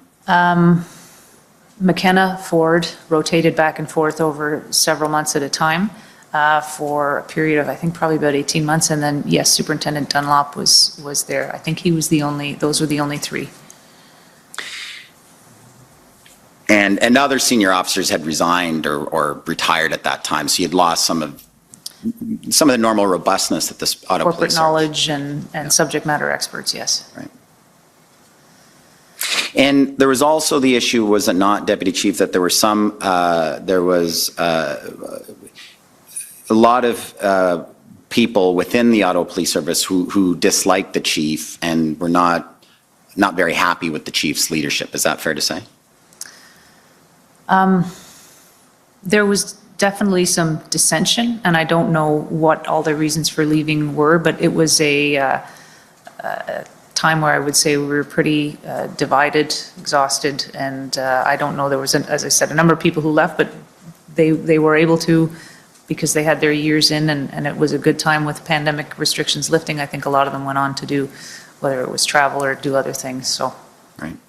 Well, we know in the midst of this, Deputy Chief, though, of this convoy, not only did Chief Soley end up resigning, but prior to that, there was a CBC story that was coming out critical of his leadership that apparently came from those within the Ottawa Police Service. You recall that? I do. I think it was convoy related, though. Like it was from incidents that occurred during the convoy and prior. But do you think that those who leaked that information, they were trying to undermine Chief Soley or wanted to see him fail? I don't know what their motives were, but I think it had that impact. Okay. And just the last thing here, Deputy Chief. Now, you've testified, you've given us evidence that you yourself had some concerns with the decision-making and actions of Chief Soley at times. Yes, I did. And your concerns about that grew over time as the convoy progressed? Yes, I think that's fair. And you were aware that and we're going to hear evidence of this, that the OPP and others from the other police services also had some concerns in that regard? Yes. And now, did you discuss these concerns with Deputy Chief Bell at any time? Like, as the two, executive command under the chief, did the two of you discuss these concerns that were being raised and your own observations about Chief Soley? I remember Deputy Chief Bell saying, make sure that you keep the chief informed. That's going to be, the best way to make sure that he is, satisfied with what is going on. So make sure that communication goes to him as often as possible. And that was more of a sort of, you've stepped into the deputy role, here's what's expected. I don't know that we had much conversation about the chief per se. I mean, we were both up to our necks in operations and things, so. So it never got to the level of concern that the two of you were expressing concerns to each other about your confidence in the chief's decision-making abilities at that time? No, I don't think so. And if you had, what would you have done? Was that something that you and Deputy Chief Bell could have perhaps raised with the Police Services Board, perhaps? Yeah, I guess if that's where we were, if we'd had that conversation, them or OCPC, I think would be. Ontario Civilian Police Commission? Yes, yeah. And just finally, on the integrated command, once the integrated command occurred, that's when the resources really began to flow, correct? Yes. So it seemed that there were some concerns by other police services that they didn't want to provide significant resources when it was under exclusively the command of the Ottawa Police Service? I'm not sure what their reluctance was, but when we did start to work, collaboratively with the other services, the flow of information and the requests were much quicker. And so, Deputy Chief, is it fair to say that had there been a shift to the integrated command much sooner in this event, perhaps the actions that were finally taken to clear out the protests could have occurred sooner? Is that fair? That's fair. Thank you very much, Deputy Chief. Thank you. Next is the Government of Canada.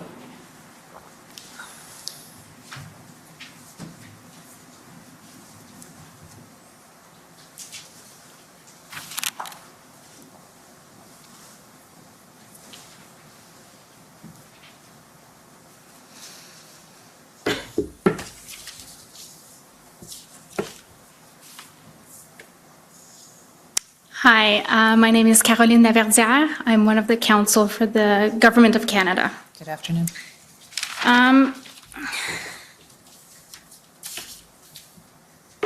You mentioned in your witness summary that OPS would not have been able to manage or resolve effectively the convoy occupation in Ottawa without the invocation of the Emergencies Act, correct?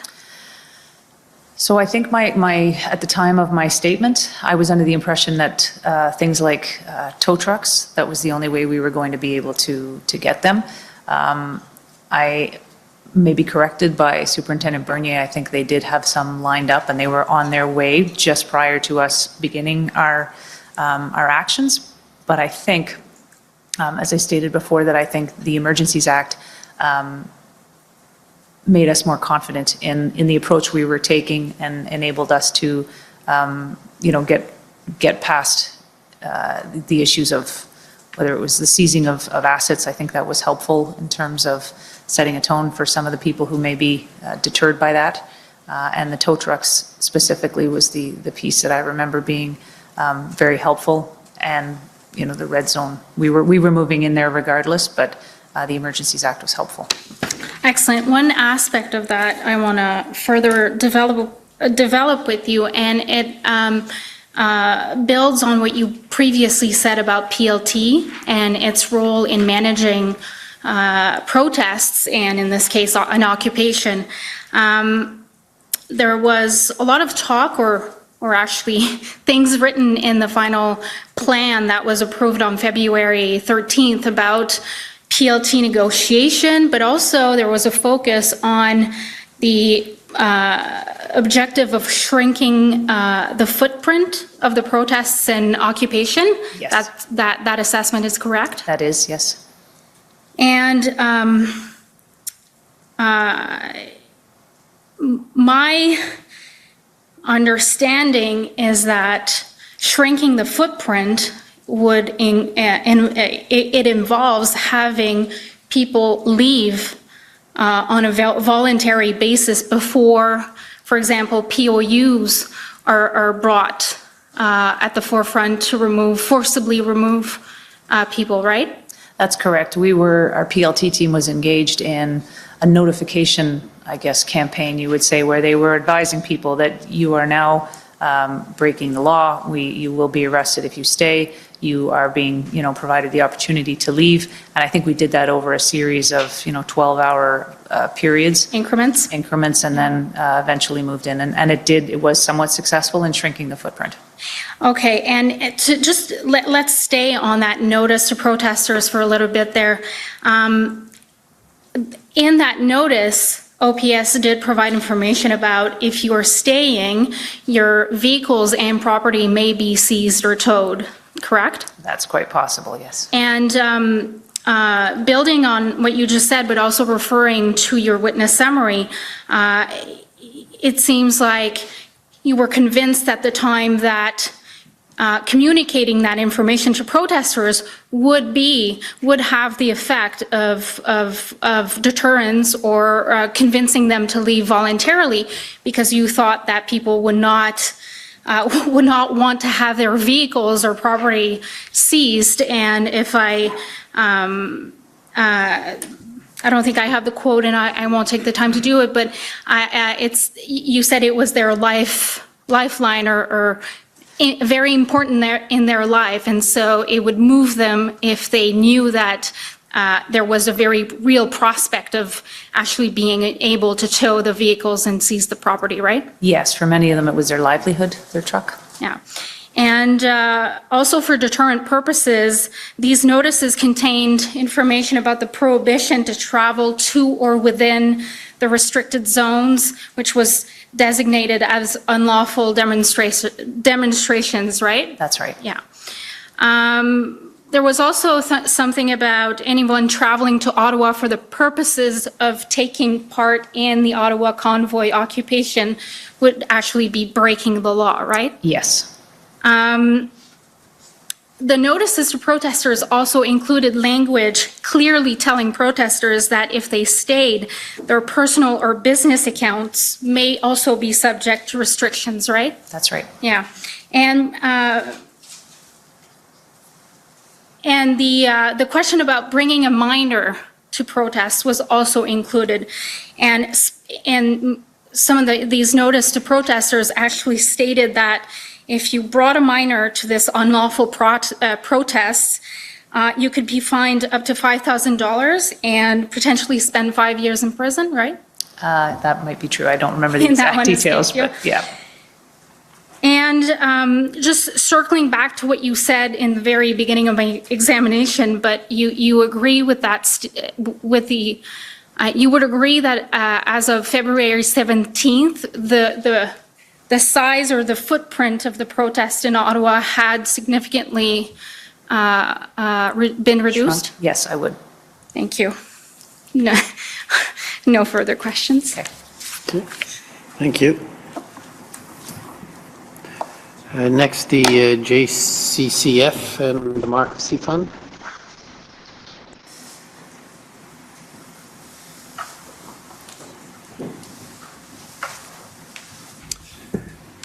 At the outset here, I'd like to ask for leave to read a sentence from the witness's interview summary. I won't do that right away, but I figured I'd ask now so as not to disrupt whatever flow I can muster. Yeah, I think that would be fine. It's been entered in evidence, so All right. if she needs it, it can be brought up. Sure. Good afternoon, Acting Deputy Chief. I'm Rob Kittredge, counsel for the Justice Center for Constitutional Freedoms. Good afternoon. As I understand your testimony earlier, there were only two ways in which the invocation of the Emergencies Act was of use to police in ending the Freedom Movement protests. One, it bypassed the requirement to swear in officers from other jurisdiction, which saved a bit of time. And two, it helped to procure the services of heavy rig tow truck operators. Is that fair characterization of your testimony? Of my testimony, yes. I do believe, though, the seizing of assets was also helpful. Can you expand on that? So the threat of seizing assets of right. bank accounts and rigs and things like that. Okay. Useful, but not necessary. Yeah, useful but not necessary. How much time did not having to swear in officers from other jurisdictions actually save? I don't know. Could you give, would it be on the order of hours or days or? Probably hours. And I don't know how many of them we had already done at that point in time, but a number of hours administrative, probably, people being involved in that and filing paperwork. And right. So it sidestepped some paperwork and headaches and a few hours. Yeah. All right. I'm interested in what steps were taken by police to obtain towing services prior to the invocation of the Emergencies Act. Can you describe the efforts made by the city and police to procure towing services before that date? I don't have all the details of that. I think probably Inspector Lucas would be able to assist in that, potentially Superintendent Bernier. The information that I had at the early stages, we didn't think the tow trucks were going to be an issue until we looked to try and procure some. And we have contracts, obviously, with some companies in town. And when push came to shove, they refused to engage. And so at that point in time, I don't know at what stage we were in the convoy, if this was after the weekend or leading up to the weekend. And so when we looked at what our options were for heavy tow, I do recall a number of conversations about that, and that we believed OC Transport might have had a couple of heavy tow trucks that we could potentially use, but I think that was it. Right. Despite the fact that your answers may be that you weren't aware of the details, I'm going to walk you through a series of carefully crafted questions here that I don't want to throw away. How many towing service providers did the police contact? I don't know. We've heard that some towing services were concerned about driver safety. Did you offer to ensure that police would accompany towing operators to ensure their safety? I don't know what offers were made. All right. We've heard that some towing services were concerned about damage to their vehicles. Did you offer to compensate them for damage to their vehicles? I don't know what offers All were made. right. Isn't it true that pursuant to it occurs to me that I'm probably torturing the sign language interpreters, so I'll slow down. Isn't it true that pursuant to the Highway Traffic Act, police officers do not require a license to operate any motor vehicle in the performance of their duties? Oh, I don't know about that. I'm not sure. I'll put it to you that it is true. Okay. So in other words, if you're not going to be able to answer this, but I'll put it to you that if police officers were able... If you could try and focus on questions she can answer. I mean, I appreciate you've prepared them, but, Sure. I'm not sure it's helpful to the commission. All right. So I guess I'll skip right to the end here and say, you stated earlier that you did have tow trucks lined up and that they were on their way to Ottawa prior to the invocation of the Emergencies Act. Isn't that true? Yes. And your interview summary says that OPS knew that if it arrived with tow trucks, many protesters would leave because the trucks were their home and livelihood. Do you stand by that statement? I do. All right, those are my questions. Thank you. Thank you. Next is the Ottawa Police Service.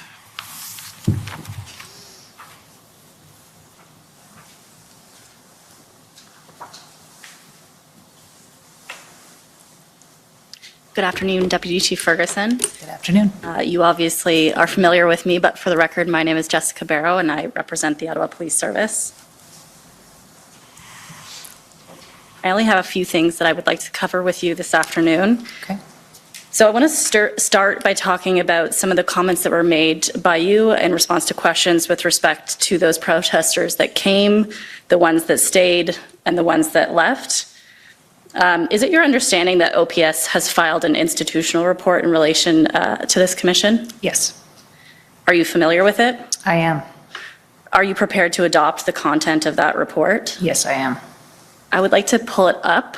The number is ops.ir. I believe it's 701. And if we could turn specifically to page 13.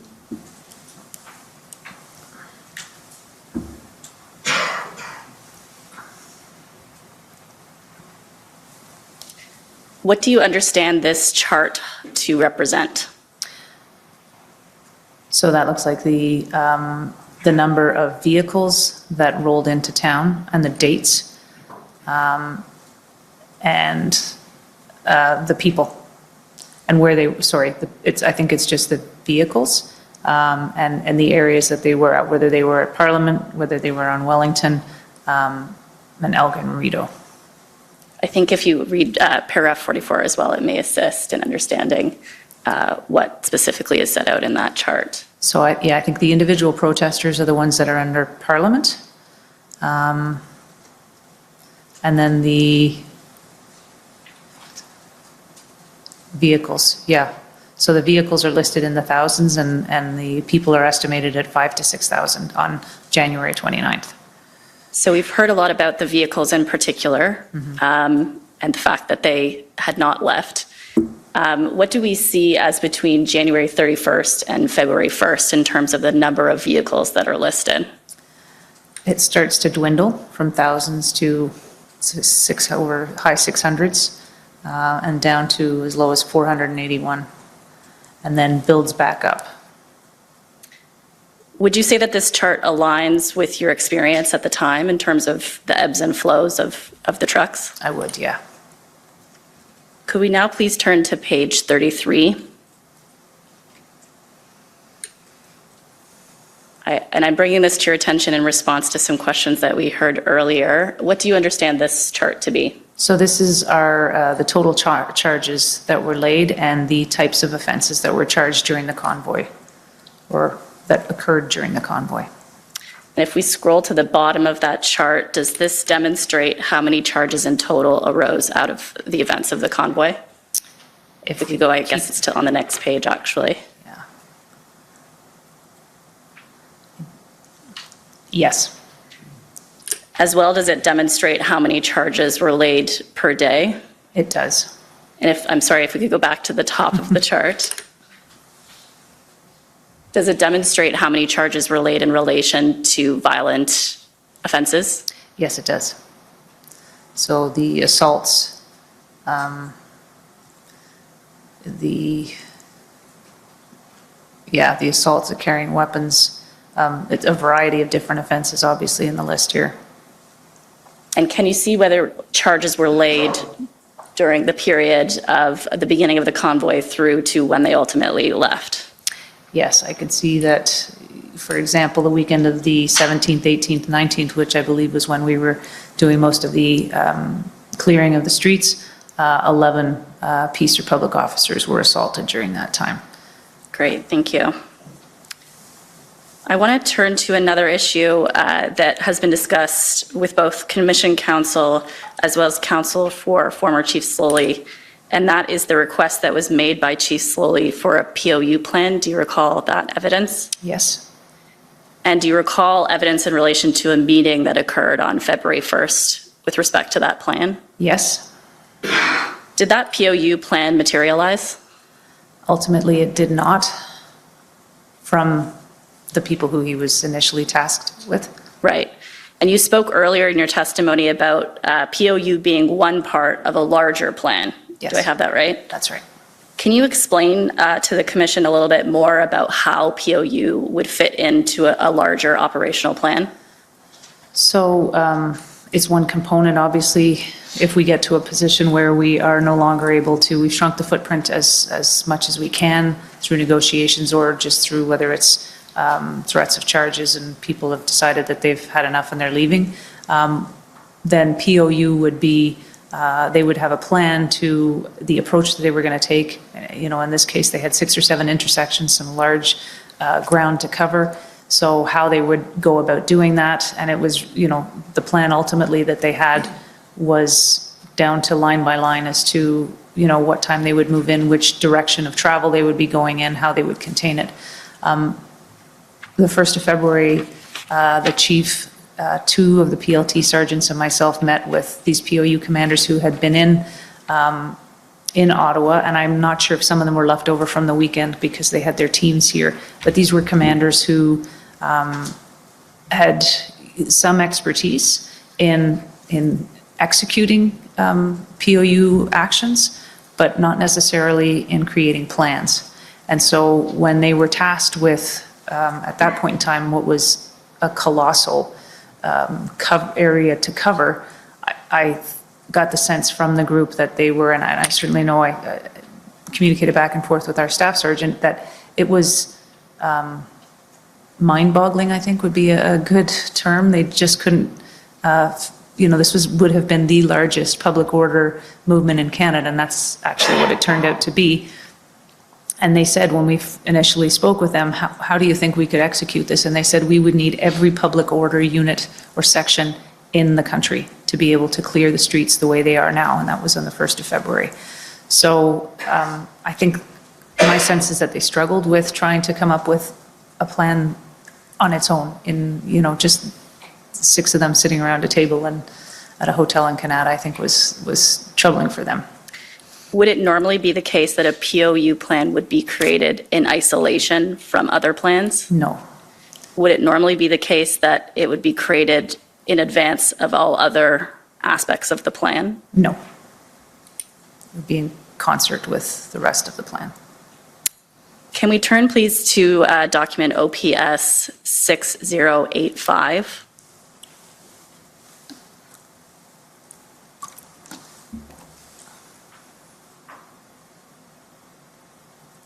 And if we could just scroll down a little bit, there's an email there from Superintendent Dunlop to yourself as well as a few others, right? Yes. And you can see it's dated February 2nd. And perhaps you could just take a minute to read that. And my question to you in relation to that is, what did you understand the concern to be at this time from Superintendent Dunlop? So he was tasked with being a bit of a liaison with the POU and PLT teams, and I had been asking at the behest of the chief for this plan, and were they willing to come and present to him how they foresaw this occurring. And so this, I think, was in response to another one of my asks saying, where are we with the plan? Are we, you know, is there any issues? And so his response here was saying that he met with them all afternoon, and this would have been the following day. And I'm not sure what the recalibration he's referring to, but he's recommending that we meet again and discuss the approach. And when he talks about neighborhood issues, I think he was talking about some of the things that our communities were facing, and whether that was, you know, noise pollution, there was, you know, people were defecating on lawns, those types of things. And he was, I think his approach here was, if we can focus on those and improve that situation for those people, that would probably go a long way to reduce, you know, the impact on the communities. After this email, or perhaps before, I suppose, were the concerns in relation to the scope of the ask that was being directed to them raised with Chief Slowly? Yes, I believe it was. One of the commanders had asked for a mission statement. They really wanted to be able to understand what it was he was asking, because again, I think it was that mind-boggling, enormous task that he was expecting of them. And I don't want to speak for them, but I don't know if they knew where to start with that. Would it normally be the case that a plan such as this would be drafted by the people that were being asked to draft it? No, I think it would be in conjunction with people who are excellent at planning and writing plans, Right. with being fed the subject matter experts. Earlier in your testimony, in response to a question from counsel for former Chief Slowly, you referenced the request for a POU plan as compared to other types of plans, and used the word fixated when describing Chief Slowly's attitude towards the POU plan. Can I ask you to explain a little bit what you meant when you used that word? I think that he valued this plan and anticipated this plan more than any other, is what I would say to that. I'm going to move on now to the expectations of the community and City Council, and we've heard some evidence about that. You've been asked some questions about that.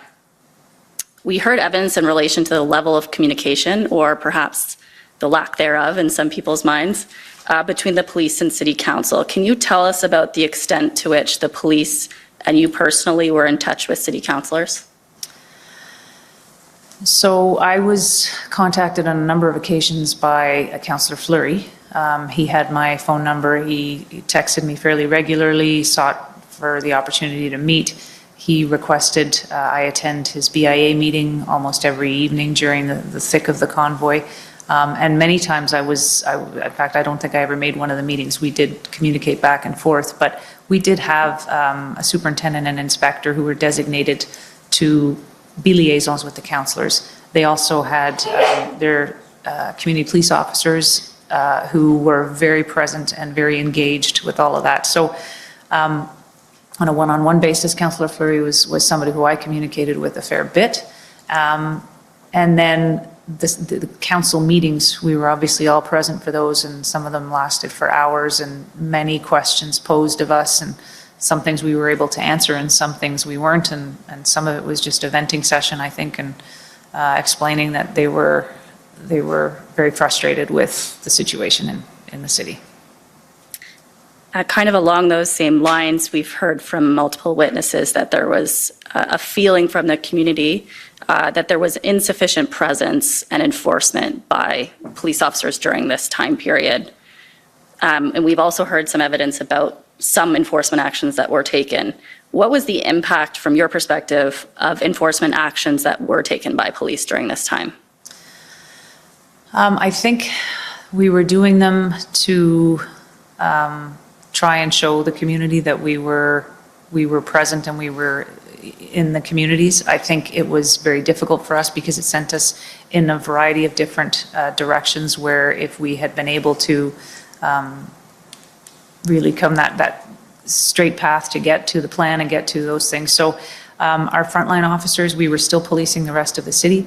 And we were trying to figure out how to position people here so that there was a presence and people felt somewhat safe, but there was lots of things that our members were being tasked with and responding to, fire barrels and things within the zone of, the red zone.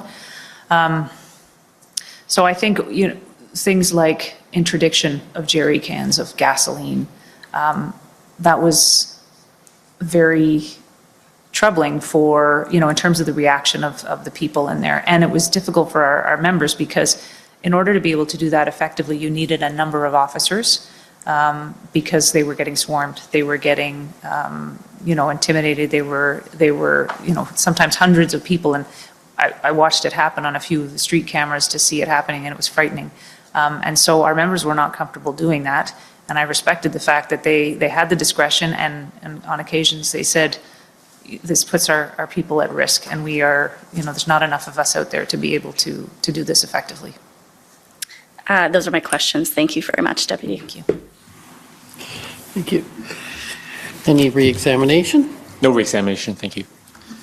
Okay, well, Deputy Chief, thank you for coming. I just have a couple of very quick questions. I'm just trying to understand a bit about PLTs that you talked about. And would I be correct in saying that they are intended to stop the lawlessness and turn the protest into something that is legal or not disruptive? It would be an objective of PLT? That could be one of them. When I talked about places where there's antagonizers and agitators, we would go to the PLT to say, you know, this person is causing your it's creating issues for your cause.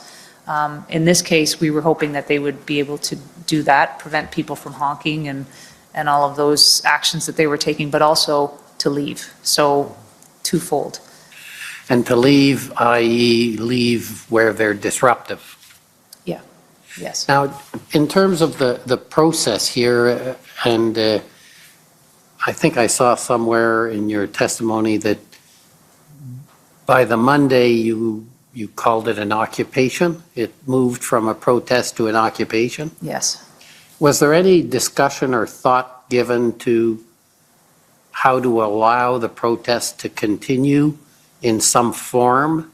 Because as opposed to, it seems, and I'm not putting words in your mouth, like it was from black to white or white to black, however you want to call it. It was a protest, okay, you're okay till the end of the day Sunday, but now it's an occupation. Do you understand what I'm trying to get at? I do understand. And I'm not sure if there was any conversation about that from some of our site managers and PLT teams. So Inspector Lucas may be in a position to be able to tell you what was going on there. I know from a command and strategic level, it was that they're here and now they're entrenched and they're not leaving. So that's where it switched from a protest to occupation. So there was no part of the plan to allow a continuing or to encourage the protesters to in some way, and I realize there are a lot of trucks, a lot of problems, but to move towards something that was, because as I understand it, there were a lot of people who were protesting who weren't violent and were not problematic. Would that be fair? I think that would be fair, yeah. I don't want to speculate. I don't know whether those conversations were happening. And the PLT may have been engaging in those and saying, like, if we bring it from, you know, Metcalfe to wherever on Wellington, is that sufficient? I do know there were a number of trucks who were in other parts of the city who very much wanted to get to Parliament Hill. They wanted to be on Wellington. And they were upset because they tended to be some of the trucks that came from far west, and they were the last ones to get here, and the good spots were taken. And so I know there was conversations with some of those folks, convoy organizers, who said, you know, we've been cooperating with you this whole time, and then all of the great spots were taken, but we weren't, you know, taking names and reservations for spots on Wellington, so. Okay, well, thank you very much. Thank you for coming, and thank you for your testimony. Thank you, sir. I think what we'll do is take the morning break now, or morning break, I'm sorry. I'm hinting you're going to be here a long time, but no, that's just a slip of the tongue, sorry. So we're going to take the afternoon break, so we'll take 15 minutes and let everyone have stand up and get a little exercise. So 15 minutes, please. La commission is in recess for 15 minutes et la commission est levée pour 15 minutes.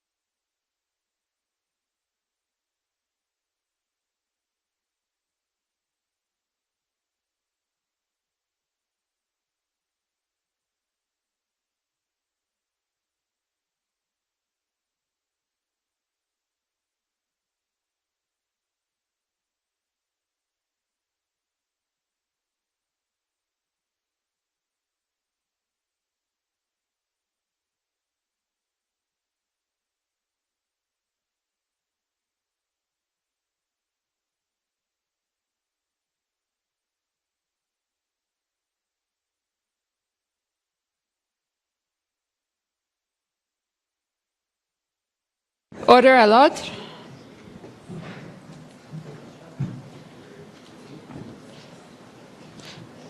The commission is reconvened. La commission reprend.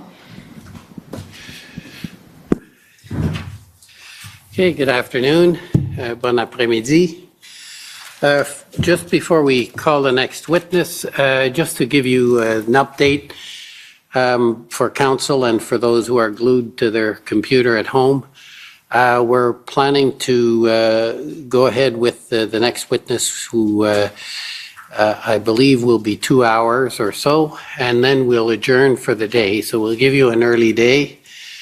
Tomorrow, at the moment, it appears it's not going to go very late. It will be a bit shorter than normal for those who want to make arrangements. So just to update you on the plan so far. So with that introduction, go ahead. Thank you, Commissioner. For the record, Eric Brousseau, Commission Counsel, and the Commission would like to call its next witness, OPP Superintendent Craig Abrams.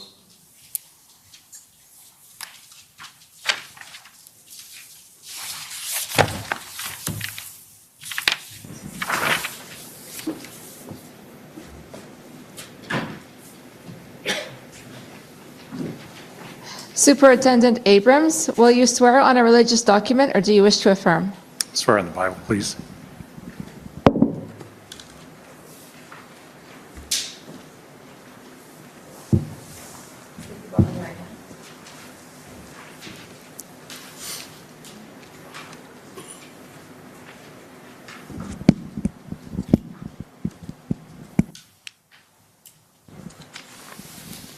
For the record, please state your full name and spell it out. Craig Abrams, A-B-R-A, M as in Michael, S as in Sam. Do you swear that the evidence to be given by you to this commission shall be the truth, the whole truth, and nothing but the truth, so help you God? I do so swear. Good afternoon, Superintendent Afternoon, Abrams.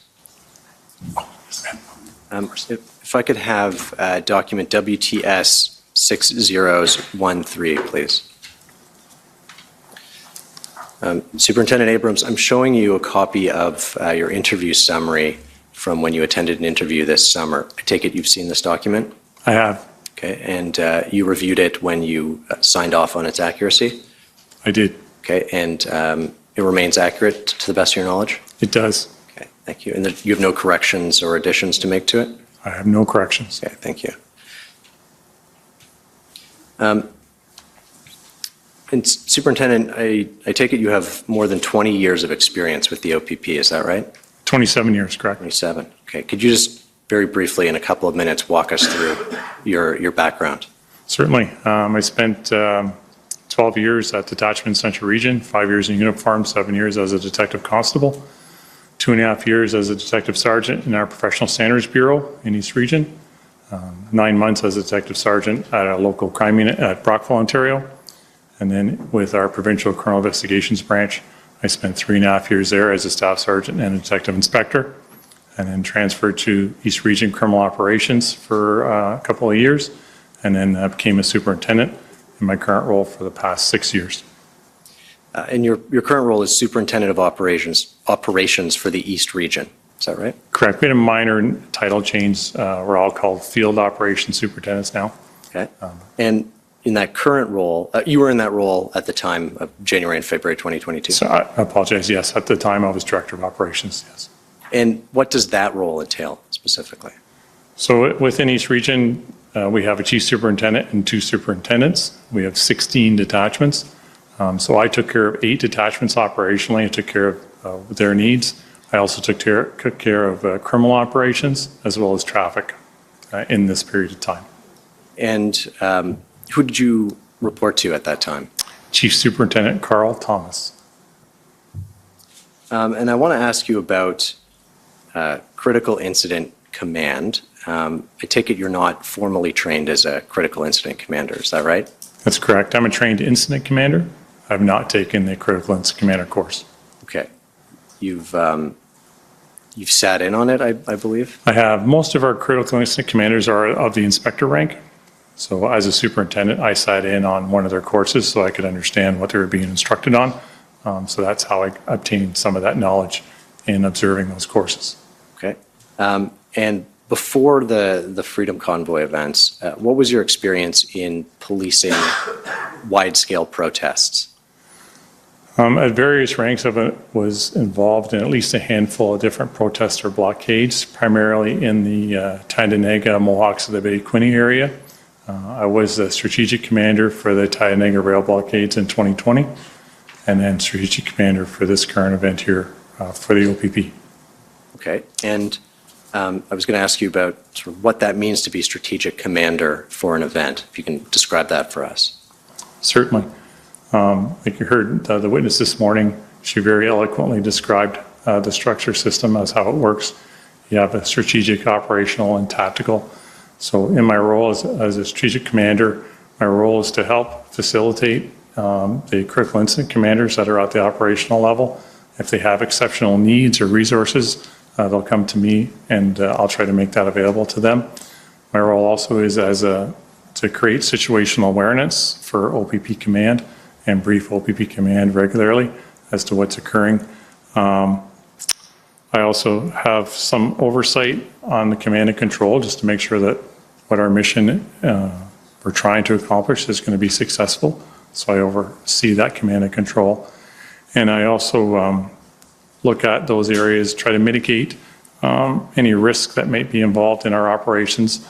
Many of our critical incident commanders are obviously very focused on the jobs they're doing, but may not be aware of what's occurring around the outside of them. And that's my job, to make sure they're understanding of any political issues or other issues that might be going on outside that could affect what they're operating on. It's kind of my job to bring that to their attention. Okay, and you had a significant amount of sort of decision-making authority over this event, I take it? Not in an operational capacity. I had decision-making authority in relation to when this event started. This was a traffic event for the OPP, so my job was to create an incident command team to be able to represent the OPP on the arrival of the convoy vehicles. So that was my role initially as strategic commander, to make sure that the organization was well suited and prepared for the arrival of the trucks. Okay, and you used the term traffic event there. Can you describe that for us? Certainly. So as we saw it, as we've heard in evidence, we knew vehicles were traveling from across the country, from the east and the west and from northern Ontario, to converge here in Ottawa. Well, to get to Ottawa, you have to travel through OPP jurisdictions primarily. So within East Region, we have many jurisdictions on Highway 17, Provincial Highway 417, which are OPP responsibility. I had to make sure that those small communities were prepared for the large influx of convoy vehicles and protesters. So I had to create a team that could support those communities, and then also I had to create a traffic plan as to how we were going to manage the vehicles on the highway. As you heard, I think, from Superintendent Morris, there is that concern, are they going to blockade highways? Are there going to be damage to highways possibly? So we need to have a strategy in place to manage that if it was to occur. So we used our provincial highway blockade strategy. I had an incident commander create an operational plan to prepare for the arrival of the trucks. And as part of that plan, we communicated with the City of Ottawa, Ottawa Police Service, to figure out how can we support them in that, because they obviously had a plan for where they want these vehicles to be. And since we controlled the 417 and the on and off ramps, they needed our support, and so we had to work together on that. Okay, and we'll get into that.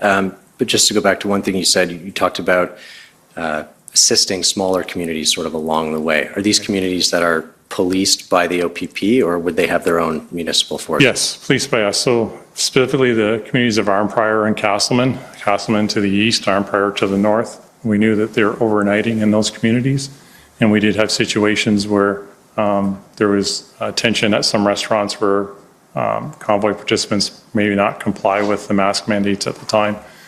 So we had business owners calling, asking for OPP assistance. So I had to prepare my members to be prepared. Okay, this is what you may see. So do we have a system in place to help support the citizens and make sure that they remain safe? And we know that they're only going to be there for the one night, but we needed to make sure we had bolstered members to assist in that capacity. And I also understand that you set up, or to use the police term, sort of stood up the Emergency Operations Center. Can you describe that for us? Correct. many times in these major events, you have to have a command post. You have to have somewhere to work out of. So within East Region Headquarters, which is located in Smiths Falls, Ontario, we have a room which is called Emergency Operations Center. And so we have a place for all the parties that help participate in these events. So traffic services, PLT, media relations, criminal operations, incident command, scribes, that all sit in that room and focus on that one task of completing the mission. And that's kind of where we try to have a unified command sitting in that one location. And I'm available to them when they need me. And you mentioned that you were coordinating with various police agencies, but I want to ask you about the OPS now. When did you start coordinating with the OPS to plan for this event? Right. So on January 24th, I was asked to be the strategic commander for the OPP in relation to the traffic event. And then I would see at least that day or the day after, I called Deputy Bell and said, this is my role, what can we do to assist you? And then we had intersect calls, which I can explain if you like what intersect is. And on those calls, we discussed where vehicles would park and how the OPP could support the influx of the vehicles later in that week. I do want to ask you about intersect. I also just, I was reminded that I wanted to ask you just to slow down. We have interpreters and translators, so I will make an effort to speak slowly, and they appreciate that as well. Certainly. And so you mentioned intersect, so if you could describe that for us. Sure. It's a multi-jurisdictional, all hazards, emergency preparedness group that focuses on the National Capital Region. It's been in place for many years now. I've been part of Intersect for over 4 years, and there's over 60 clients that are connected to Intersect, and we talk about many different pillars: health, cyber, terrorism, law enforcement, and we have regular monthly meetings and phone calls, and there's also subgroups of Intersect, one of them being law enforcement, where we meet and have discussions. I want to say it was January 24th. I emailed, I apologize, I'll go back quickly. The Intersect program is chaired by the Ottawa Police Service, co-chaired by Ottawa Police Service, the Sault de Quebec, and the RCMP. And currently they have a civilian kind of programmer that runs the program that Ottawa Police provides. Her name is Kim Stirrup. So I emailed Kim early in the week because I'd heard about, I unfortunately was away from the workplace for 2 weeks prior to the 24th. And I knew that we regularly met when major events were coming to National Capital. Normally we would talk to each other, and I hadn't seen an invite for a meeting. So I emailed her and said, I think we should get the group together and have discussions about how we're going to, because this is all going to affect us. So she generated that meeting invite, and we had a meeting shortly thereafter. Okay. And going back to the 24th, the start of the coordination, like what did that look like in terms of coordinating with OPS? What were you doing?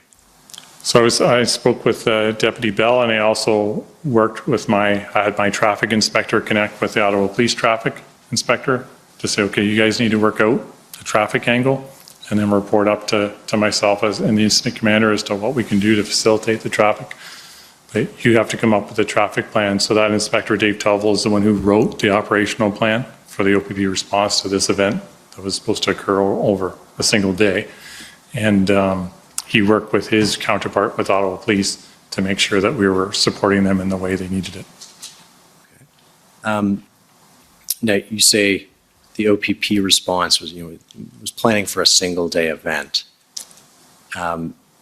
Why is that? I should back up, sorry. Obviously, it was multi-day in our purposes because they were stopping overnight in our part of the night before. So it was more than one night, but we expected the majority of the vehicles were going to make their way into the city of Ottawa on one particular day. So that was kind of the day we wanted to make sure that we had all the resources available to prepare for road vehicle stoppages, road blockages, those types of things.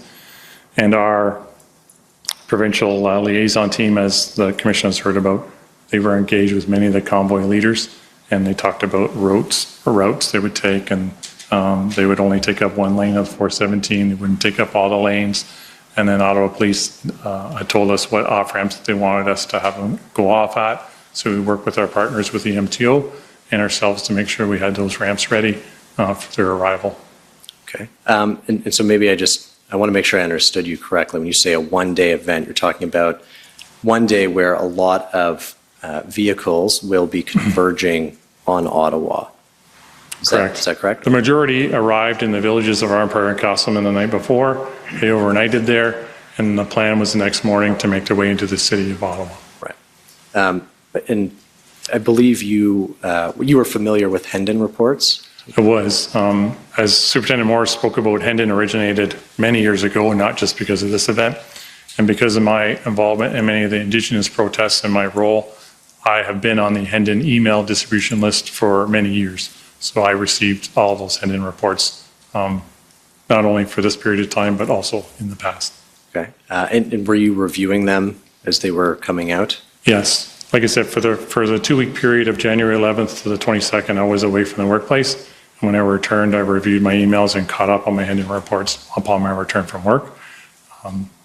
But yes, I reviewed the Hendon reports as they came in because they directly impacted our planning as what we were going to do to make sure that we had all our angles covered in case something from the report indicated that there might be a problem in the village of Armpire, or there might be intelligence indicates there might be problems in Castleman. Those are things I needed to know, and my incident commander needed to know, so we reviewed them religiously.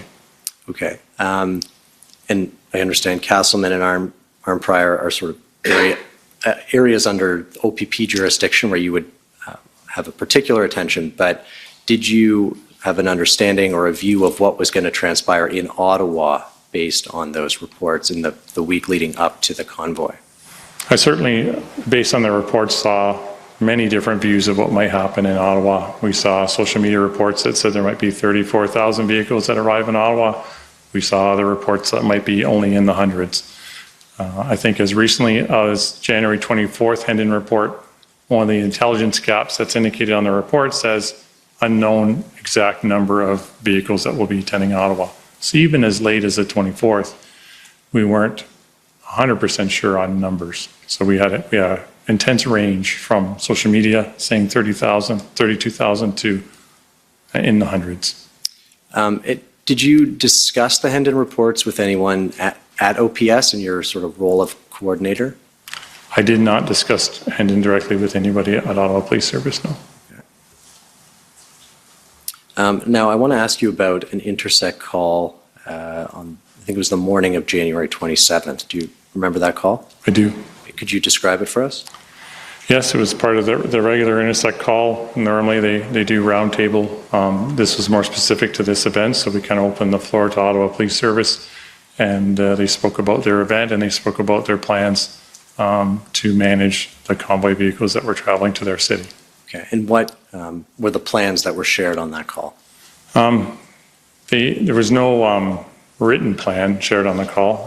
It was all verbal. They indicated that they had a plan and had a capacity to accept 3,000 vehicles in their city. And then they set about describing on what streets those vehicles would park in. In my notes, I made notes of the call. I noted the streets. I just don't have the streets and the exact vehicle numbers, but they had, Sir John A. Macdonald Parkway, X number of vehicles could park there. Wellington Street, X number of vehicles could park there. They spoke about how the convoy leaders agreed to only take 3 of 4 lanes on Wellington Street and leave 1 lane open for emergency vehicles. Other vehicles would take up side streets off of Wellington and keep the curb lane open for emergency vehicles. That's how they described their interactions with the convoy leaders. And prior to this call, were you aware that the OPS was planning to allow the trucks into downtown Ottawa? This was the first I'd heard about how Ottawa planned to deal with the vehicles that were traveling into their city. Okay, and did you have any concerns about that proposal? I didn't. As much as I'd seen Hendon reports, like we've heard evidence here that obviously motivated individuals traveling from East Coast to West Coast, very well funded, indications that they may spend multiple days. Some Hendon reports said 3 days, but certainly it looked like multiple days. But I think Superintendent Morris talked about being in your lane. I had to stay in my lane.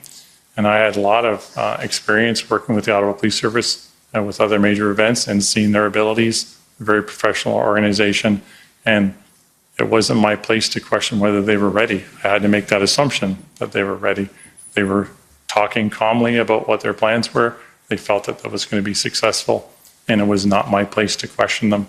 I assumed they had that plan in place, and my job was there to just support them. Okay. And I understand that and the whole sort of stay in your lane mentality, but did you have any concerns? Even if you didn't voice them, did you have any concerns about that number of maybe heavy commercial vehicles in downtown Ottawa? I didn't have concerns. It certainly was unique. Not something that I've ever experienced. Large vehicles, I've experienced a large number of persons, but not that number of vehicles.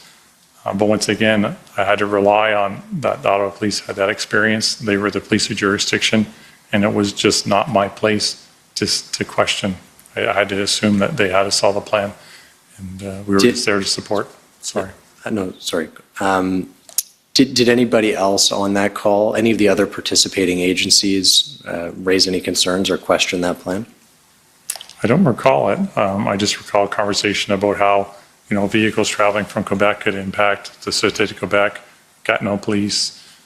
We just talked about impacts that traffic flow would have, but I don't recall anybody questioning what Ottawa Police was speaking about. Okay. And there was also discussion of a plan to have vehicles kind of park further away and protesters sort of bust in. Do you remember that? I recall discussions about, could we have the vehicles park at the Canadian Tire Centre, the hockey arena, and have them shuttle bus down to the downtown core. In my view, that's more difficult. If you're a truck driver and you've driven your truck multiple days and weeks across the country, you're likely not going to be happy to park it at the Canadian Tire Centre. So I know some areas were opened up by the city to allow some overflow parking, but those ideas I didn't believe came to fruition. Okay. And based on your participation in this call, what did it appear, how long of an event did it appear that the OPS was planning for? The weekend at the most. Okay. And was that consistent with what you understood at the time? Sorry, consistent in what context? Did you also believe it would be a weekend-long event? Yes, because I was relying that Ottawa Police believed it would be a weekend event, so who was I to question that it wasn't going to be? They believed it, I believed it, and we were partners in it. And as much as Hendon did say those other things, I had to take some faith in Ottawa had the plan, and that we would be done on Sunday evening, maybe Monday morning at the latest. Well, you've anticipated my question because Superintendent Morris was very clear yesterday that the Hendon reports in the week leading up used the word long-term and sort of made it clear that protesters would be staying. So I guess I'm wondering if you were reading them, why you weren't left with that impression as well. There was more Hendon report, there was more intel that indicated they were staying longer than staying shorter, for sure, there was. And I just had to assume that Ottawa had a capacity to manage what may have been a longer term event, that there must have been a plan B, let's say, for lack of a better word, that, yeah, if these people do stay after Monday, then we pull out plan B and we activate plan B. Those were just assumptions I was making, that because we all knew and we all had access to those Hendon reports, we knew that possibility could be longer, that there must be a contingency plan in place if Monday's still locked up. Right. Was there discussion of that contingency plan or plan B on this intersect call? There was not. Who, if anyone, at the OPP did you sort of report back to after this intersect call about the plan to let the vehicles into downtown? I reported to my chief superintendent, Carl Thomas, about what was occurring. I reported to my incident commander, of course, because he wasn't on the call. It was Inspector Scott Semple, he was incident commander at the time, to say that I had this conversation. This is what Ottawa's plan is for the vehicles. And that's when I asked my traffic inspector to connect with their traffic inspector and just filled my superior in on what I'd heard on the call. And ultimately, there was a sort of plan that dated January 28th or 29th, I believe, that was put together by the Ottawa Police Service. Did you ever see a copy of that plan? I don't recall seeing a plan for that weekend, no. Okay. Did you ever ask for a copy? I did not. No. Would you normally see a copy of a plan for an event like that? Not as much, not in, it's another police jurisdiction, unless it had ties to OPP operations in the plan, I wouldn't normally see it because it didn't impact me or my service. We've heard evidence, and I expect we'll continue to hear evidence, that this was a fairly unprecedented event. Would you agree with that assessment? I would agree. On many levels, unprecedented in size. The vehicles used, lots of unprecedented natures to the event for sure. If we could pull up OPP 50773, please. Just showing you another document. This is the will say that I believe you prepared in connection with attending the interview this summer. Is that correct? Actually, within a week after the end of the event, I just felt, because of my role, that the organization would likely want to hear from what I experienced. So I created the will say then. I didn't even know that a commission was coming or that interviews may be coming several months later. I just did it because I knew the facts were fresh in my mind at the time. There was so many things that happened that most made it into my notebook, but there's so many things that were independent recollections that I didn't want to lose. So both myself and Chief Party created these type of documents around the same period of time. Okay, so that's helpful to know. So this was created in, we're talking late February, maybe early March? Yes, no later than 2 weeks after the end of the event. Okay. And so I won't take you to it, but I just wanted to understand the circumstances under which it was created. And so it references a conversation with an Inspector Ferguson on January 29th. Who's Inspector Ferguson? That's Inspector Dawn Ferguson. She's a detached commander of our Renfrew detachment, but she's also a trained critical incident commander. So as part of our planning for this event, because it was a traffic event on the 417, the National Capital Regional Command Center was stood up, and most of the policing partners were housed there, MTO, OPS, Gatineau Police. So it was important for us to have a leader there to be able to help direct the traffic and have better communication flow between all the agencies. So I asked her to be there and be able to report back to the incident commander at the EOC, which was Inspector Semple, and myself. They both fell under myself. And her role there was to kind of monitor how things were occurring and how the vehicles were traveling into the city and report back at what was occurring with our partners. Okay. And she did report back to you on the 29th, correct? She did. And what was that report? I want to say it was around mid-morning, 11:47, I think the time was, but I may be mistaken on the time. But she indicated that she was experiencing dysfunction within the NCRCC, specifically to the OPS commanders, Inspector Lucas.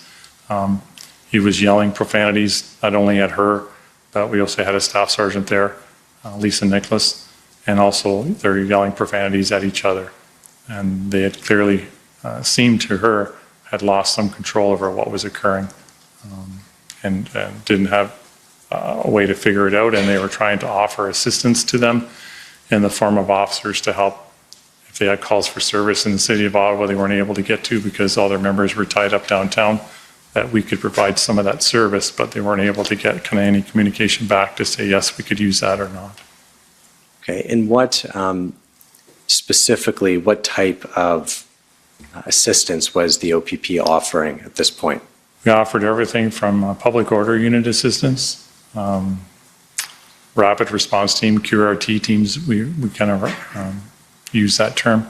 We had quick response teams. If they had an armed robbery, let's say in Canada, and everybody was tied up with the convoy downtown, we could rally members together to help them out with those major calls that they were obviously stretched to be able to get to. Okay, and I think your will say includes the phrase, this event was clearly beyond their capabilities. Is that, and their being OPS, was that a view that you had formed already on January 29th? That was the term Inspector Ferguson used to me. Okay. Because obviously I wasn't experiencing it. That's what she was experiencing, and that's how she described it to me. Okay.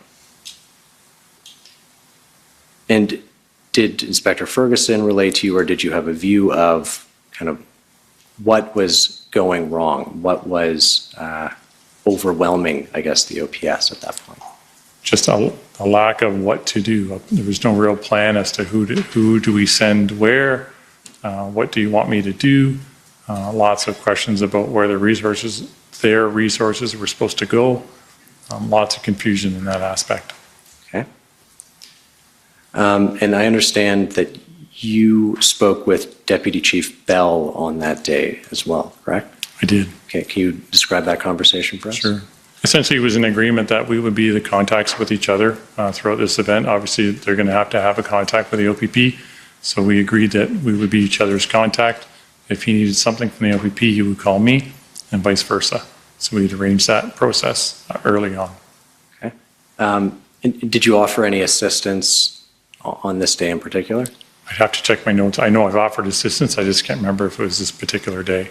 Okay. Which day? I can look quickly here. I have my notes with me. I just don't know what date I'm referring to. We can pull it up. It's OPP 50774, and it's at page 12.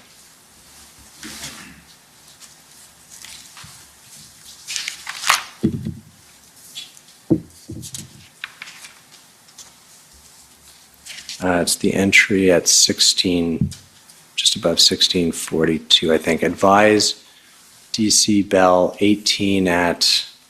Correct, yes. So I advised them that we had 18 members at our Canada detachment, which is our Ottawa detachment, including 2 sergeants, that could assist if required. He acknowledged and stated that he would relay that information to his incident commander. And we waited.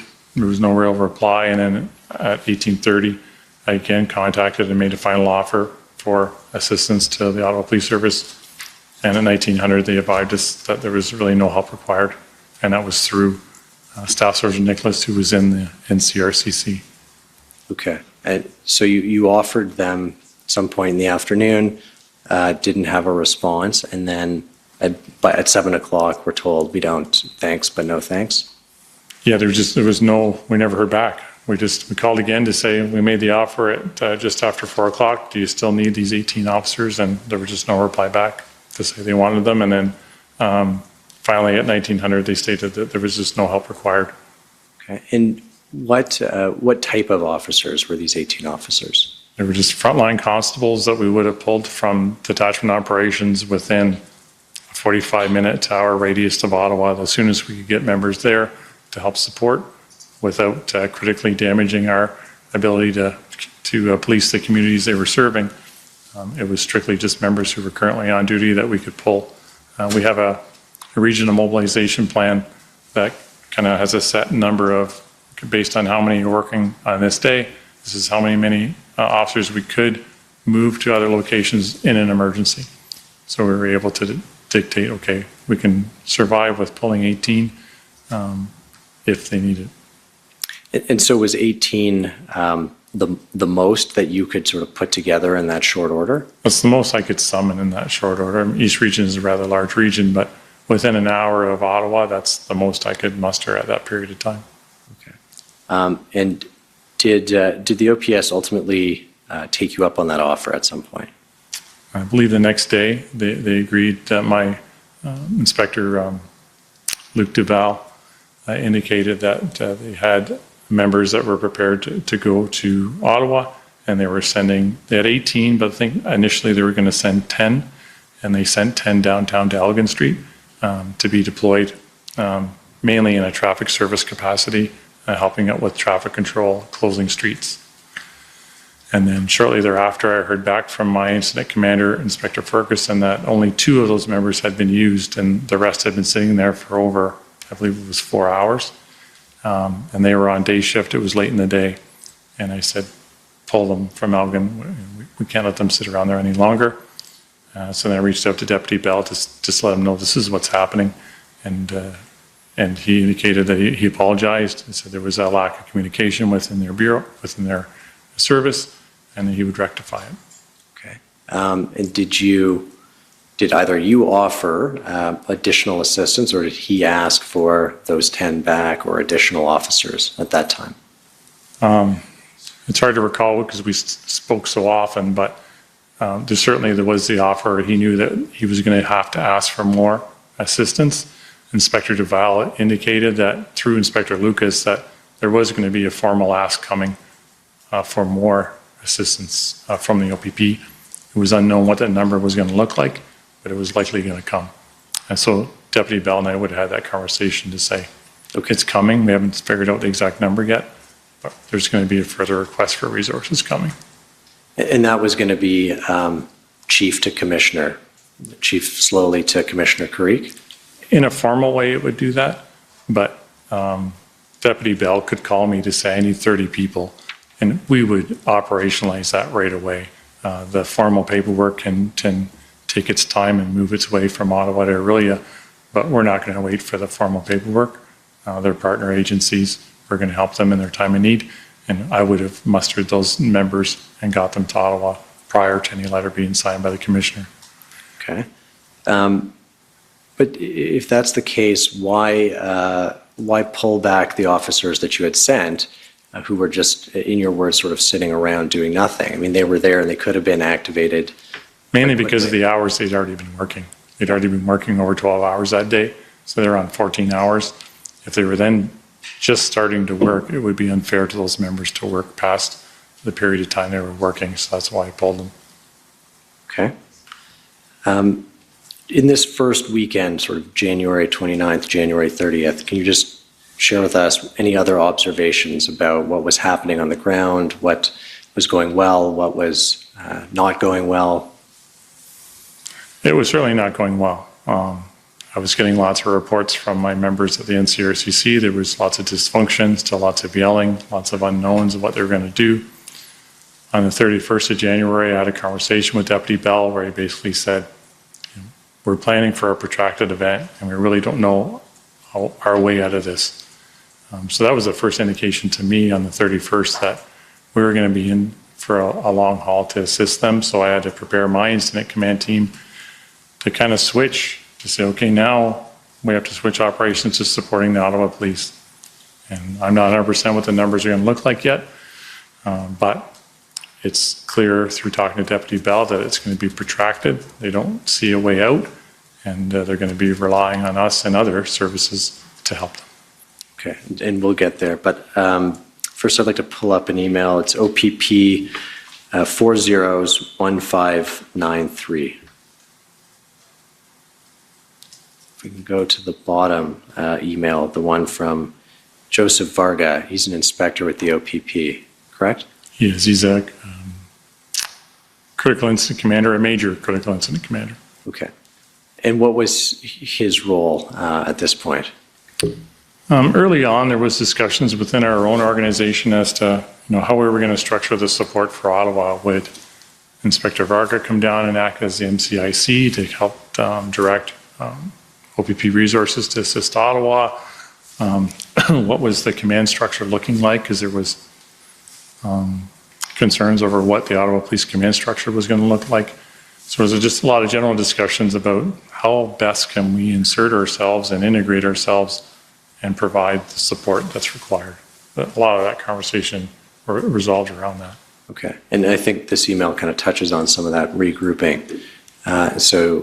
Inspector Varga writes, Superintendent, as you are aware, OPP POU direct supports to PPS will conclude this evening. At the request of OPS and the NCRCC Command Group, OPP POU has now been requested to support OPS with the ongoing POU deployment in the City of Ottawa. So what assistance had the OPP rendered to the PPS, being the Parliamentary Protective Service, during that first weekend? Within Ontario, a lot of the services have a public order unit hub, and they communicate with each other when they require services. So this request wouldn't necessarily have gone directly through myself. POU and POU commanders reported to me indirectly, but I certainly didn't direct other operations because they're trained POU commanders. They would tell me when the request comes in. So I recall that a request from PPS came in for support, and we discussed about, well, where is the support? Is it at PPS or is it with Ottawa? Who needs the support the most? And it was as agreed amongst the POU subject matter experts that they would begin supporting the Parliamentary Protective Services first, and then if required, transition to support Ottawa. Okay. And do you know why that agreement was reached? I didn't ask specifics because it wasn't my subject matter expertise. I relied on their expertise to say that something from what PPS told them, they needed to protect them and support them first, and then always be available to Ottawa if they required it. Okay. If we could just scroll down a little bit, Inspector Varga shares the plan for the next 3 days. This concept of operations is anticipated to utilize OPP-POU in conjunction with all other assisting agency POU units in the following timeline. And then it sets out what was going to occur on Monday, Tuesday, and Wednesday, including a possible injunction if the injunction, and then the injunction would be enforced. So at this point, on January 30th, which is the Sunday, is everyone planning to basically wrap this up by Wednesday of the coming week? I can't say that's the case because I wasn't engaged in these conversations with public order. My role was on a frontline capacity. We call them soft hats. So your normal police officer you'd see on the street. That was my focus. Public order command was separate to me, so they would have their conversations, and if they felt they needed to add public order to Ottawa, they would do that on their own and just notify me that it was happening. I was providing around 30 officers a day at this period of time to Ottawa Police, 15 on days and 15 on nights, primarily to just do traffic services, traffic enforcement, just at intersections, closing roads. And I let the incident commanders like Joe Varga and his public order unit commanders work out what system they felt they needed to do with their public order partners in Ottawa and other services. Okay, so the 30 were traffic officers under your command, and then Inspector Varga had POU units that may have been in Ottawa as well. That's correct. Okay, and this is a POU plan, so you weren't involved in preparing? I was not. There would have just been a phone call to say, Superintendent, there's going to be POU in Ottawa supporting PPS and Ottawa Police, and I would get general, we're on ground today, we got this many on ground doing QRT or this many on ground doing this, but that was the extent of the notifications I was receiving. Okay, and if we just scroll down a little bit, the next paragraph, a review of the shift of OPP POU support from PPS to OPS has resulted in a reevaluation of required OPP POU resources. And you see it talks about the release of 14 bodies back to their home location. Further, 8 POU members will be returning to their home locations. And so my question is, it's January 30th. It certainly doesn't look like the protest is ending on Monday morning, but POU members are leaving the city of Ottawa. And do you know why that is? I can't say, and that's the kind of the essence of the command structure. As a strategic commander, I'm not going to get necessarily into the weeds. I trust my subject matter experts, incident commanders, POU commanders to know what they need to do. We had many other priorities going on around the province with other borders, Blue Water Bridge, Ambassador Bridge. We had to protect our international border crossings, so they may have been redeployed to those other areas. But kind of the nature of that major critical incident command structure is for a person like me in a role I was in to not get too far into the weeds. So that's why I would not necessarily have been advised. Okay. You referred earlier to discussion with Deputy Chief Bell on the 31st, where he indicated they were now planning for a 4-week extended occupation. How did you react to that timeline? I was concerned.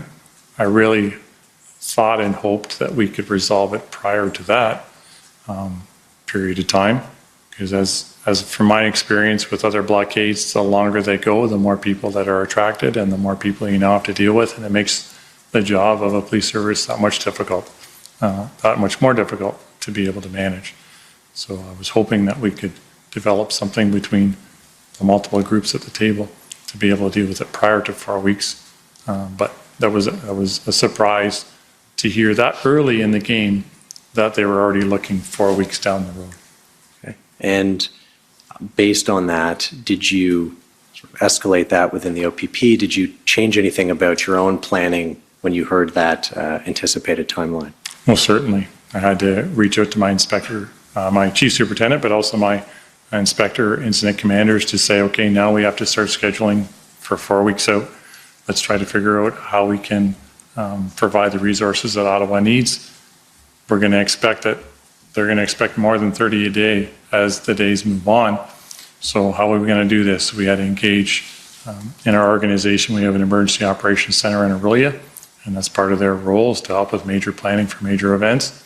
So it was clear that it was going to start getting out of my ability on a regional level to staff Ottawa Police with just regional people. We were going to have to start bringing in people from all over the province, so that we needed help in that logistics. So we reached out to Orillia, our Emergency Operations Center, to say, okay, get ready. It's going to be an extended event. Can we start identifying regional contacts to start relaying what Ottawa is going to need and how many people we can get to Ottawa? And then I had to stand up a much more robust logistics team to now plan for hotels and be able to staff and feed and deploy all these people, and most likely find a bigger command post to manage it, because now it's going to be growing. Okay. I'd like to pull up OPP 6024, please.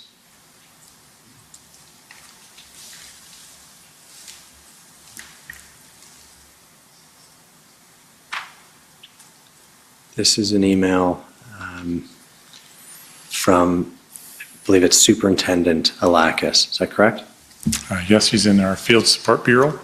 Okay. And what role was he playing in the response? Right. So as Superintendent of Field Support Bureau, they cover the majority of the OPP's emergency services, so tactical response units, emergency response teams, which are our public order units. They're emergency response officers and they're POU trained. So that falls under their bureau, which falls under Deputy DeMarco's bureau. So he would have had, and he also is in control of our EOC. So he had a large role to play in what was happening. Okay. So I want to go down and start with Superintendent Alakis identifies sort of 3 issues. It says much of the uncertainty around response and especially around the utilization of our resources has resulted from 3 main difficulties. And so if you could just help us understand these, if you had observed these, just take us through sort of 1, 2, and 3. Sure. This is the first time seeing the email, so I have to apologize. I'm reading through it. Okay. So he has concerns about, I guess, terminology. I think we kind of heard with Deputy Ferguson that the Ottawa Police may refer to their critical command structure a little bit differently than us. So nomenclature and naming can sometimes cause confusion. So I think that's what they're referring to in number 1. And whether do they need incident commanders? Do they need major critical incident commanders? And do they understand what the true function of a CAC is? Could that be done with just an incident commander? So I think he's just trying to clarify to them. Can you go back to them to clarify what is it they really need? Because then we know what we can send them. Because there's 3 levels of command: incident command, critical incident command, and major critical incident command come with many different skills. So you want to try to keep it to the lowest level as possible.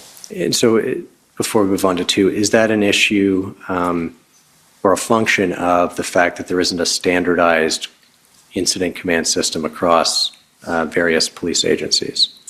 As far as I'm aware, there's fairly standardized processes, but as we heard, they had the term event commander, which meant incident commander. So I guess some municipalities may choose to use different terminology than others, but from my understanding of the critical incident command process, the naming conventions are fairly consistent. Okay. And so if you just point to OPS requests were framed in terms of specific amounts of resources rather than in terms of the effect or impact they wish these resources to impart. Was that something that you had observed? Correct. And that's kind of where the line divides here. So I'm getting requests from Deputy Bell for frontline officers, and we're very clear on what he wants them to do and what they're going to do. They're getting requests from Ottawa Police Public Unit Command about what they want them to do. So his concern is what he's hearing from the public order side of Ottawa Police. And I'm making assumptions here because I wasn't involved in this email. It's a little more clear on my side because I can ask those direct questions. What do you want them to do? How many cars do you want them to bring? What are their roles and responsibilities? So I can find those people with those skills. Whereas here, it seems that the public order unit request from Ottawa was maybe a little vague and not as specific about exactly what they wanted and exactly what they wanted them to do. And that can cause frustration for sure. Okay. But in your view, you had a better, I guess, relationship with Deputy Chief Bell and were able to have that direct conversation in a way that's better than what Superintendent Alakis was able to accomplish? Initially, for sure. I mean, along the way, there were certain frustrations about where do you want our people and when. That was more minor, but it was very clear he needed the most help relieving his members from the downtown core so they could get some rest. And that's what his focus was on, the maintenance piece first. And that was the easiest piece for us to help him with because they didn't have to have specialized skills. They just had to be police officers with a cruiser. Okay. And then just briefly on the third point, an initial lack of internal communication and unified incident command, which created barriers to effective information intelligence flow. Is that something that you had observed at that point? I did.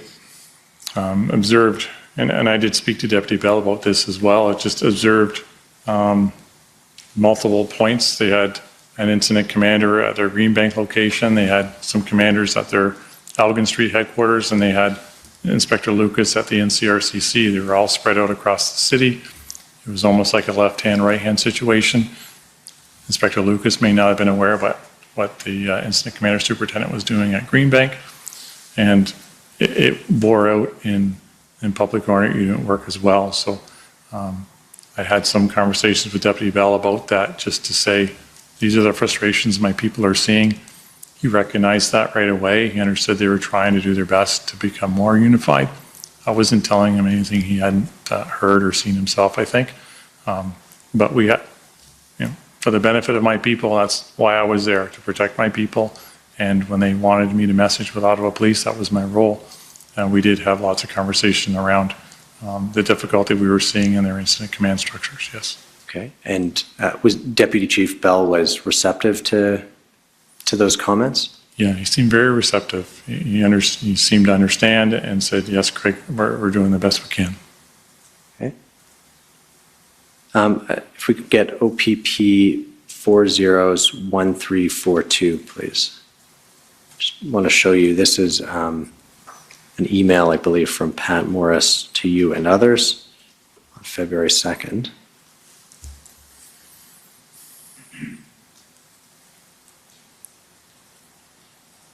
And if we can just go down, there's an organizational chart here, and I just want to understand and make sure that this accurately represents the sort of command structure for the OPP for this event at the time.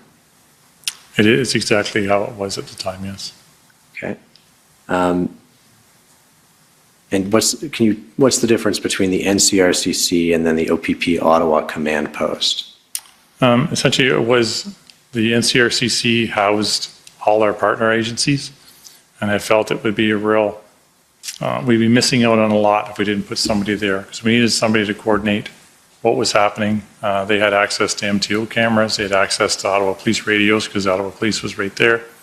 So they were able to provide a lot more real-time and quick information to those incident commanders that was sitting at the Ottawa command post. So that's why we had those two inspectors at those locations. And then Inspector Dave Springer, who is a trained POU commander and an MCIC, he was taking care of the POU command side. Okay. And they all kind of reported up to myself. And so this email is from February 2nd, which is also the date of Chief Slowly, or former Chief Slowly, saying he doesn't believe that there's a policing solution, or there may not be a policing solution. I take it you're familiar with that, with him saying that? Yeah. And so as somebody who was on the ground and sort of witnessing what was going on very close hand from the OPP, did you share that assessment of the situation at that time? I did not. Okay. Why not? Based on my experience, I guess is the best example. I hadn't, even up to this point, I'd already heard about issues integrating PLT into this process. And all the blockades I've been involved in, I've seen nothing but success from our PLT team. They're an amazingly dedicated group of individuals who are able to establish relationships with protesters, able to start discussions about, okay, why are you here? What are you protesting? How long do you plan to be here? Can we help you with an exit strategy? They're trained in the framework that's been adopted by the Canadian Association of Police Chiefs, which I think the Commission has heard about already. And they've done amazing work to be able to resolve a lot of situations without having to use POU, just through negotiation and discussions and allowing groups, whatever they happen to be, exit on their own and without having to have police enforcement. Now, we've had to use police enforcement at times, for sure, but I did not see that piece being used in this situation. I didn't see intelligence being used to lead a solution. I didn't see PLT being used to lead a solution. So that's why I felt maybe he was being a little premature. That I didn't see that all these steps have been tried yet. I guess if all those steps have been tried and every tool in our toolbox have been used and we're still at ground zero, maybe you could think about that in that way, but I just didn't think that we had used all our tools yet, so I couldn't agree with that statement. Okay. And so hearing that, did that prompt a renewed extension of support, or did you do anything with that to go back to your team and say, we have to step up our assistance because clearly this is a situation that's getting out of hand? Not too long after the February 2nd date, I might have the dates wrong, we'd already sent our OPP PLT team to Ottawa to support them. So they were already on the ground trying to support. So I was already hearing frustrations on integration. They weren't able to be integrated. They weren't given autonomy to make decisions. So I was more communicating with Deputy Bell because they would call me, Inspector Baudin, which the Commission will hear from, who runs the PLT program. He would call me, his sergeants would call me to say, sir, we're not getting anywhere here. The actual Ottawa Police Service team's not given autonomy to connect with convoy drivers, make a lot of those concessions, which they do. And so they were floundering. They didn't feel they had a role. They didn't see a plan. There was no PLT plan, which normally there is a plan for PLT. There was none. So I wasn't as much communicating with them as they were communicating with me about their concerns. And part of my role as strategic commander was deconfliction. So I would reach out to Deputy Bell and say, Steve, this is what we're seeing. And we're hearing from Chief Slowly and other commanders that PLT is important to the solution of this problem, but we're just not seeing it be operationalized. And that's not unique. Sometimes if you're at a high level like a chief and you're not seeing what's happening on the ground, maybe that's news to Chief Slowly, right? So it was important for me on behalf of my members and for the Ottawa Police Service to bring it to their attention and see if they can make some changes to get them more autonomy and get them more engaged, and try to stress upon Deputy Chief Bell the successes I've seen and the importance of using them to help move this forward. And sort of generally speaking, when you relayed those concerns, what was the reception? Positive. Deputy Bell agreed. He understood the importance of the integration and that he was going to make sure that that was happening. Okay. And I understand that the OPP assigned 2 planners in the very early days, Inspector Yunin and Staff Sergeant Gauvin. Is that right? That's correct. Can you just describe what their role would have been? Right. So they were asked, as part of the kind of formal ask from Chief Slowly to come and help their planners come up with a plan.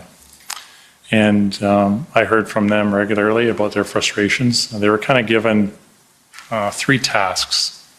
Number 1 was a plan to go intersection by intersection. Number 2 was like, I don't know if it was mass arrest may be the wrong word, but just another plan, another enforcement plan. And the 3rd plan was kind of a status quo plan. How do we kind of hold the streets for a certain period of time?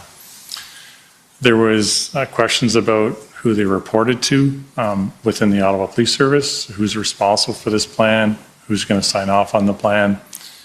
And at a certain period, one of the OPS inspectors, Marin, came in the room and said, whatever you were told to do, forget it. Chief Slowly wants you to come up with a whole new plan. You report to me now and go to work. And they essentially walked away from the table and called me and relayed this information to me to say, sir, can you help us? This isn't working. And then I called Deputy Bell and explained, and he explained, no, these members report to, I think it was Superintendent, maybe Acting Superintendent Dunlop, and they were to take direction from him. So the planning table was having its own frustrations itself. Okay. And, but these 2 OPP planners were working alongside OPS planners? Correct. Okay. And did that group ultimately come up with any sort of plan? Not that I ever saw, no. Okay.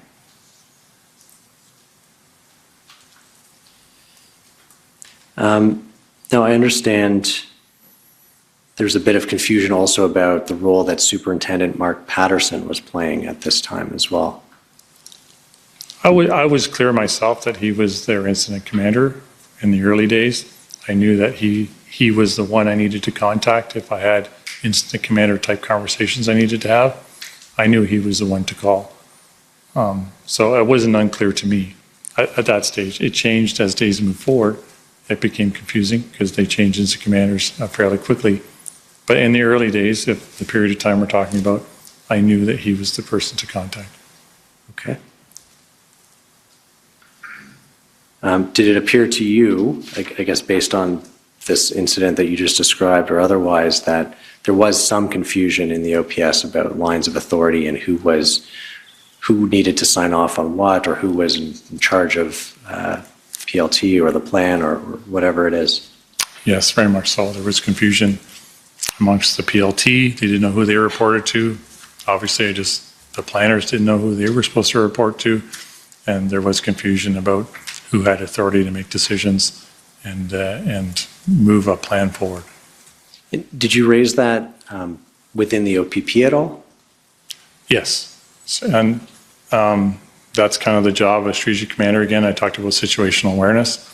It was important for me to let my command, including Deputy Commissioner and Commissioner Creek, be aware of what I was seeing and the concerns I was seeing, in the hopes that Commissioner Creek or Deputy Commissioner Harkins could have higher level conversations with Chief Slowly. So I had to make them aware of what was occurring because in a way we had to protect our members. If we're going to bring more members into an event that was dysfunctional and dangerous, that's my job, is to protect our members. So I didn't want to do that either. So I was the eyes and ears of the organization for that. Until Chief Party arrived, that was essentially my role.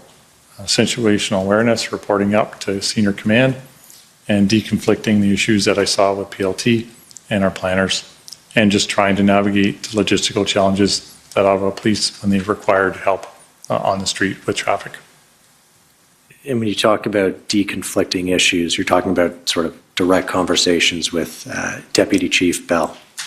Yes, so I would hear from my members, either attached to the PLT team or attached to the planning team.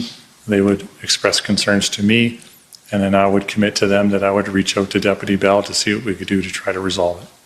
Okay. I want to go to February 4th now, and there was a press conference, I believe, at which it was announced that all off-ramps from the 417 into Ottawa and the bridges into Ottawa were going to be shut down, closed essentially. Remember that press conference? I do. In fact, I remember it was predicated with Chief Slowly saying that due to new intelligence, this is what he wanted to do. Okay. Yes. On the intelligence piece, were you aware of any new intelligence? No, that's why I was quite confused. I was in my command post watching the news, and I saw Chief Slowly and Deputy Bell on the TV announcing this, and it caused me great concern. Okay. And were you aware that this was going to be announced or that this was a new proposal or plan? It was totally out of the blue, unprepared, unaware. Okay. And why was it concerning, or why was this an issue for you? The OPP was responsible for the 417 and all on-ramps and off-ramps. We had partnerships with the MTO. As you're aware, Ottawa has many on-ramps and off-ramps on the 417. I certainly also even if we had the members to do it, which we did not, I still question what that does. There's lots of ways to get into downtown Ottawa. You don't have to use the 417. So I had two issues. Number one, I currently did not have the capacity to do what I was hearing I wanted to be done in relation to OPP policed highways. And I also questioned the intelligence. So I guess three things. And I questioned how would that help? Okay. So I reached out to Deputy Bell right away. And how did that conversation go? I texted him, I believe, to say, Steve, if this is true, we need to talk, because this is going to have huge logistical impacts on me and my organization. And you haven't talked timelines. And Chief Slowly's almost talking immediately. It's never going to happen immediately. And then he called me shortly thereafter to say, no, Craig, we're not going to do this. And then I asked, what's this new intelligence? And he said, obviously there's no intelligence, Craig. You're the ones, the OPP, that are providing us the intelligence. There's certainly maybe CSIS or another intelligence network may have provided the information. That was my concern. But he indicated that there was no new intelligence and there was no plan to close ramps. And I reached out to my inspector, Inspector Ferguson at the NCRCC. She talked to her Ottawa Police Service inspectors, and they also had never heard of this plan and started to become upset because they were never even notified that this was the chief's idea. Okay. Was closing off-ramps or bridges something that the OPP had done as the convoy traversed Ontario? We closed some off-ramps on the initial arrival just to try to focus them to use ramps that were open. So we did that, and off and on throughout this whole event, we would do that. If we saw a large convoy wanting to come to Ottawa, we would open and close certain off-ramps just to get them into the city in a cleaner fashion, and we would communicate with the convoy leaders to make that happen. So, and the bridges, I believe almost every bridge is within either the city of Ottawa. So the only time we ever did bridges was during the COVID lockdown when they had the provincial lockdowns, and we did bridges in OPP jurisdiction, but not in the city of Ottawa. But that obviously predated this event. And when you closed off ramps, at some points, was that done at the request of OPS, or was that just done? It was totally at the request of OPS. I mean, OPS was the police jurisdiction. So we were essentially attached to their hip. What they wanted, if they wanted us to do it, we could only do what they wanted. You know, we couldn't read their mind as to what their plan was because there was no plan. So we would essentially wait. They would phone us. They would say, can you close this ramp for this period of time for this reason?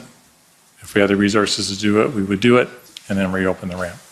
Okay, so just help me understand that though, because my understanding is that the OPP are the police of jurisdiction for 400 series highways. And so that's why they were asking you to close ramps, because the OPS couldn't send cruisers to close an off-ramp on a 400 series highway. Is that correct? Correct. I apologize. I may come out wrong.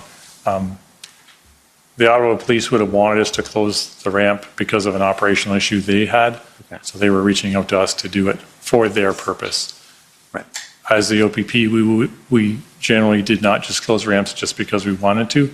It would have been at the request of Ottawa Police because they had an issue within the city and they needed our help on the ramp. Sorry, I wasn't clear on that. No, I just wanted to make sure it was clear for the commissioner's benefit. Yes. And so it had been done before, closing of ramps at the request of the OPS. In this case, it just caught you by surprise. Oh, yeah. just based on the sheer number. I mean, obviously, a ramp or two for collisions is normal, but to hear all ramps was concerning because that's a large number. Okay. In your witness summary, and I won't take you there, but refers to a conversation with Deputy Chief Bell, like what you characterize as a formal conversation with Deputy Chief Bell on the 4th. What can you tell us about that conversation? Oh, that was about the unified command conversation? Sorry? That was about unified Yes. command? Okay, yes. Once again, that was triggered by my calls from my members on the ground, still concerned with not seeing a plan, no unified structure, no inability to integrate, no inability to have autonomy. So I wanted to express it to Deputy Bell in a more formal way to say, Deputy, this is what we're seeing, and we need to try, or you need to try, to come up with a more unified structure to make this work a bit better, much better. And Deputy Bell was very receptive to our conversations, understood the need, and stated that that's what their goal was, and they were trying to do that. It was difficult. Deputy Bell obviously is a senior officer to me. I don't want to be seen as trying to tell him what to do. I think he recognized it himself when we discussed it. But once again, as a role of strategic commander, that was my job. I had to protect my people, and when they were signaling to me they wanted help, that was my job to help them. Okay. And during this conversation, did either Deputy Chief Bell ask for more resources, or did you offer more resources? I don't recall that happening in that conversation. More resource requests happened continually throughout the event, but I just don't know if that happened in that conversation. Okay. And so after the early days, the resource requests were not coming directly to you, is that right? Once the incident commanders were in place at the NCRCC, a lot of those requests would go to the incident commander, and then we would come to myself or my incident commander, and then we would do what we needed to do logistically in the province to try to get those officers to the city of Ottawa. Okay. If we could pull up OPP 50556.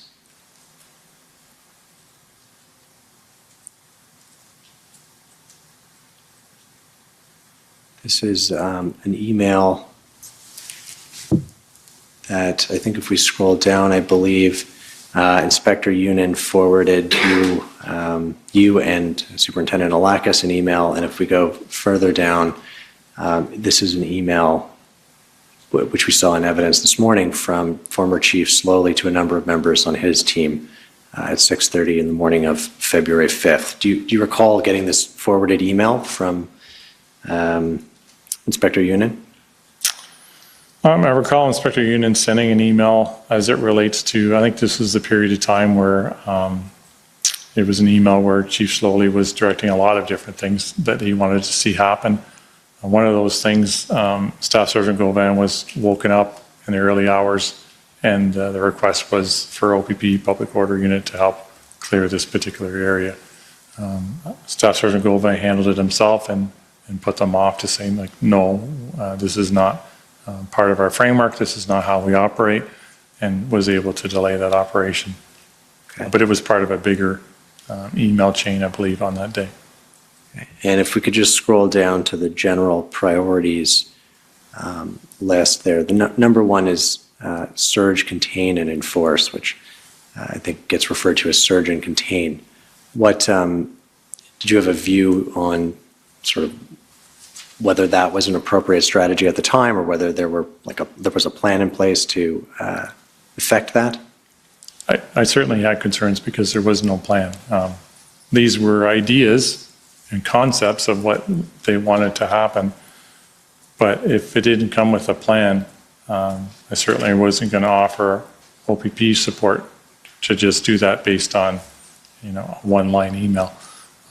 I understand that was their goal, but there had to be a cogent plan for that to happen, and up to this point, I still hadn't seen one.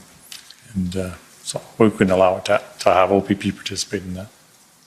And so that is something we've heard, and we will hear from a number of witnesses, I think, is the idea that, as my colleague put it this morning, does the plan drive the numbers, or the numbers drive the plan?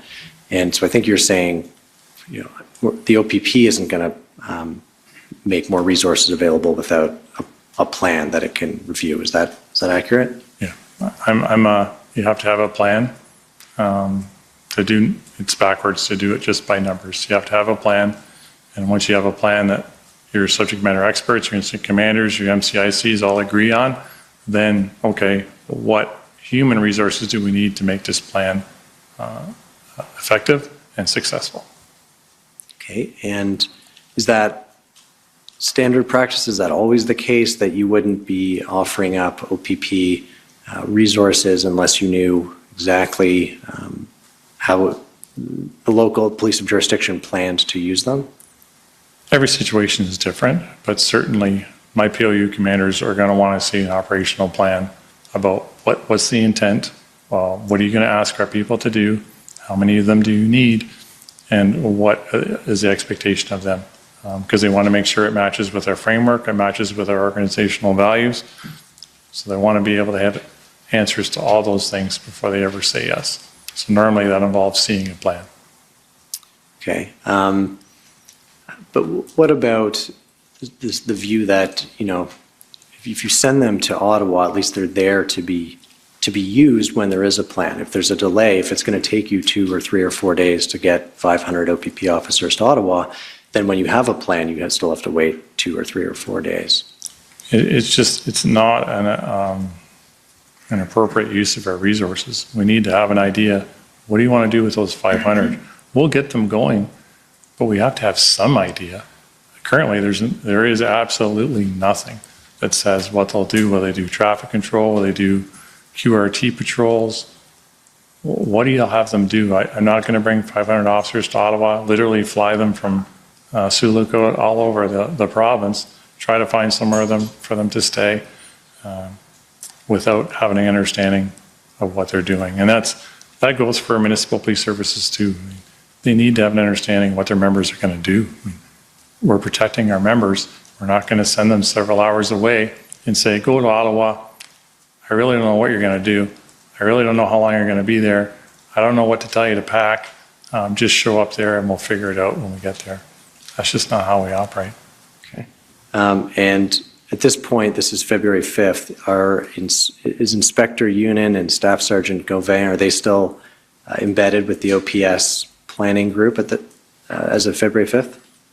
I believe they're still there trying. I don't know that they're sitting around the table working on it because I feel that their frustrations had boiled over to the point where they just couldn't put pen to paper at that point. Okay. And did you speak with the commissioner on February 5th? I'd have to check my notes, but I know I had a couple of different calls directly with the commissioner to advise them of what I was seeing and what I've discussed. I just have to look to see the date. Okay. If you say that's the day, then I believe you spoke with him perhaps twice that day, actually. But what concerns were you elevating to the commissioner? Many of the things you've already heard, the disorganization, inability to have PLT get engaged in what needed to get done, concerns with the incident command structure within the Ottawa Police, and an uncertainty of what role they wanted us to play in supporting their operations, and was really looking for him to engage with Chief Slowly to have those conversations to say, in case you weren't aware, this is what's happening, what can we do to try to resolve it? Okay. And do you understand that the commissioner did have those discussions with Chief Slowly? Yep. I know from the one recollection that Commissioner Creek advised that he talked to Chief Slowly, and Chief Slowly told him, yes, PLT is an important part of our plan. We want to embed it in our plan. It's the way forward. And he indicated that he thought that that's what was occurring. And he felt that there was a productive conversation. Okay.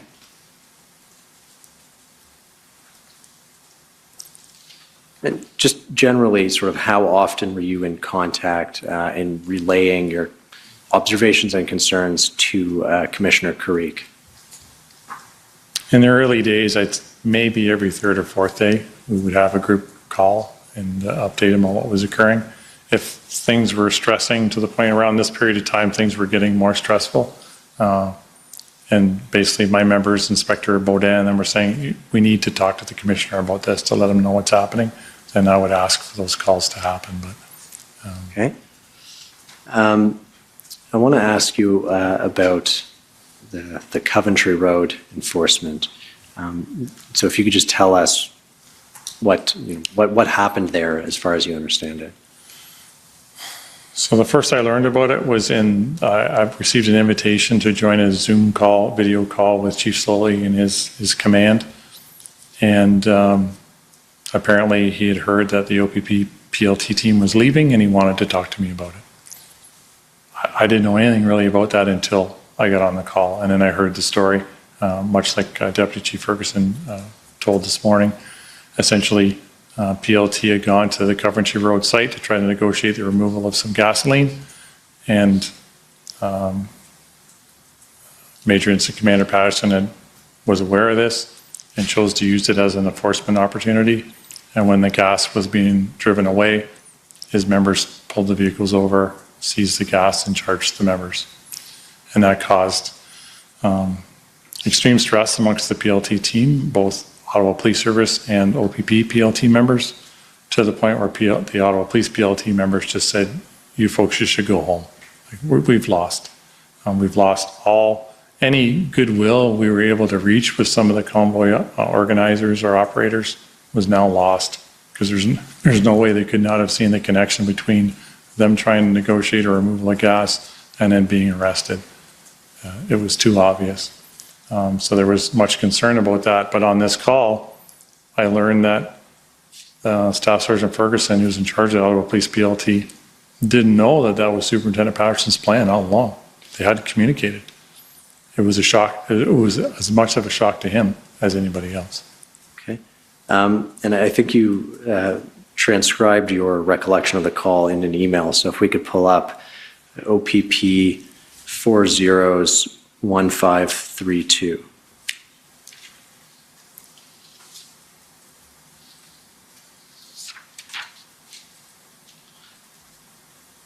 If we can go down just to the top of your email. There we go. So the following is a summary of the OPS video call that Inspector Baudin asked me to participate in on his behalf this evening. So Inspector Baudin wasn't able to make it? No. Okay.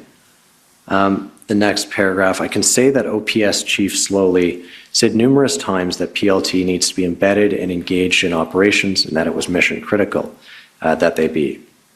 I sensed, however, that they just do not understand how best to utilize PLT. Where did you get that sense from, and where was the disconnect in the organization? I was having discussions with my own PLT members they had decided on their own to try to pair up with Ottawa Police PLT members, so they were seeing it firsthand. As you heard this morning, the Ottawa Police PLT program is different than the OPP program. Ours is full-time, OPS is part-time. And they seem to be being used more as an intelligence gathering capacity rather than trying to make concessions and figure out what exit plans are. There's more, hey, who's in this truck? Who are you? What are you doing here?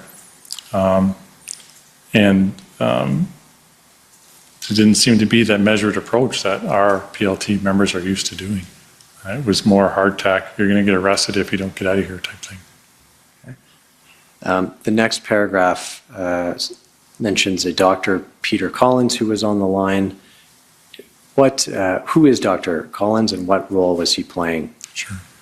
Dr. Collins is a forensic psychologist. He has worked with the OPP for many years, mainly in the tactical capacity, crisis and negotiator capacity.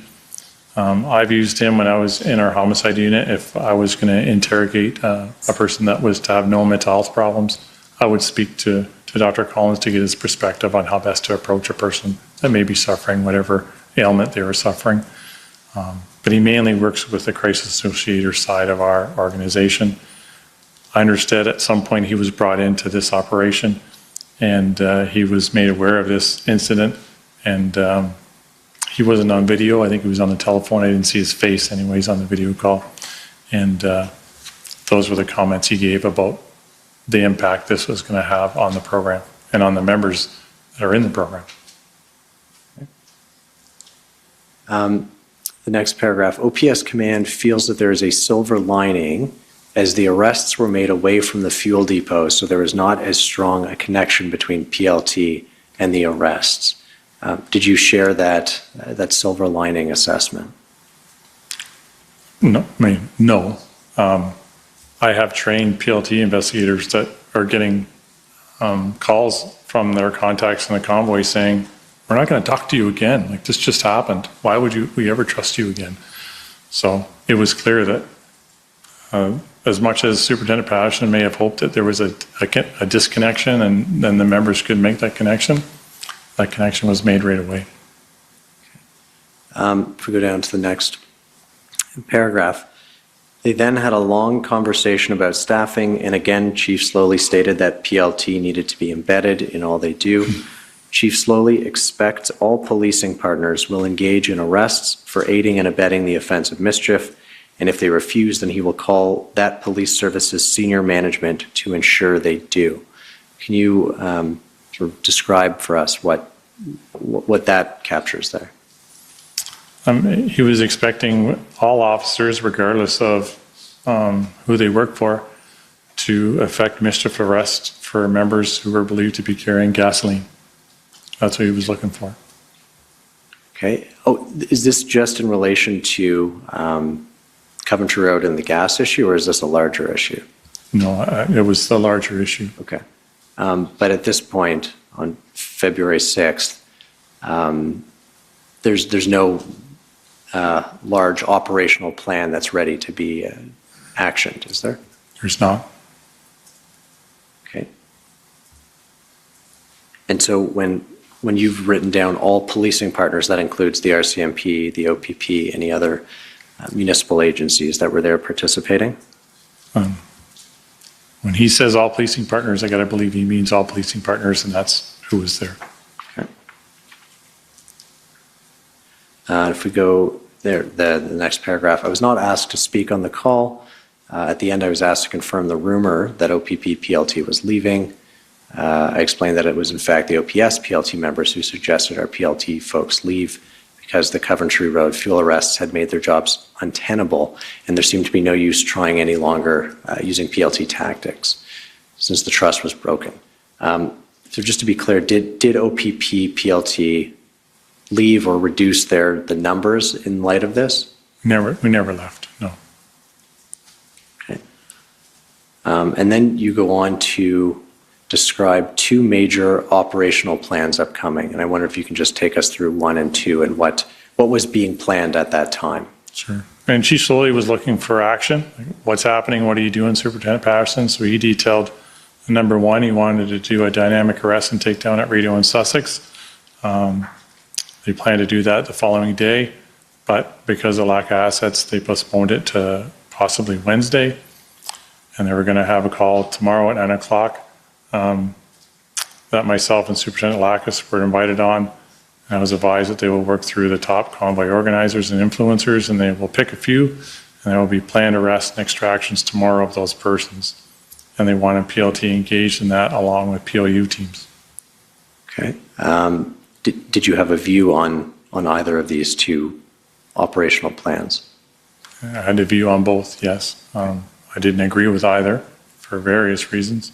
I didn't see a plan for dynamic arrests that were supposed to happen within the next couple of days. There was nothing I could read to how they planned to use the POU, what time a day they planned to do it. I hadn't seen what intelligence or PLT work they'd done on the intersection, understand who was there. I had no understanding of how they planned to get rid of the trucks. There was just a total lack of information on that call anyway, so I couldn't support that. And then basically what he's describing in number 2 are snatch and grabs off the street, which we're normally not associated with. And again, he doesn't speak about time of day. And again, he speaks about involving PLT in them. How are PLT engaged in snatch and grabs? And it's, from my experience, that's not what OPP PLT are involved in. So I certainly right away had concerns for both of those. Sorry, when you say PLT, like the PLT would actually engage in the arrests? That was the struggle. All I can see is he said they want PLT engaged. In what aspect or how, was unknown. He didn't go into those details on the call. And then I believe you spoke with Superintendent Patterson after the call. If you can just describe for us that second call with Superintendent Patterson. Yes, I had heard that our POU unit had been engaged as part of this Coventry Road exercise. So I contacted Inspector Dave Springer to say, like, what are we doing there? And he said, we're just here to protect PLT. We're not engaged with the gasoline. We're just making sure nobody gets hurt. And in our conversation, I had understood that even some of the Ottawa police detectives were uncertain about their legal authorities to do what they were doing. Could they seize the trucks? Could they seize the gas? Could they lay the charges? So I wanted to talk further with Superintendent Patterson to say, where are you getting this authority? I'm assuming you've consulted the Crown Attorney. What has the Crown Attorney told you about this? What has the Crown Attorney told you about your authorities? Do you have a Crown opinion letter that I could have? Because until and if I see that letter, I'm not directing my OPP members to be engaged in this type of activity until I can be certain that the Crown Attorney supports it. Once again, my role as strategic commander is to protect my people from their physical safety, but also their civil liability. I don't want them involved in illegal arrests. It's a difficult thing to make the connection between gasoline and a criminal offense of mischief. So there may be a memo out there, which eventually there was, that the Crown Attorney was able to explain that these types of offenses, as long as you can articulate them correctly, can lead to charges. I had conversations with OPP Senior Command either the next day or 2 days later once I got the letter. And once they saw it and had conversations, I said, no, it's okay, OPP members can participate in this type of activity. So then I had to work with my incident commanders to build a training package for my members to say, okay, here's your authorities, here's how to approach it. Even down to the basics about what do you do with the seized gas. You just can't throw it in the trunk of your car, down to that level. But we had to create a system for our own members to understand and educate them. But as of the evening of February 6th, that level of planning didn't exist for the OPP's POU, right? Sorry, the planning for the POU? The work that you did over the next 2 days to ascertain that, this was something you could do and you would plan for what to do with the gas, that work hadn't been carried out, but at the time that you're having this conversation with Superintendent Patterson. No, I'm just trying to gather information. Yeah. Okay. If we could pull up OPP 401546, please.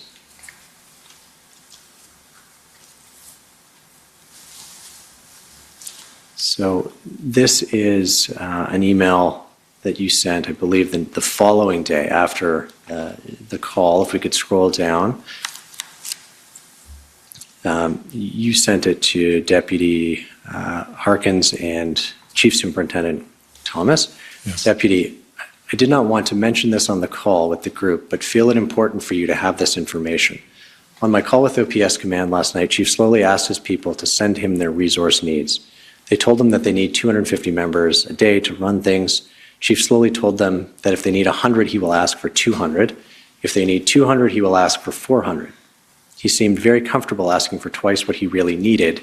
He looks at it that the other partner police agencies can't meet the ask number, then Ottawa may still get more than they really need. It was a very strange call to be a part of. Can you sort of tell us how that came about on the call and why you were relaying that information to Deputy Harkins and Chief Superintendent Thomas? It came near the end of the call. I believe the chief had to leave, so it was one of those, okay, before I leave, this is what I want. So his direction to his members was, I need to know how many people we need to operate and control this event. And if you tell me, like, I don't want to repeat the email, but that's what he's saying. And that was his rationale for saying it. I was surprised only because I thought he knows I'm on the call. Like, he knows I'm here because he welcomed me on the call and we talked about PLT not leaving. So he knows I'm still here, but he's talking about basically doubling the ask he's going to ask from other police agencies in Ontario to support what's happening in Ottawa. With no plan. There's no plan to plug these numbers into yet, but these are just random numbers. So I found that strange, and I felt it was important for my chief to be, and commissioner to be aware of it, because I knew that higher level meetings were happening with chiefs around Ontario about how they could support Ottawa. And I thought it was important for them to have in the back of their mind about what occurred that night. Okay. And did you say anything on the call with Chief Slowly and the other members of the OPS at the time? No, he left the call rather abruptly. He basically said, "This is my direction," and then he left the call. And there was a bit of that awkward silence, like you could tell the other people knew that, like, Abrams is on this call, which was awkward. But we moved forward after that. There was no direct talk about this doubling of numbers. We never discussed it. Okay. And again, going back to the issue of numbers driving the plan or plan driving numbers, had that, to your knowledge, like had you said it, or to your knowledge, had somebody else said it directly to anybody at OPS? Like, we don't need a number. We don't need a number that's doubled. We need a plan, and you'll get the resources when we have a plan. I mean, that's essentially the conversations we were having all along with Deputy Bell is, where's the plan? We need an operational plan. And Deputy Bell agreed, like, yeah, we know we need a plan. We're working on a plan.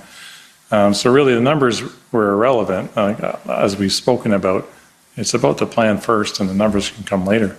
It may be it's 1,800. As we heard, it was actually more than that.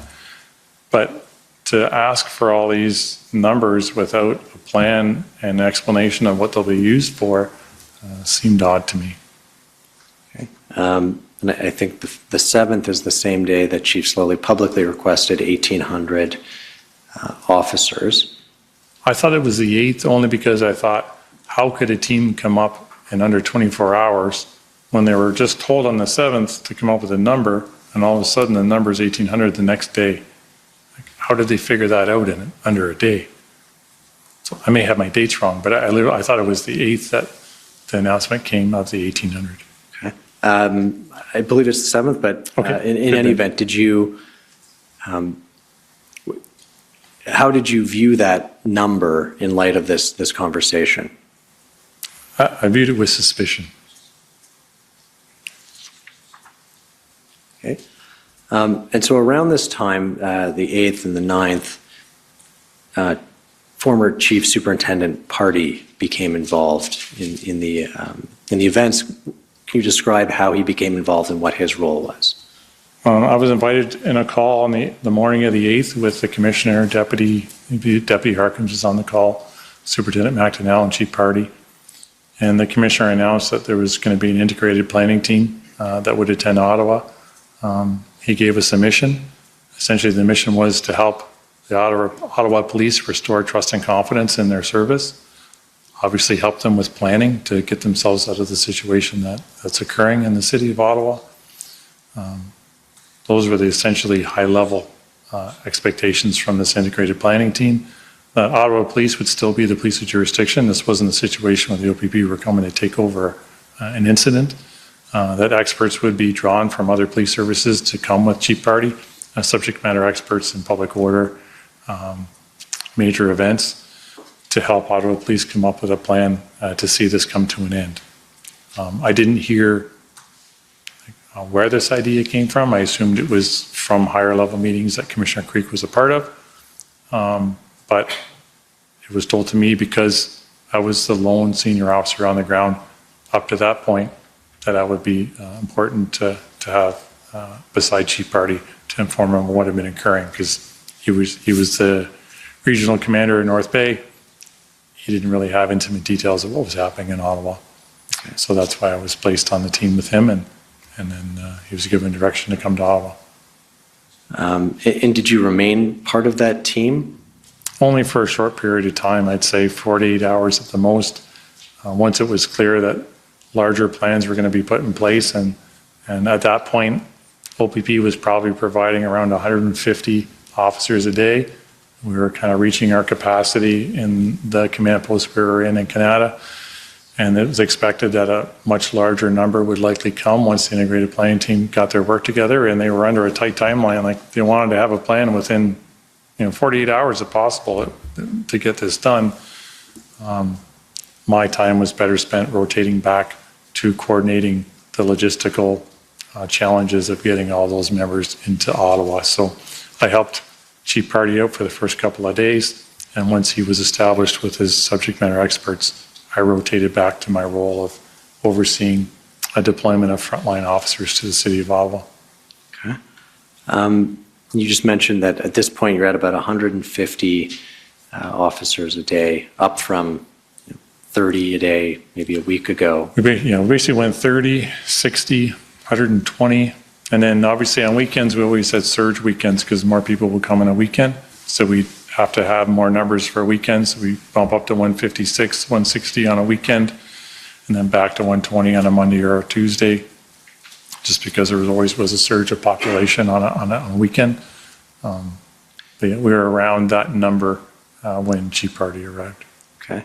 But so these numbers had increased in the absence of any sort of concrete operational plan. Is that fair to say? Yeah, that's correct. And because there were traffic points that were easy to articulate and the reasons why they needed our people for help. They needed to restrict the flow of traffic into the downtown core, and the traffic points just continue to grow. And they're running out of Ottawa police officers to stick on those traffic points. So in a maintenance phase, you don't necessarily need a super detailed plan to help out on a maintenance phase. You're just essentially holding ground until a plan can be developed. So we were comfortable in deploying those members because I knew exactly what they were supposed to do, exactly what their role was, and I could articulate that to our members. So we felt safe and confident to bring them to town to do that. Okay. And I understand you attended a couple of early integrated planning team meetings as I guess this transition was happening. What can you tell us about those meetings? So the first meeting was the evening of February 8th around the 5 o'clock mark. Chief Party had a scribe with them, and normally my general rule of thumb is if there's a scribe in the room and they're taking notes, I won't take notes because they're religiously taking notes. So his scribe took the notes, and we received a presentation from Acting Deputy Chief Ferguson about our concept of operation, that single sheet we saw earlier this morning with the 7 points. Sorry. She displayed that to us and explained that to us, and then we had general discussions about how they felt about an integrated team, and does she think it has value, and just had those kind of discussions about what was happening and how this integrated team could help them move forward. Okay, and what did you sense the reception of the integrated team was like on the OPS side? Deputy Ferguson was very much in support of it. I think she explained, Chief Soley was supposed to be on the call, but he had an emergent issue he had to deal with that night, so he wasn't able to be on the call.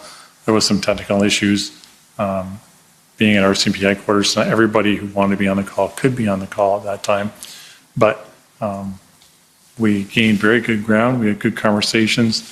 We requested, Deputy Ferguson stated that they were just finishing up a larger concept of operational plan. It just wasn't quite ready yet. She indicated it would be ready the next morning.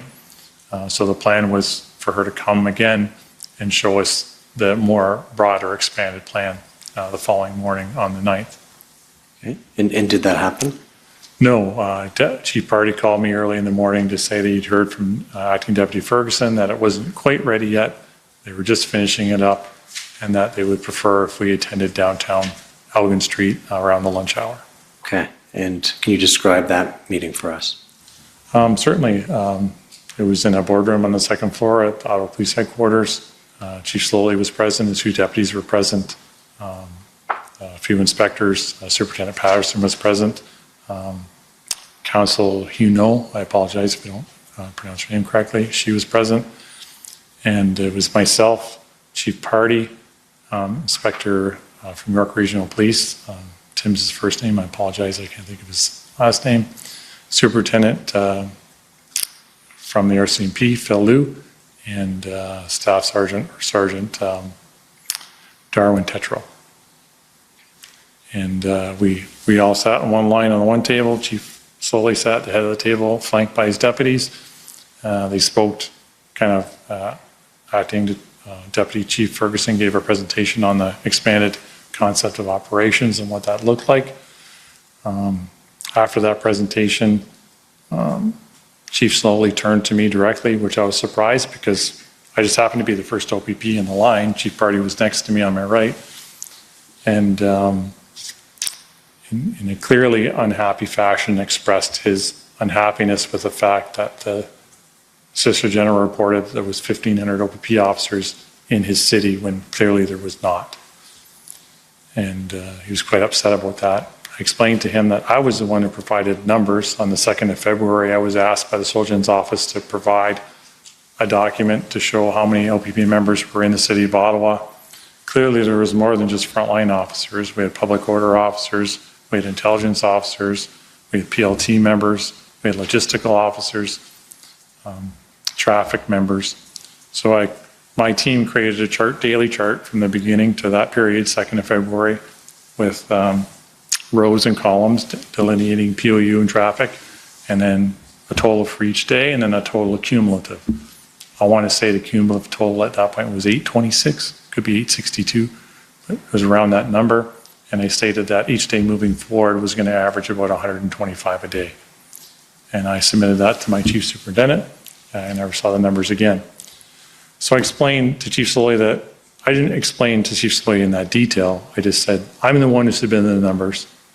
In my opinion, I think that a Soult Gen media staffer just maybe crafted a bad sentence.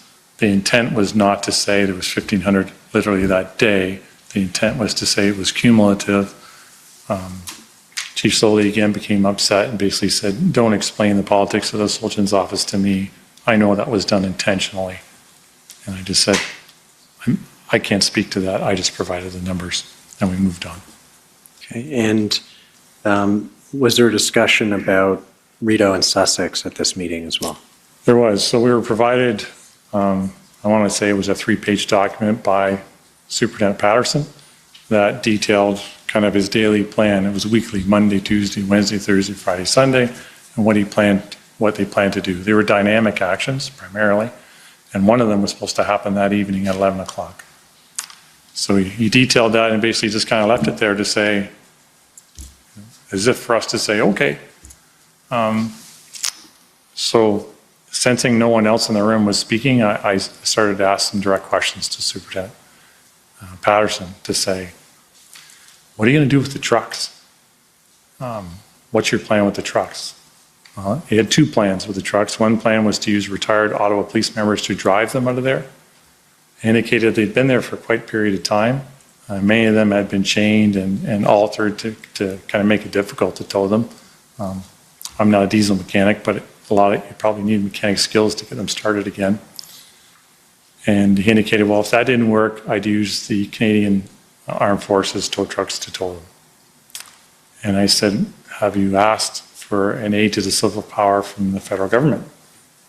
And Superintendent Patterson indicated that he didn't require that. That wasn't necessary. So then I asked, because I knew through those weeks, that week, I was getting regular phone calls from my PLT, as I've described, about their frustrations of not being able to get engaged, no autonomy, no connection. I asked, has PLT been engaged in this plan, this takedown plan? And Superintendent Patterson said they had. I knew they hadn't. So that concerned me. So I told them directly, I said, I'm not a public order unit commander, but based on what I'm seeing, what I've just heard, you will never see OPP support for any operation tonight or tomorrow based on what I'm reading. And literally, it's 2 lines on a page to take down a whole intersection. There's no idea of, no indication anyway at that meeting, is there children in the car? How many people are in each truck? That wasn't told to us at that meeting. It was essentially, they were looking for us to agree. And I wasn't comfortable. I had to ask the questions because it was dangerous for my members. That's what I'm being paid to do, protect our members and our organization. And it was at nighttime. Only in emergent extreme situations would we ever do public order exercise in the dark. We don't operate in the dark. It's too dangerous for our members, it's too dangerous for the public. So there was so many reasons why I could never support it. So that's why I had to ask the direct questions I did. And how was it left at the end of the meeting?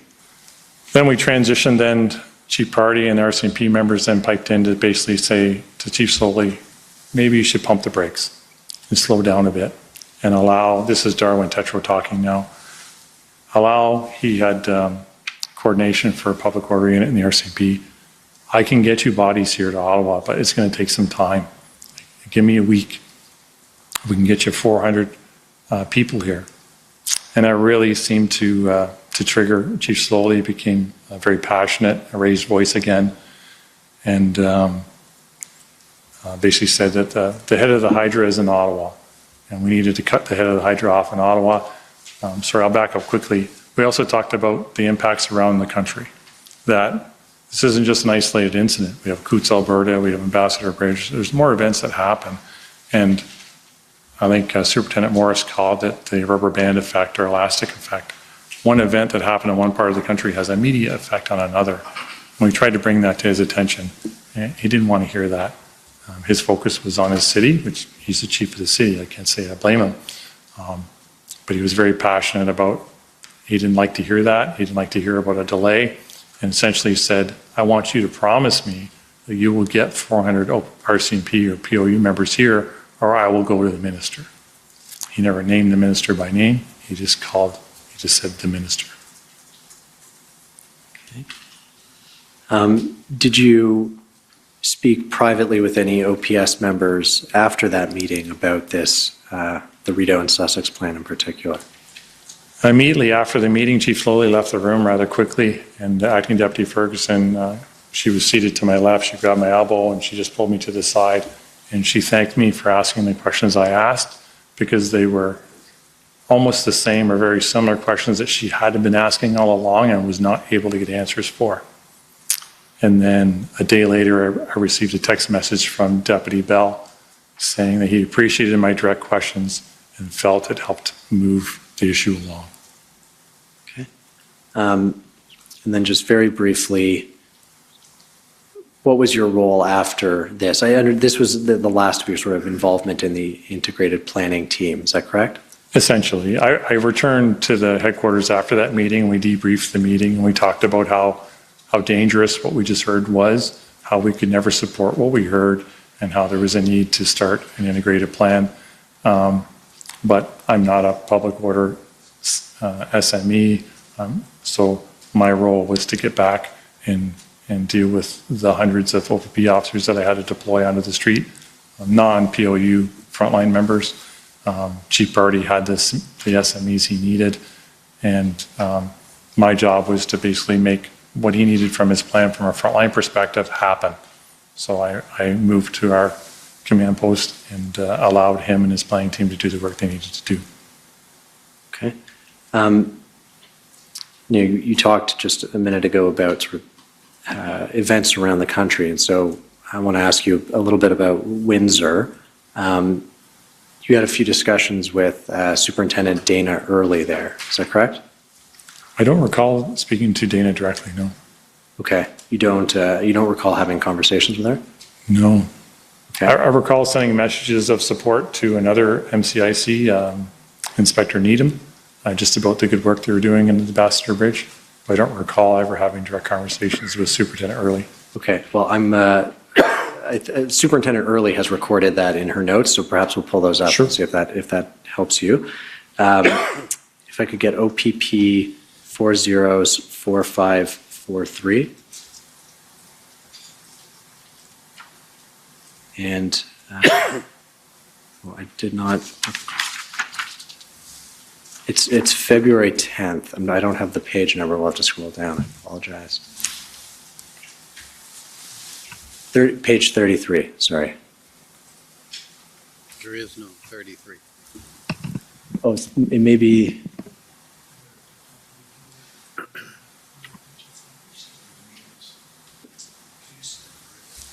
OPP 404543.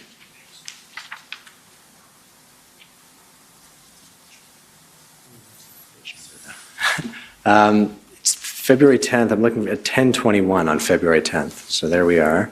I guess probably on the next page, 2 pages. She takes quite detailed notes. apparently better than myself. Okay, there we are. Call from Craig Abrams to confirm resources. And so I guess we're now 10:21 on February 10th. I don't know if that helps situate you, helps you recall whether you got a call with her. In my original notes on page 52 on the 10th of February, I just have her name Dana with a slash. I don't have any information. So clearly we did connect at some point, but I wasn't able to detail what we discussed. And so she records the call. So call from Craig Abrams to confirm resources.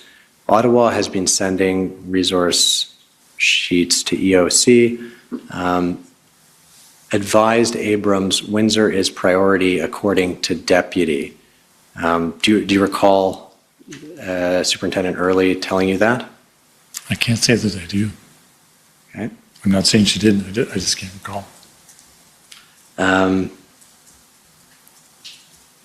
If we go further down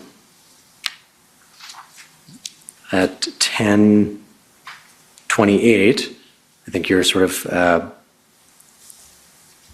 giving her some advice. Abrams advised, 10:28, advised Abrams, Windsor has told us this is now ours. Do you remember hearing that from Superintendent Early at all? I don't know if I heard it from Dana, but I knew that there had been an agreement that the OPP was going to take over the operations in Windsor. I just can't say that I heard that from Dana. And then the second entry of 10:28, Abrams advised that's easier. Ottawa doesn't like PLT nightmare.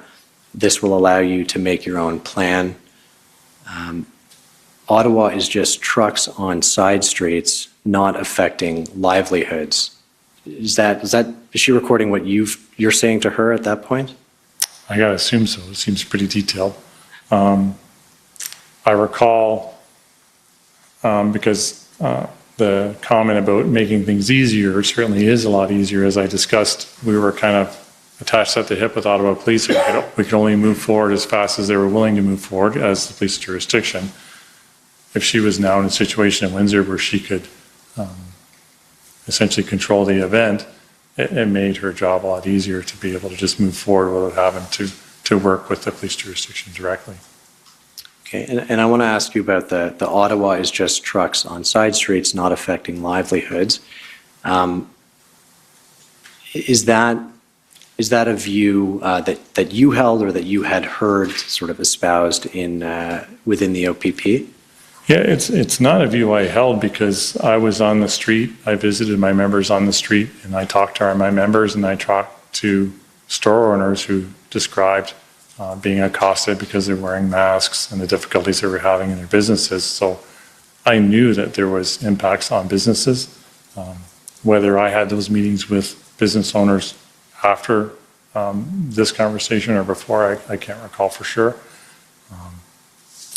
But it's not a position I espoused because there was clearly effect on the residents in that area.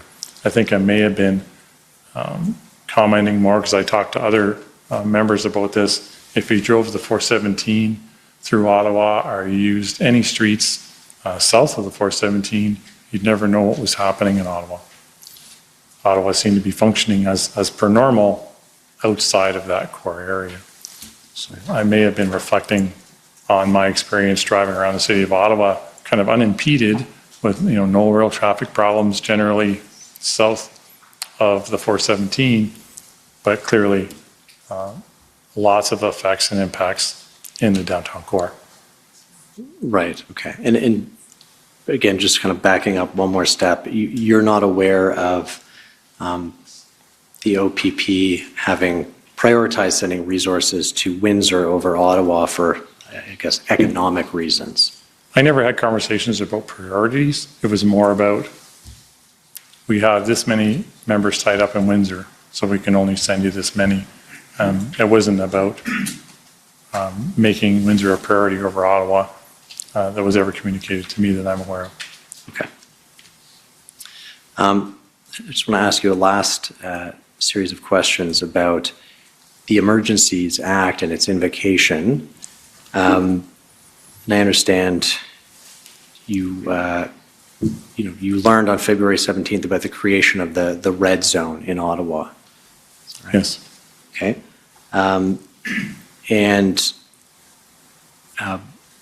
Is it your understanding that that was only made possible by the invocation of the Emergencies Act? It was my understanding through reading Twitter accounts and media releases that Ottawa Police had indicated to the public that the red zone was created as a result of the Emergency Act, that the restriction of movement, the subsequent stoppage of vehicles to determine if they had lawful authority to be in that controlled area that they described was based on authorities obtained under the Emergency Act, yes. Okay. And did you have experience and had you advised officers that there were existing authorities or you had done it previously without the Emergencies Act? We had talked prior, because prior to this date on the 17th, our members were doing traffic enforcement, but more in an observation capacity, looking for criminality that may be obvious or vehicles that may look like they want to block a roadway. So we had a formal education package. The EMCPA was in authority at that period of time, so we educated them on the provincial EMCPA Act that gave them some authorities. And we educated them on their normal Highway Traffic Act authorities, their normal Criminal Code authorities, about their ability to stop traffic, determine what they're doing, and the ability to turn them around or make arrests if they feel they have the reasonable grounds to do so. I did a lot of the briefings with the members to explain their authorities, and I tried to explain it in as simple terms as I could to say you're all police officers, you all understand your authorities to make arrests, you all have, you understand the concept of discretion, and these authorities are available to you here just like they are back at your home detachments. Nothing has changed. So this is prior to the 17th. So they knew they had those abilities. If they saw something, they could act. They didn't need the Emergency Act to do it. But then when the Emergency Act was invoked and there was restrictions placed and guidelines is the wrong word, but restrictions or regulations put in place about boundaries and certain street boundaries and entry into those boundaries, and that members of the public entering that area had to have 3 or 4 different excuses, either a lawful purpose, a business owner, going to a hotel. So there was 3 or 4 different areas that they were allowed to. So my officers were then expected to essentially do that.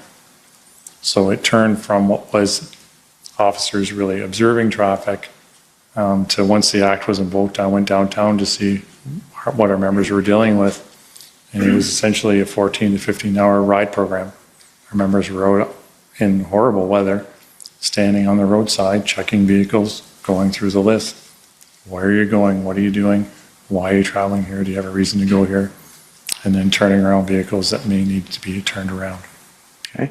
And the government revoked the Emergencies Act on February 23rd, and you were asked by your members, what can we continue to do? What did you tell them? Right. So it wasn't necessarily an ask. So I was sitting in the command post. I saw our Prime Minister on the television revoke the act, and I looked on my watch and I knew I was less than an hour away from briefing 300 close to officers that were going to go on the street that night. And I knew they're going to want to know what can we do, boss? Essentially, they could see the TV as well as I could. So I had to really consider what are our lawful authorities to do what we're doing minus the act, the Emergencies Act. So I looked at what we were doing prior. I looked at our common law authorities to stop vehicles. It was a very restricted area. We'd literally just cleared the streets almost less than 24 hours before. How could we ever just turn the streets back over again that we just secured less than 24 hours? We've got to have a presence and still maintain some presence of restriction in some capacity. So I tried to call Chief Party. He was my kind of commander, and just to run it by him to make sure I was on the right track. Unfortunately, he was tied up. I think that announcement caught everybody by surprise, so the phones were ringing. So I appeared before them, And that's essentially what I explained to them. I said, use your discretion, but we're going to continue to stop vehicles until and as such time as I'm told that the lawful authority doesn't exist anymore. The emergency has passed, and at the end of the day, the next morning, that's what had happened. Meetings were held, and it was agreed. There was no intelligence to indicate that convoy participants were going to return. Therefore, that common law authority that we base our authorities on didn't exist anymore. There was no emergent need. There was no intelligence to support us stopping vehicles. So the direction was made to now fall back to an observation mode again. On that first evening, when I gave that direction to continue to stop, we stopped 11 vehicles that were convoy related, according to my members, that wanted to get back into the zone that we just cleared. So I was glad that we continued it that evening. They gave lots of excuses. They wanted to pick up an old hockey net that was left behind, but who knows, maybe that was accurate, maybe not. But the count was 11 vehicles that we turned aside. And after conversations the next day with Chief Party and Council, we agreed the authority didn't exist anymore. So we went back to pre-Emergency Act and developed an observational posture. We're almost out of time. I have two final questions for you. The first is, as somebody who had an early vantage of the Freedom Convoy and the preparations, can you give us a very short list of sort of what went well and what could have been improved upon in preparing for the arrival of the convoy? From an OPP perspective or an Ottawa Police perspective? From your perspective as somebody who observed him coming into the city. I thought the OPP role on the initial convoy arrival in Ottawa went very smoothly. We had minor issues in our smaller communities with members not obeying the mask mandates. We had some restaurants who just choose to ignore the mandates altogether, but overall, we had no assaults, we had no criminality, wasn't aware of any charges being laid. They said what they would do. They kept to one lane. They entered the city of Ottawa in an orderly fashion. We had minor issues with supporters on the roadside on the 417 getting kind of dangerously close to the side of the highway, which was a concern, but that wasn't convoy. The convoy participants couldn't control that. They did what they said they would do. And they didn't damage any highways. They didn't cause any criminality. So from that perspective, it was a success in getting them into the city of Ottawa. From an OPP, that was our mission. That was our goal for that period of time, to have the convoy come through OPP policed areas without a blockage of a highway, without assaults or damage and injury to the public. And we were successful in all those areas. Okay, and I guess the reverse side of that question is, what would you say to the suggestion that this could have been avoided if the OPP had more actively inserted itself or actively offered support, maybe no strings attached, maybe here's people, show us the plan later, that might have avoided the situation? I'm not a subject matter expert in public order. I'm not a subject matter expert in critical incident command or MCIC. If you're asking me for my opinion, I'll give it to you, but I'm not a highly trained public order manager. But certainly, if you could go by the intelligence and do an intelligence-led assessment of what was coming to your city, I think there was ways to block streets, move. I don't think you could ever stop them coming to the city at all. That was a foregone conclusion. They were coming to Ottawa. It would have been a matter of how can we lessen the impact to our city?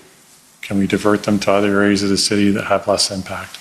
Can we divert them somewhere and then they go and they protest on foot as opposed to protesting in what is essentially a mobile house? Once it's in one place, it's hard to move.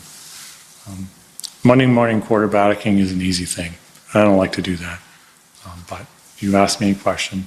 I think that's a way that perhaps, just like Toronto did, but Toronto admitted that they learned from the lessons of Ottawa, and that's why they blocked roads and were able to clear the Queen's Park area the way they did so effectively.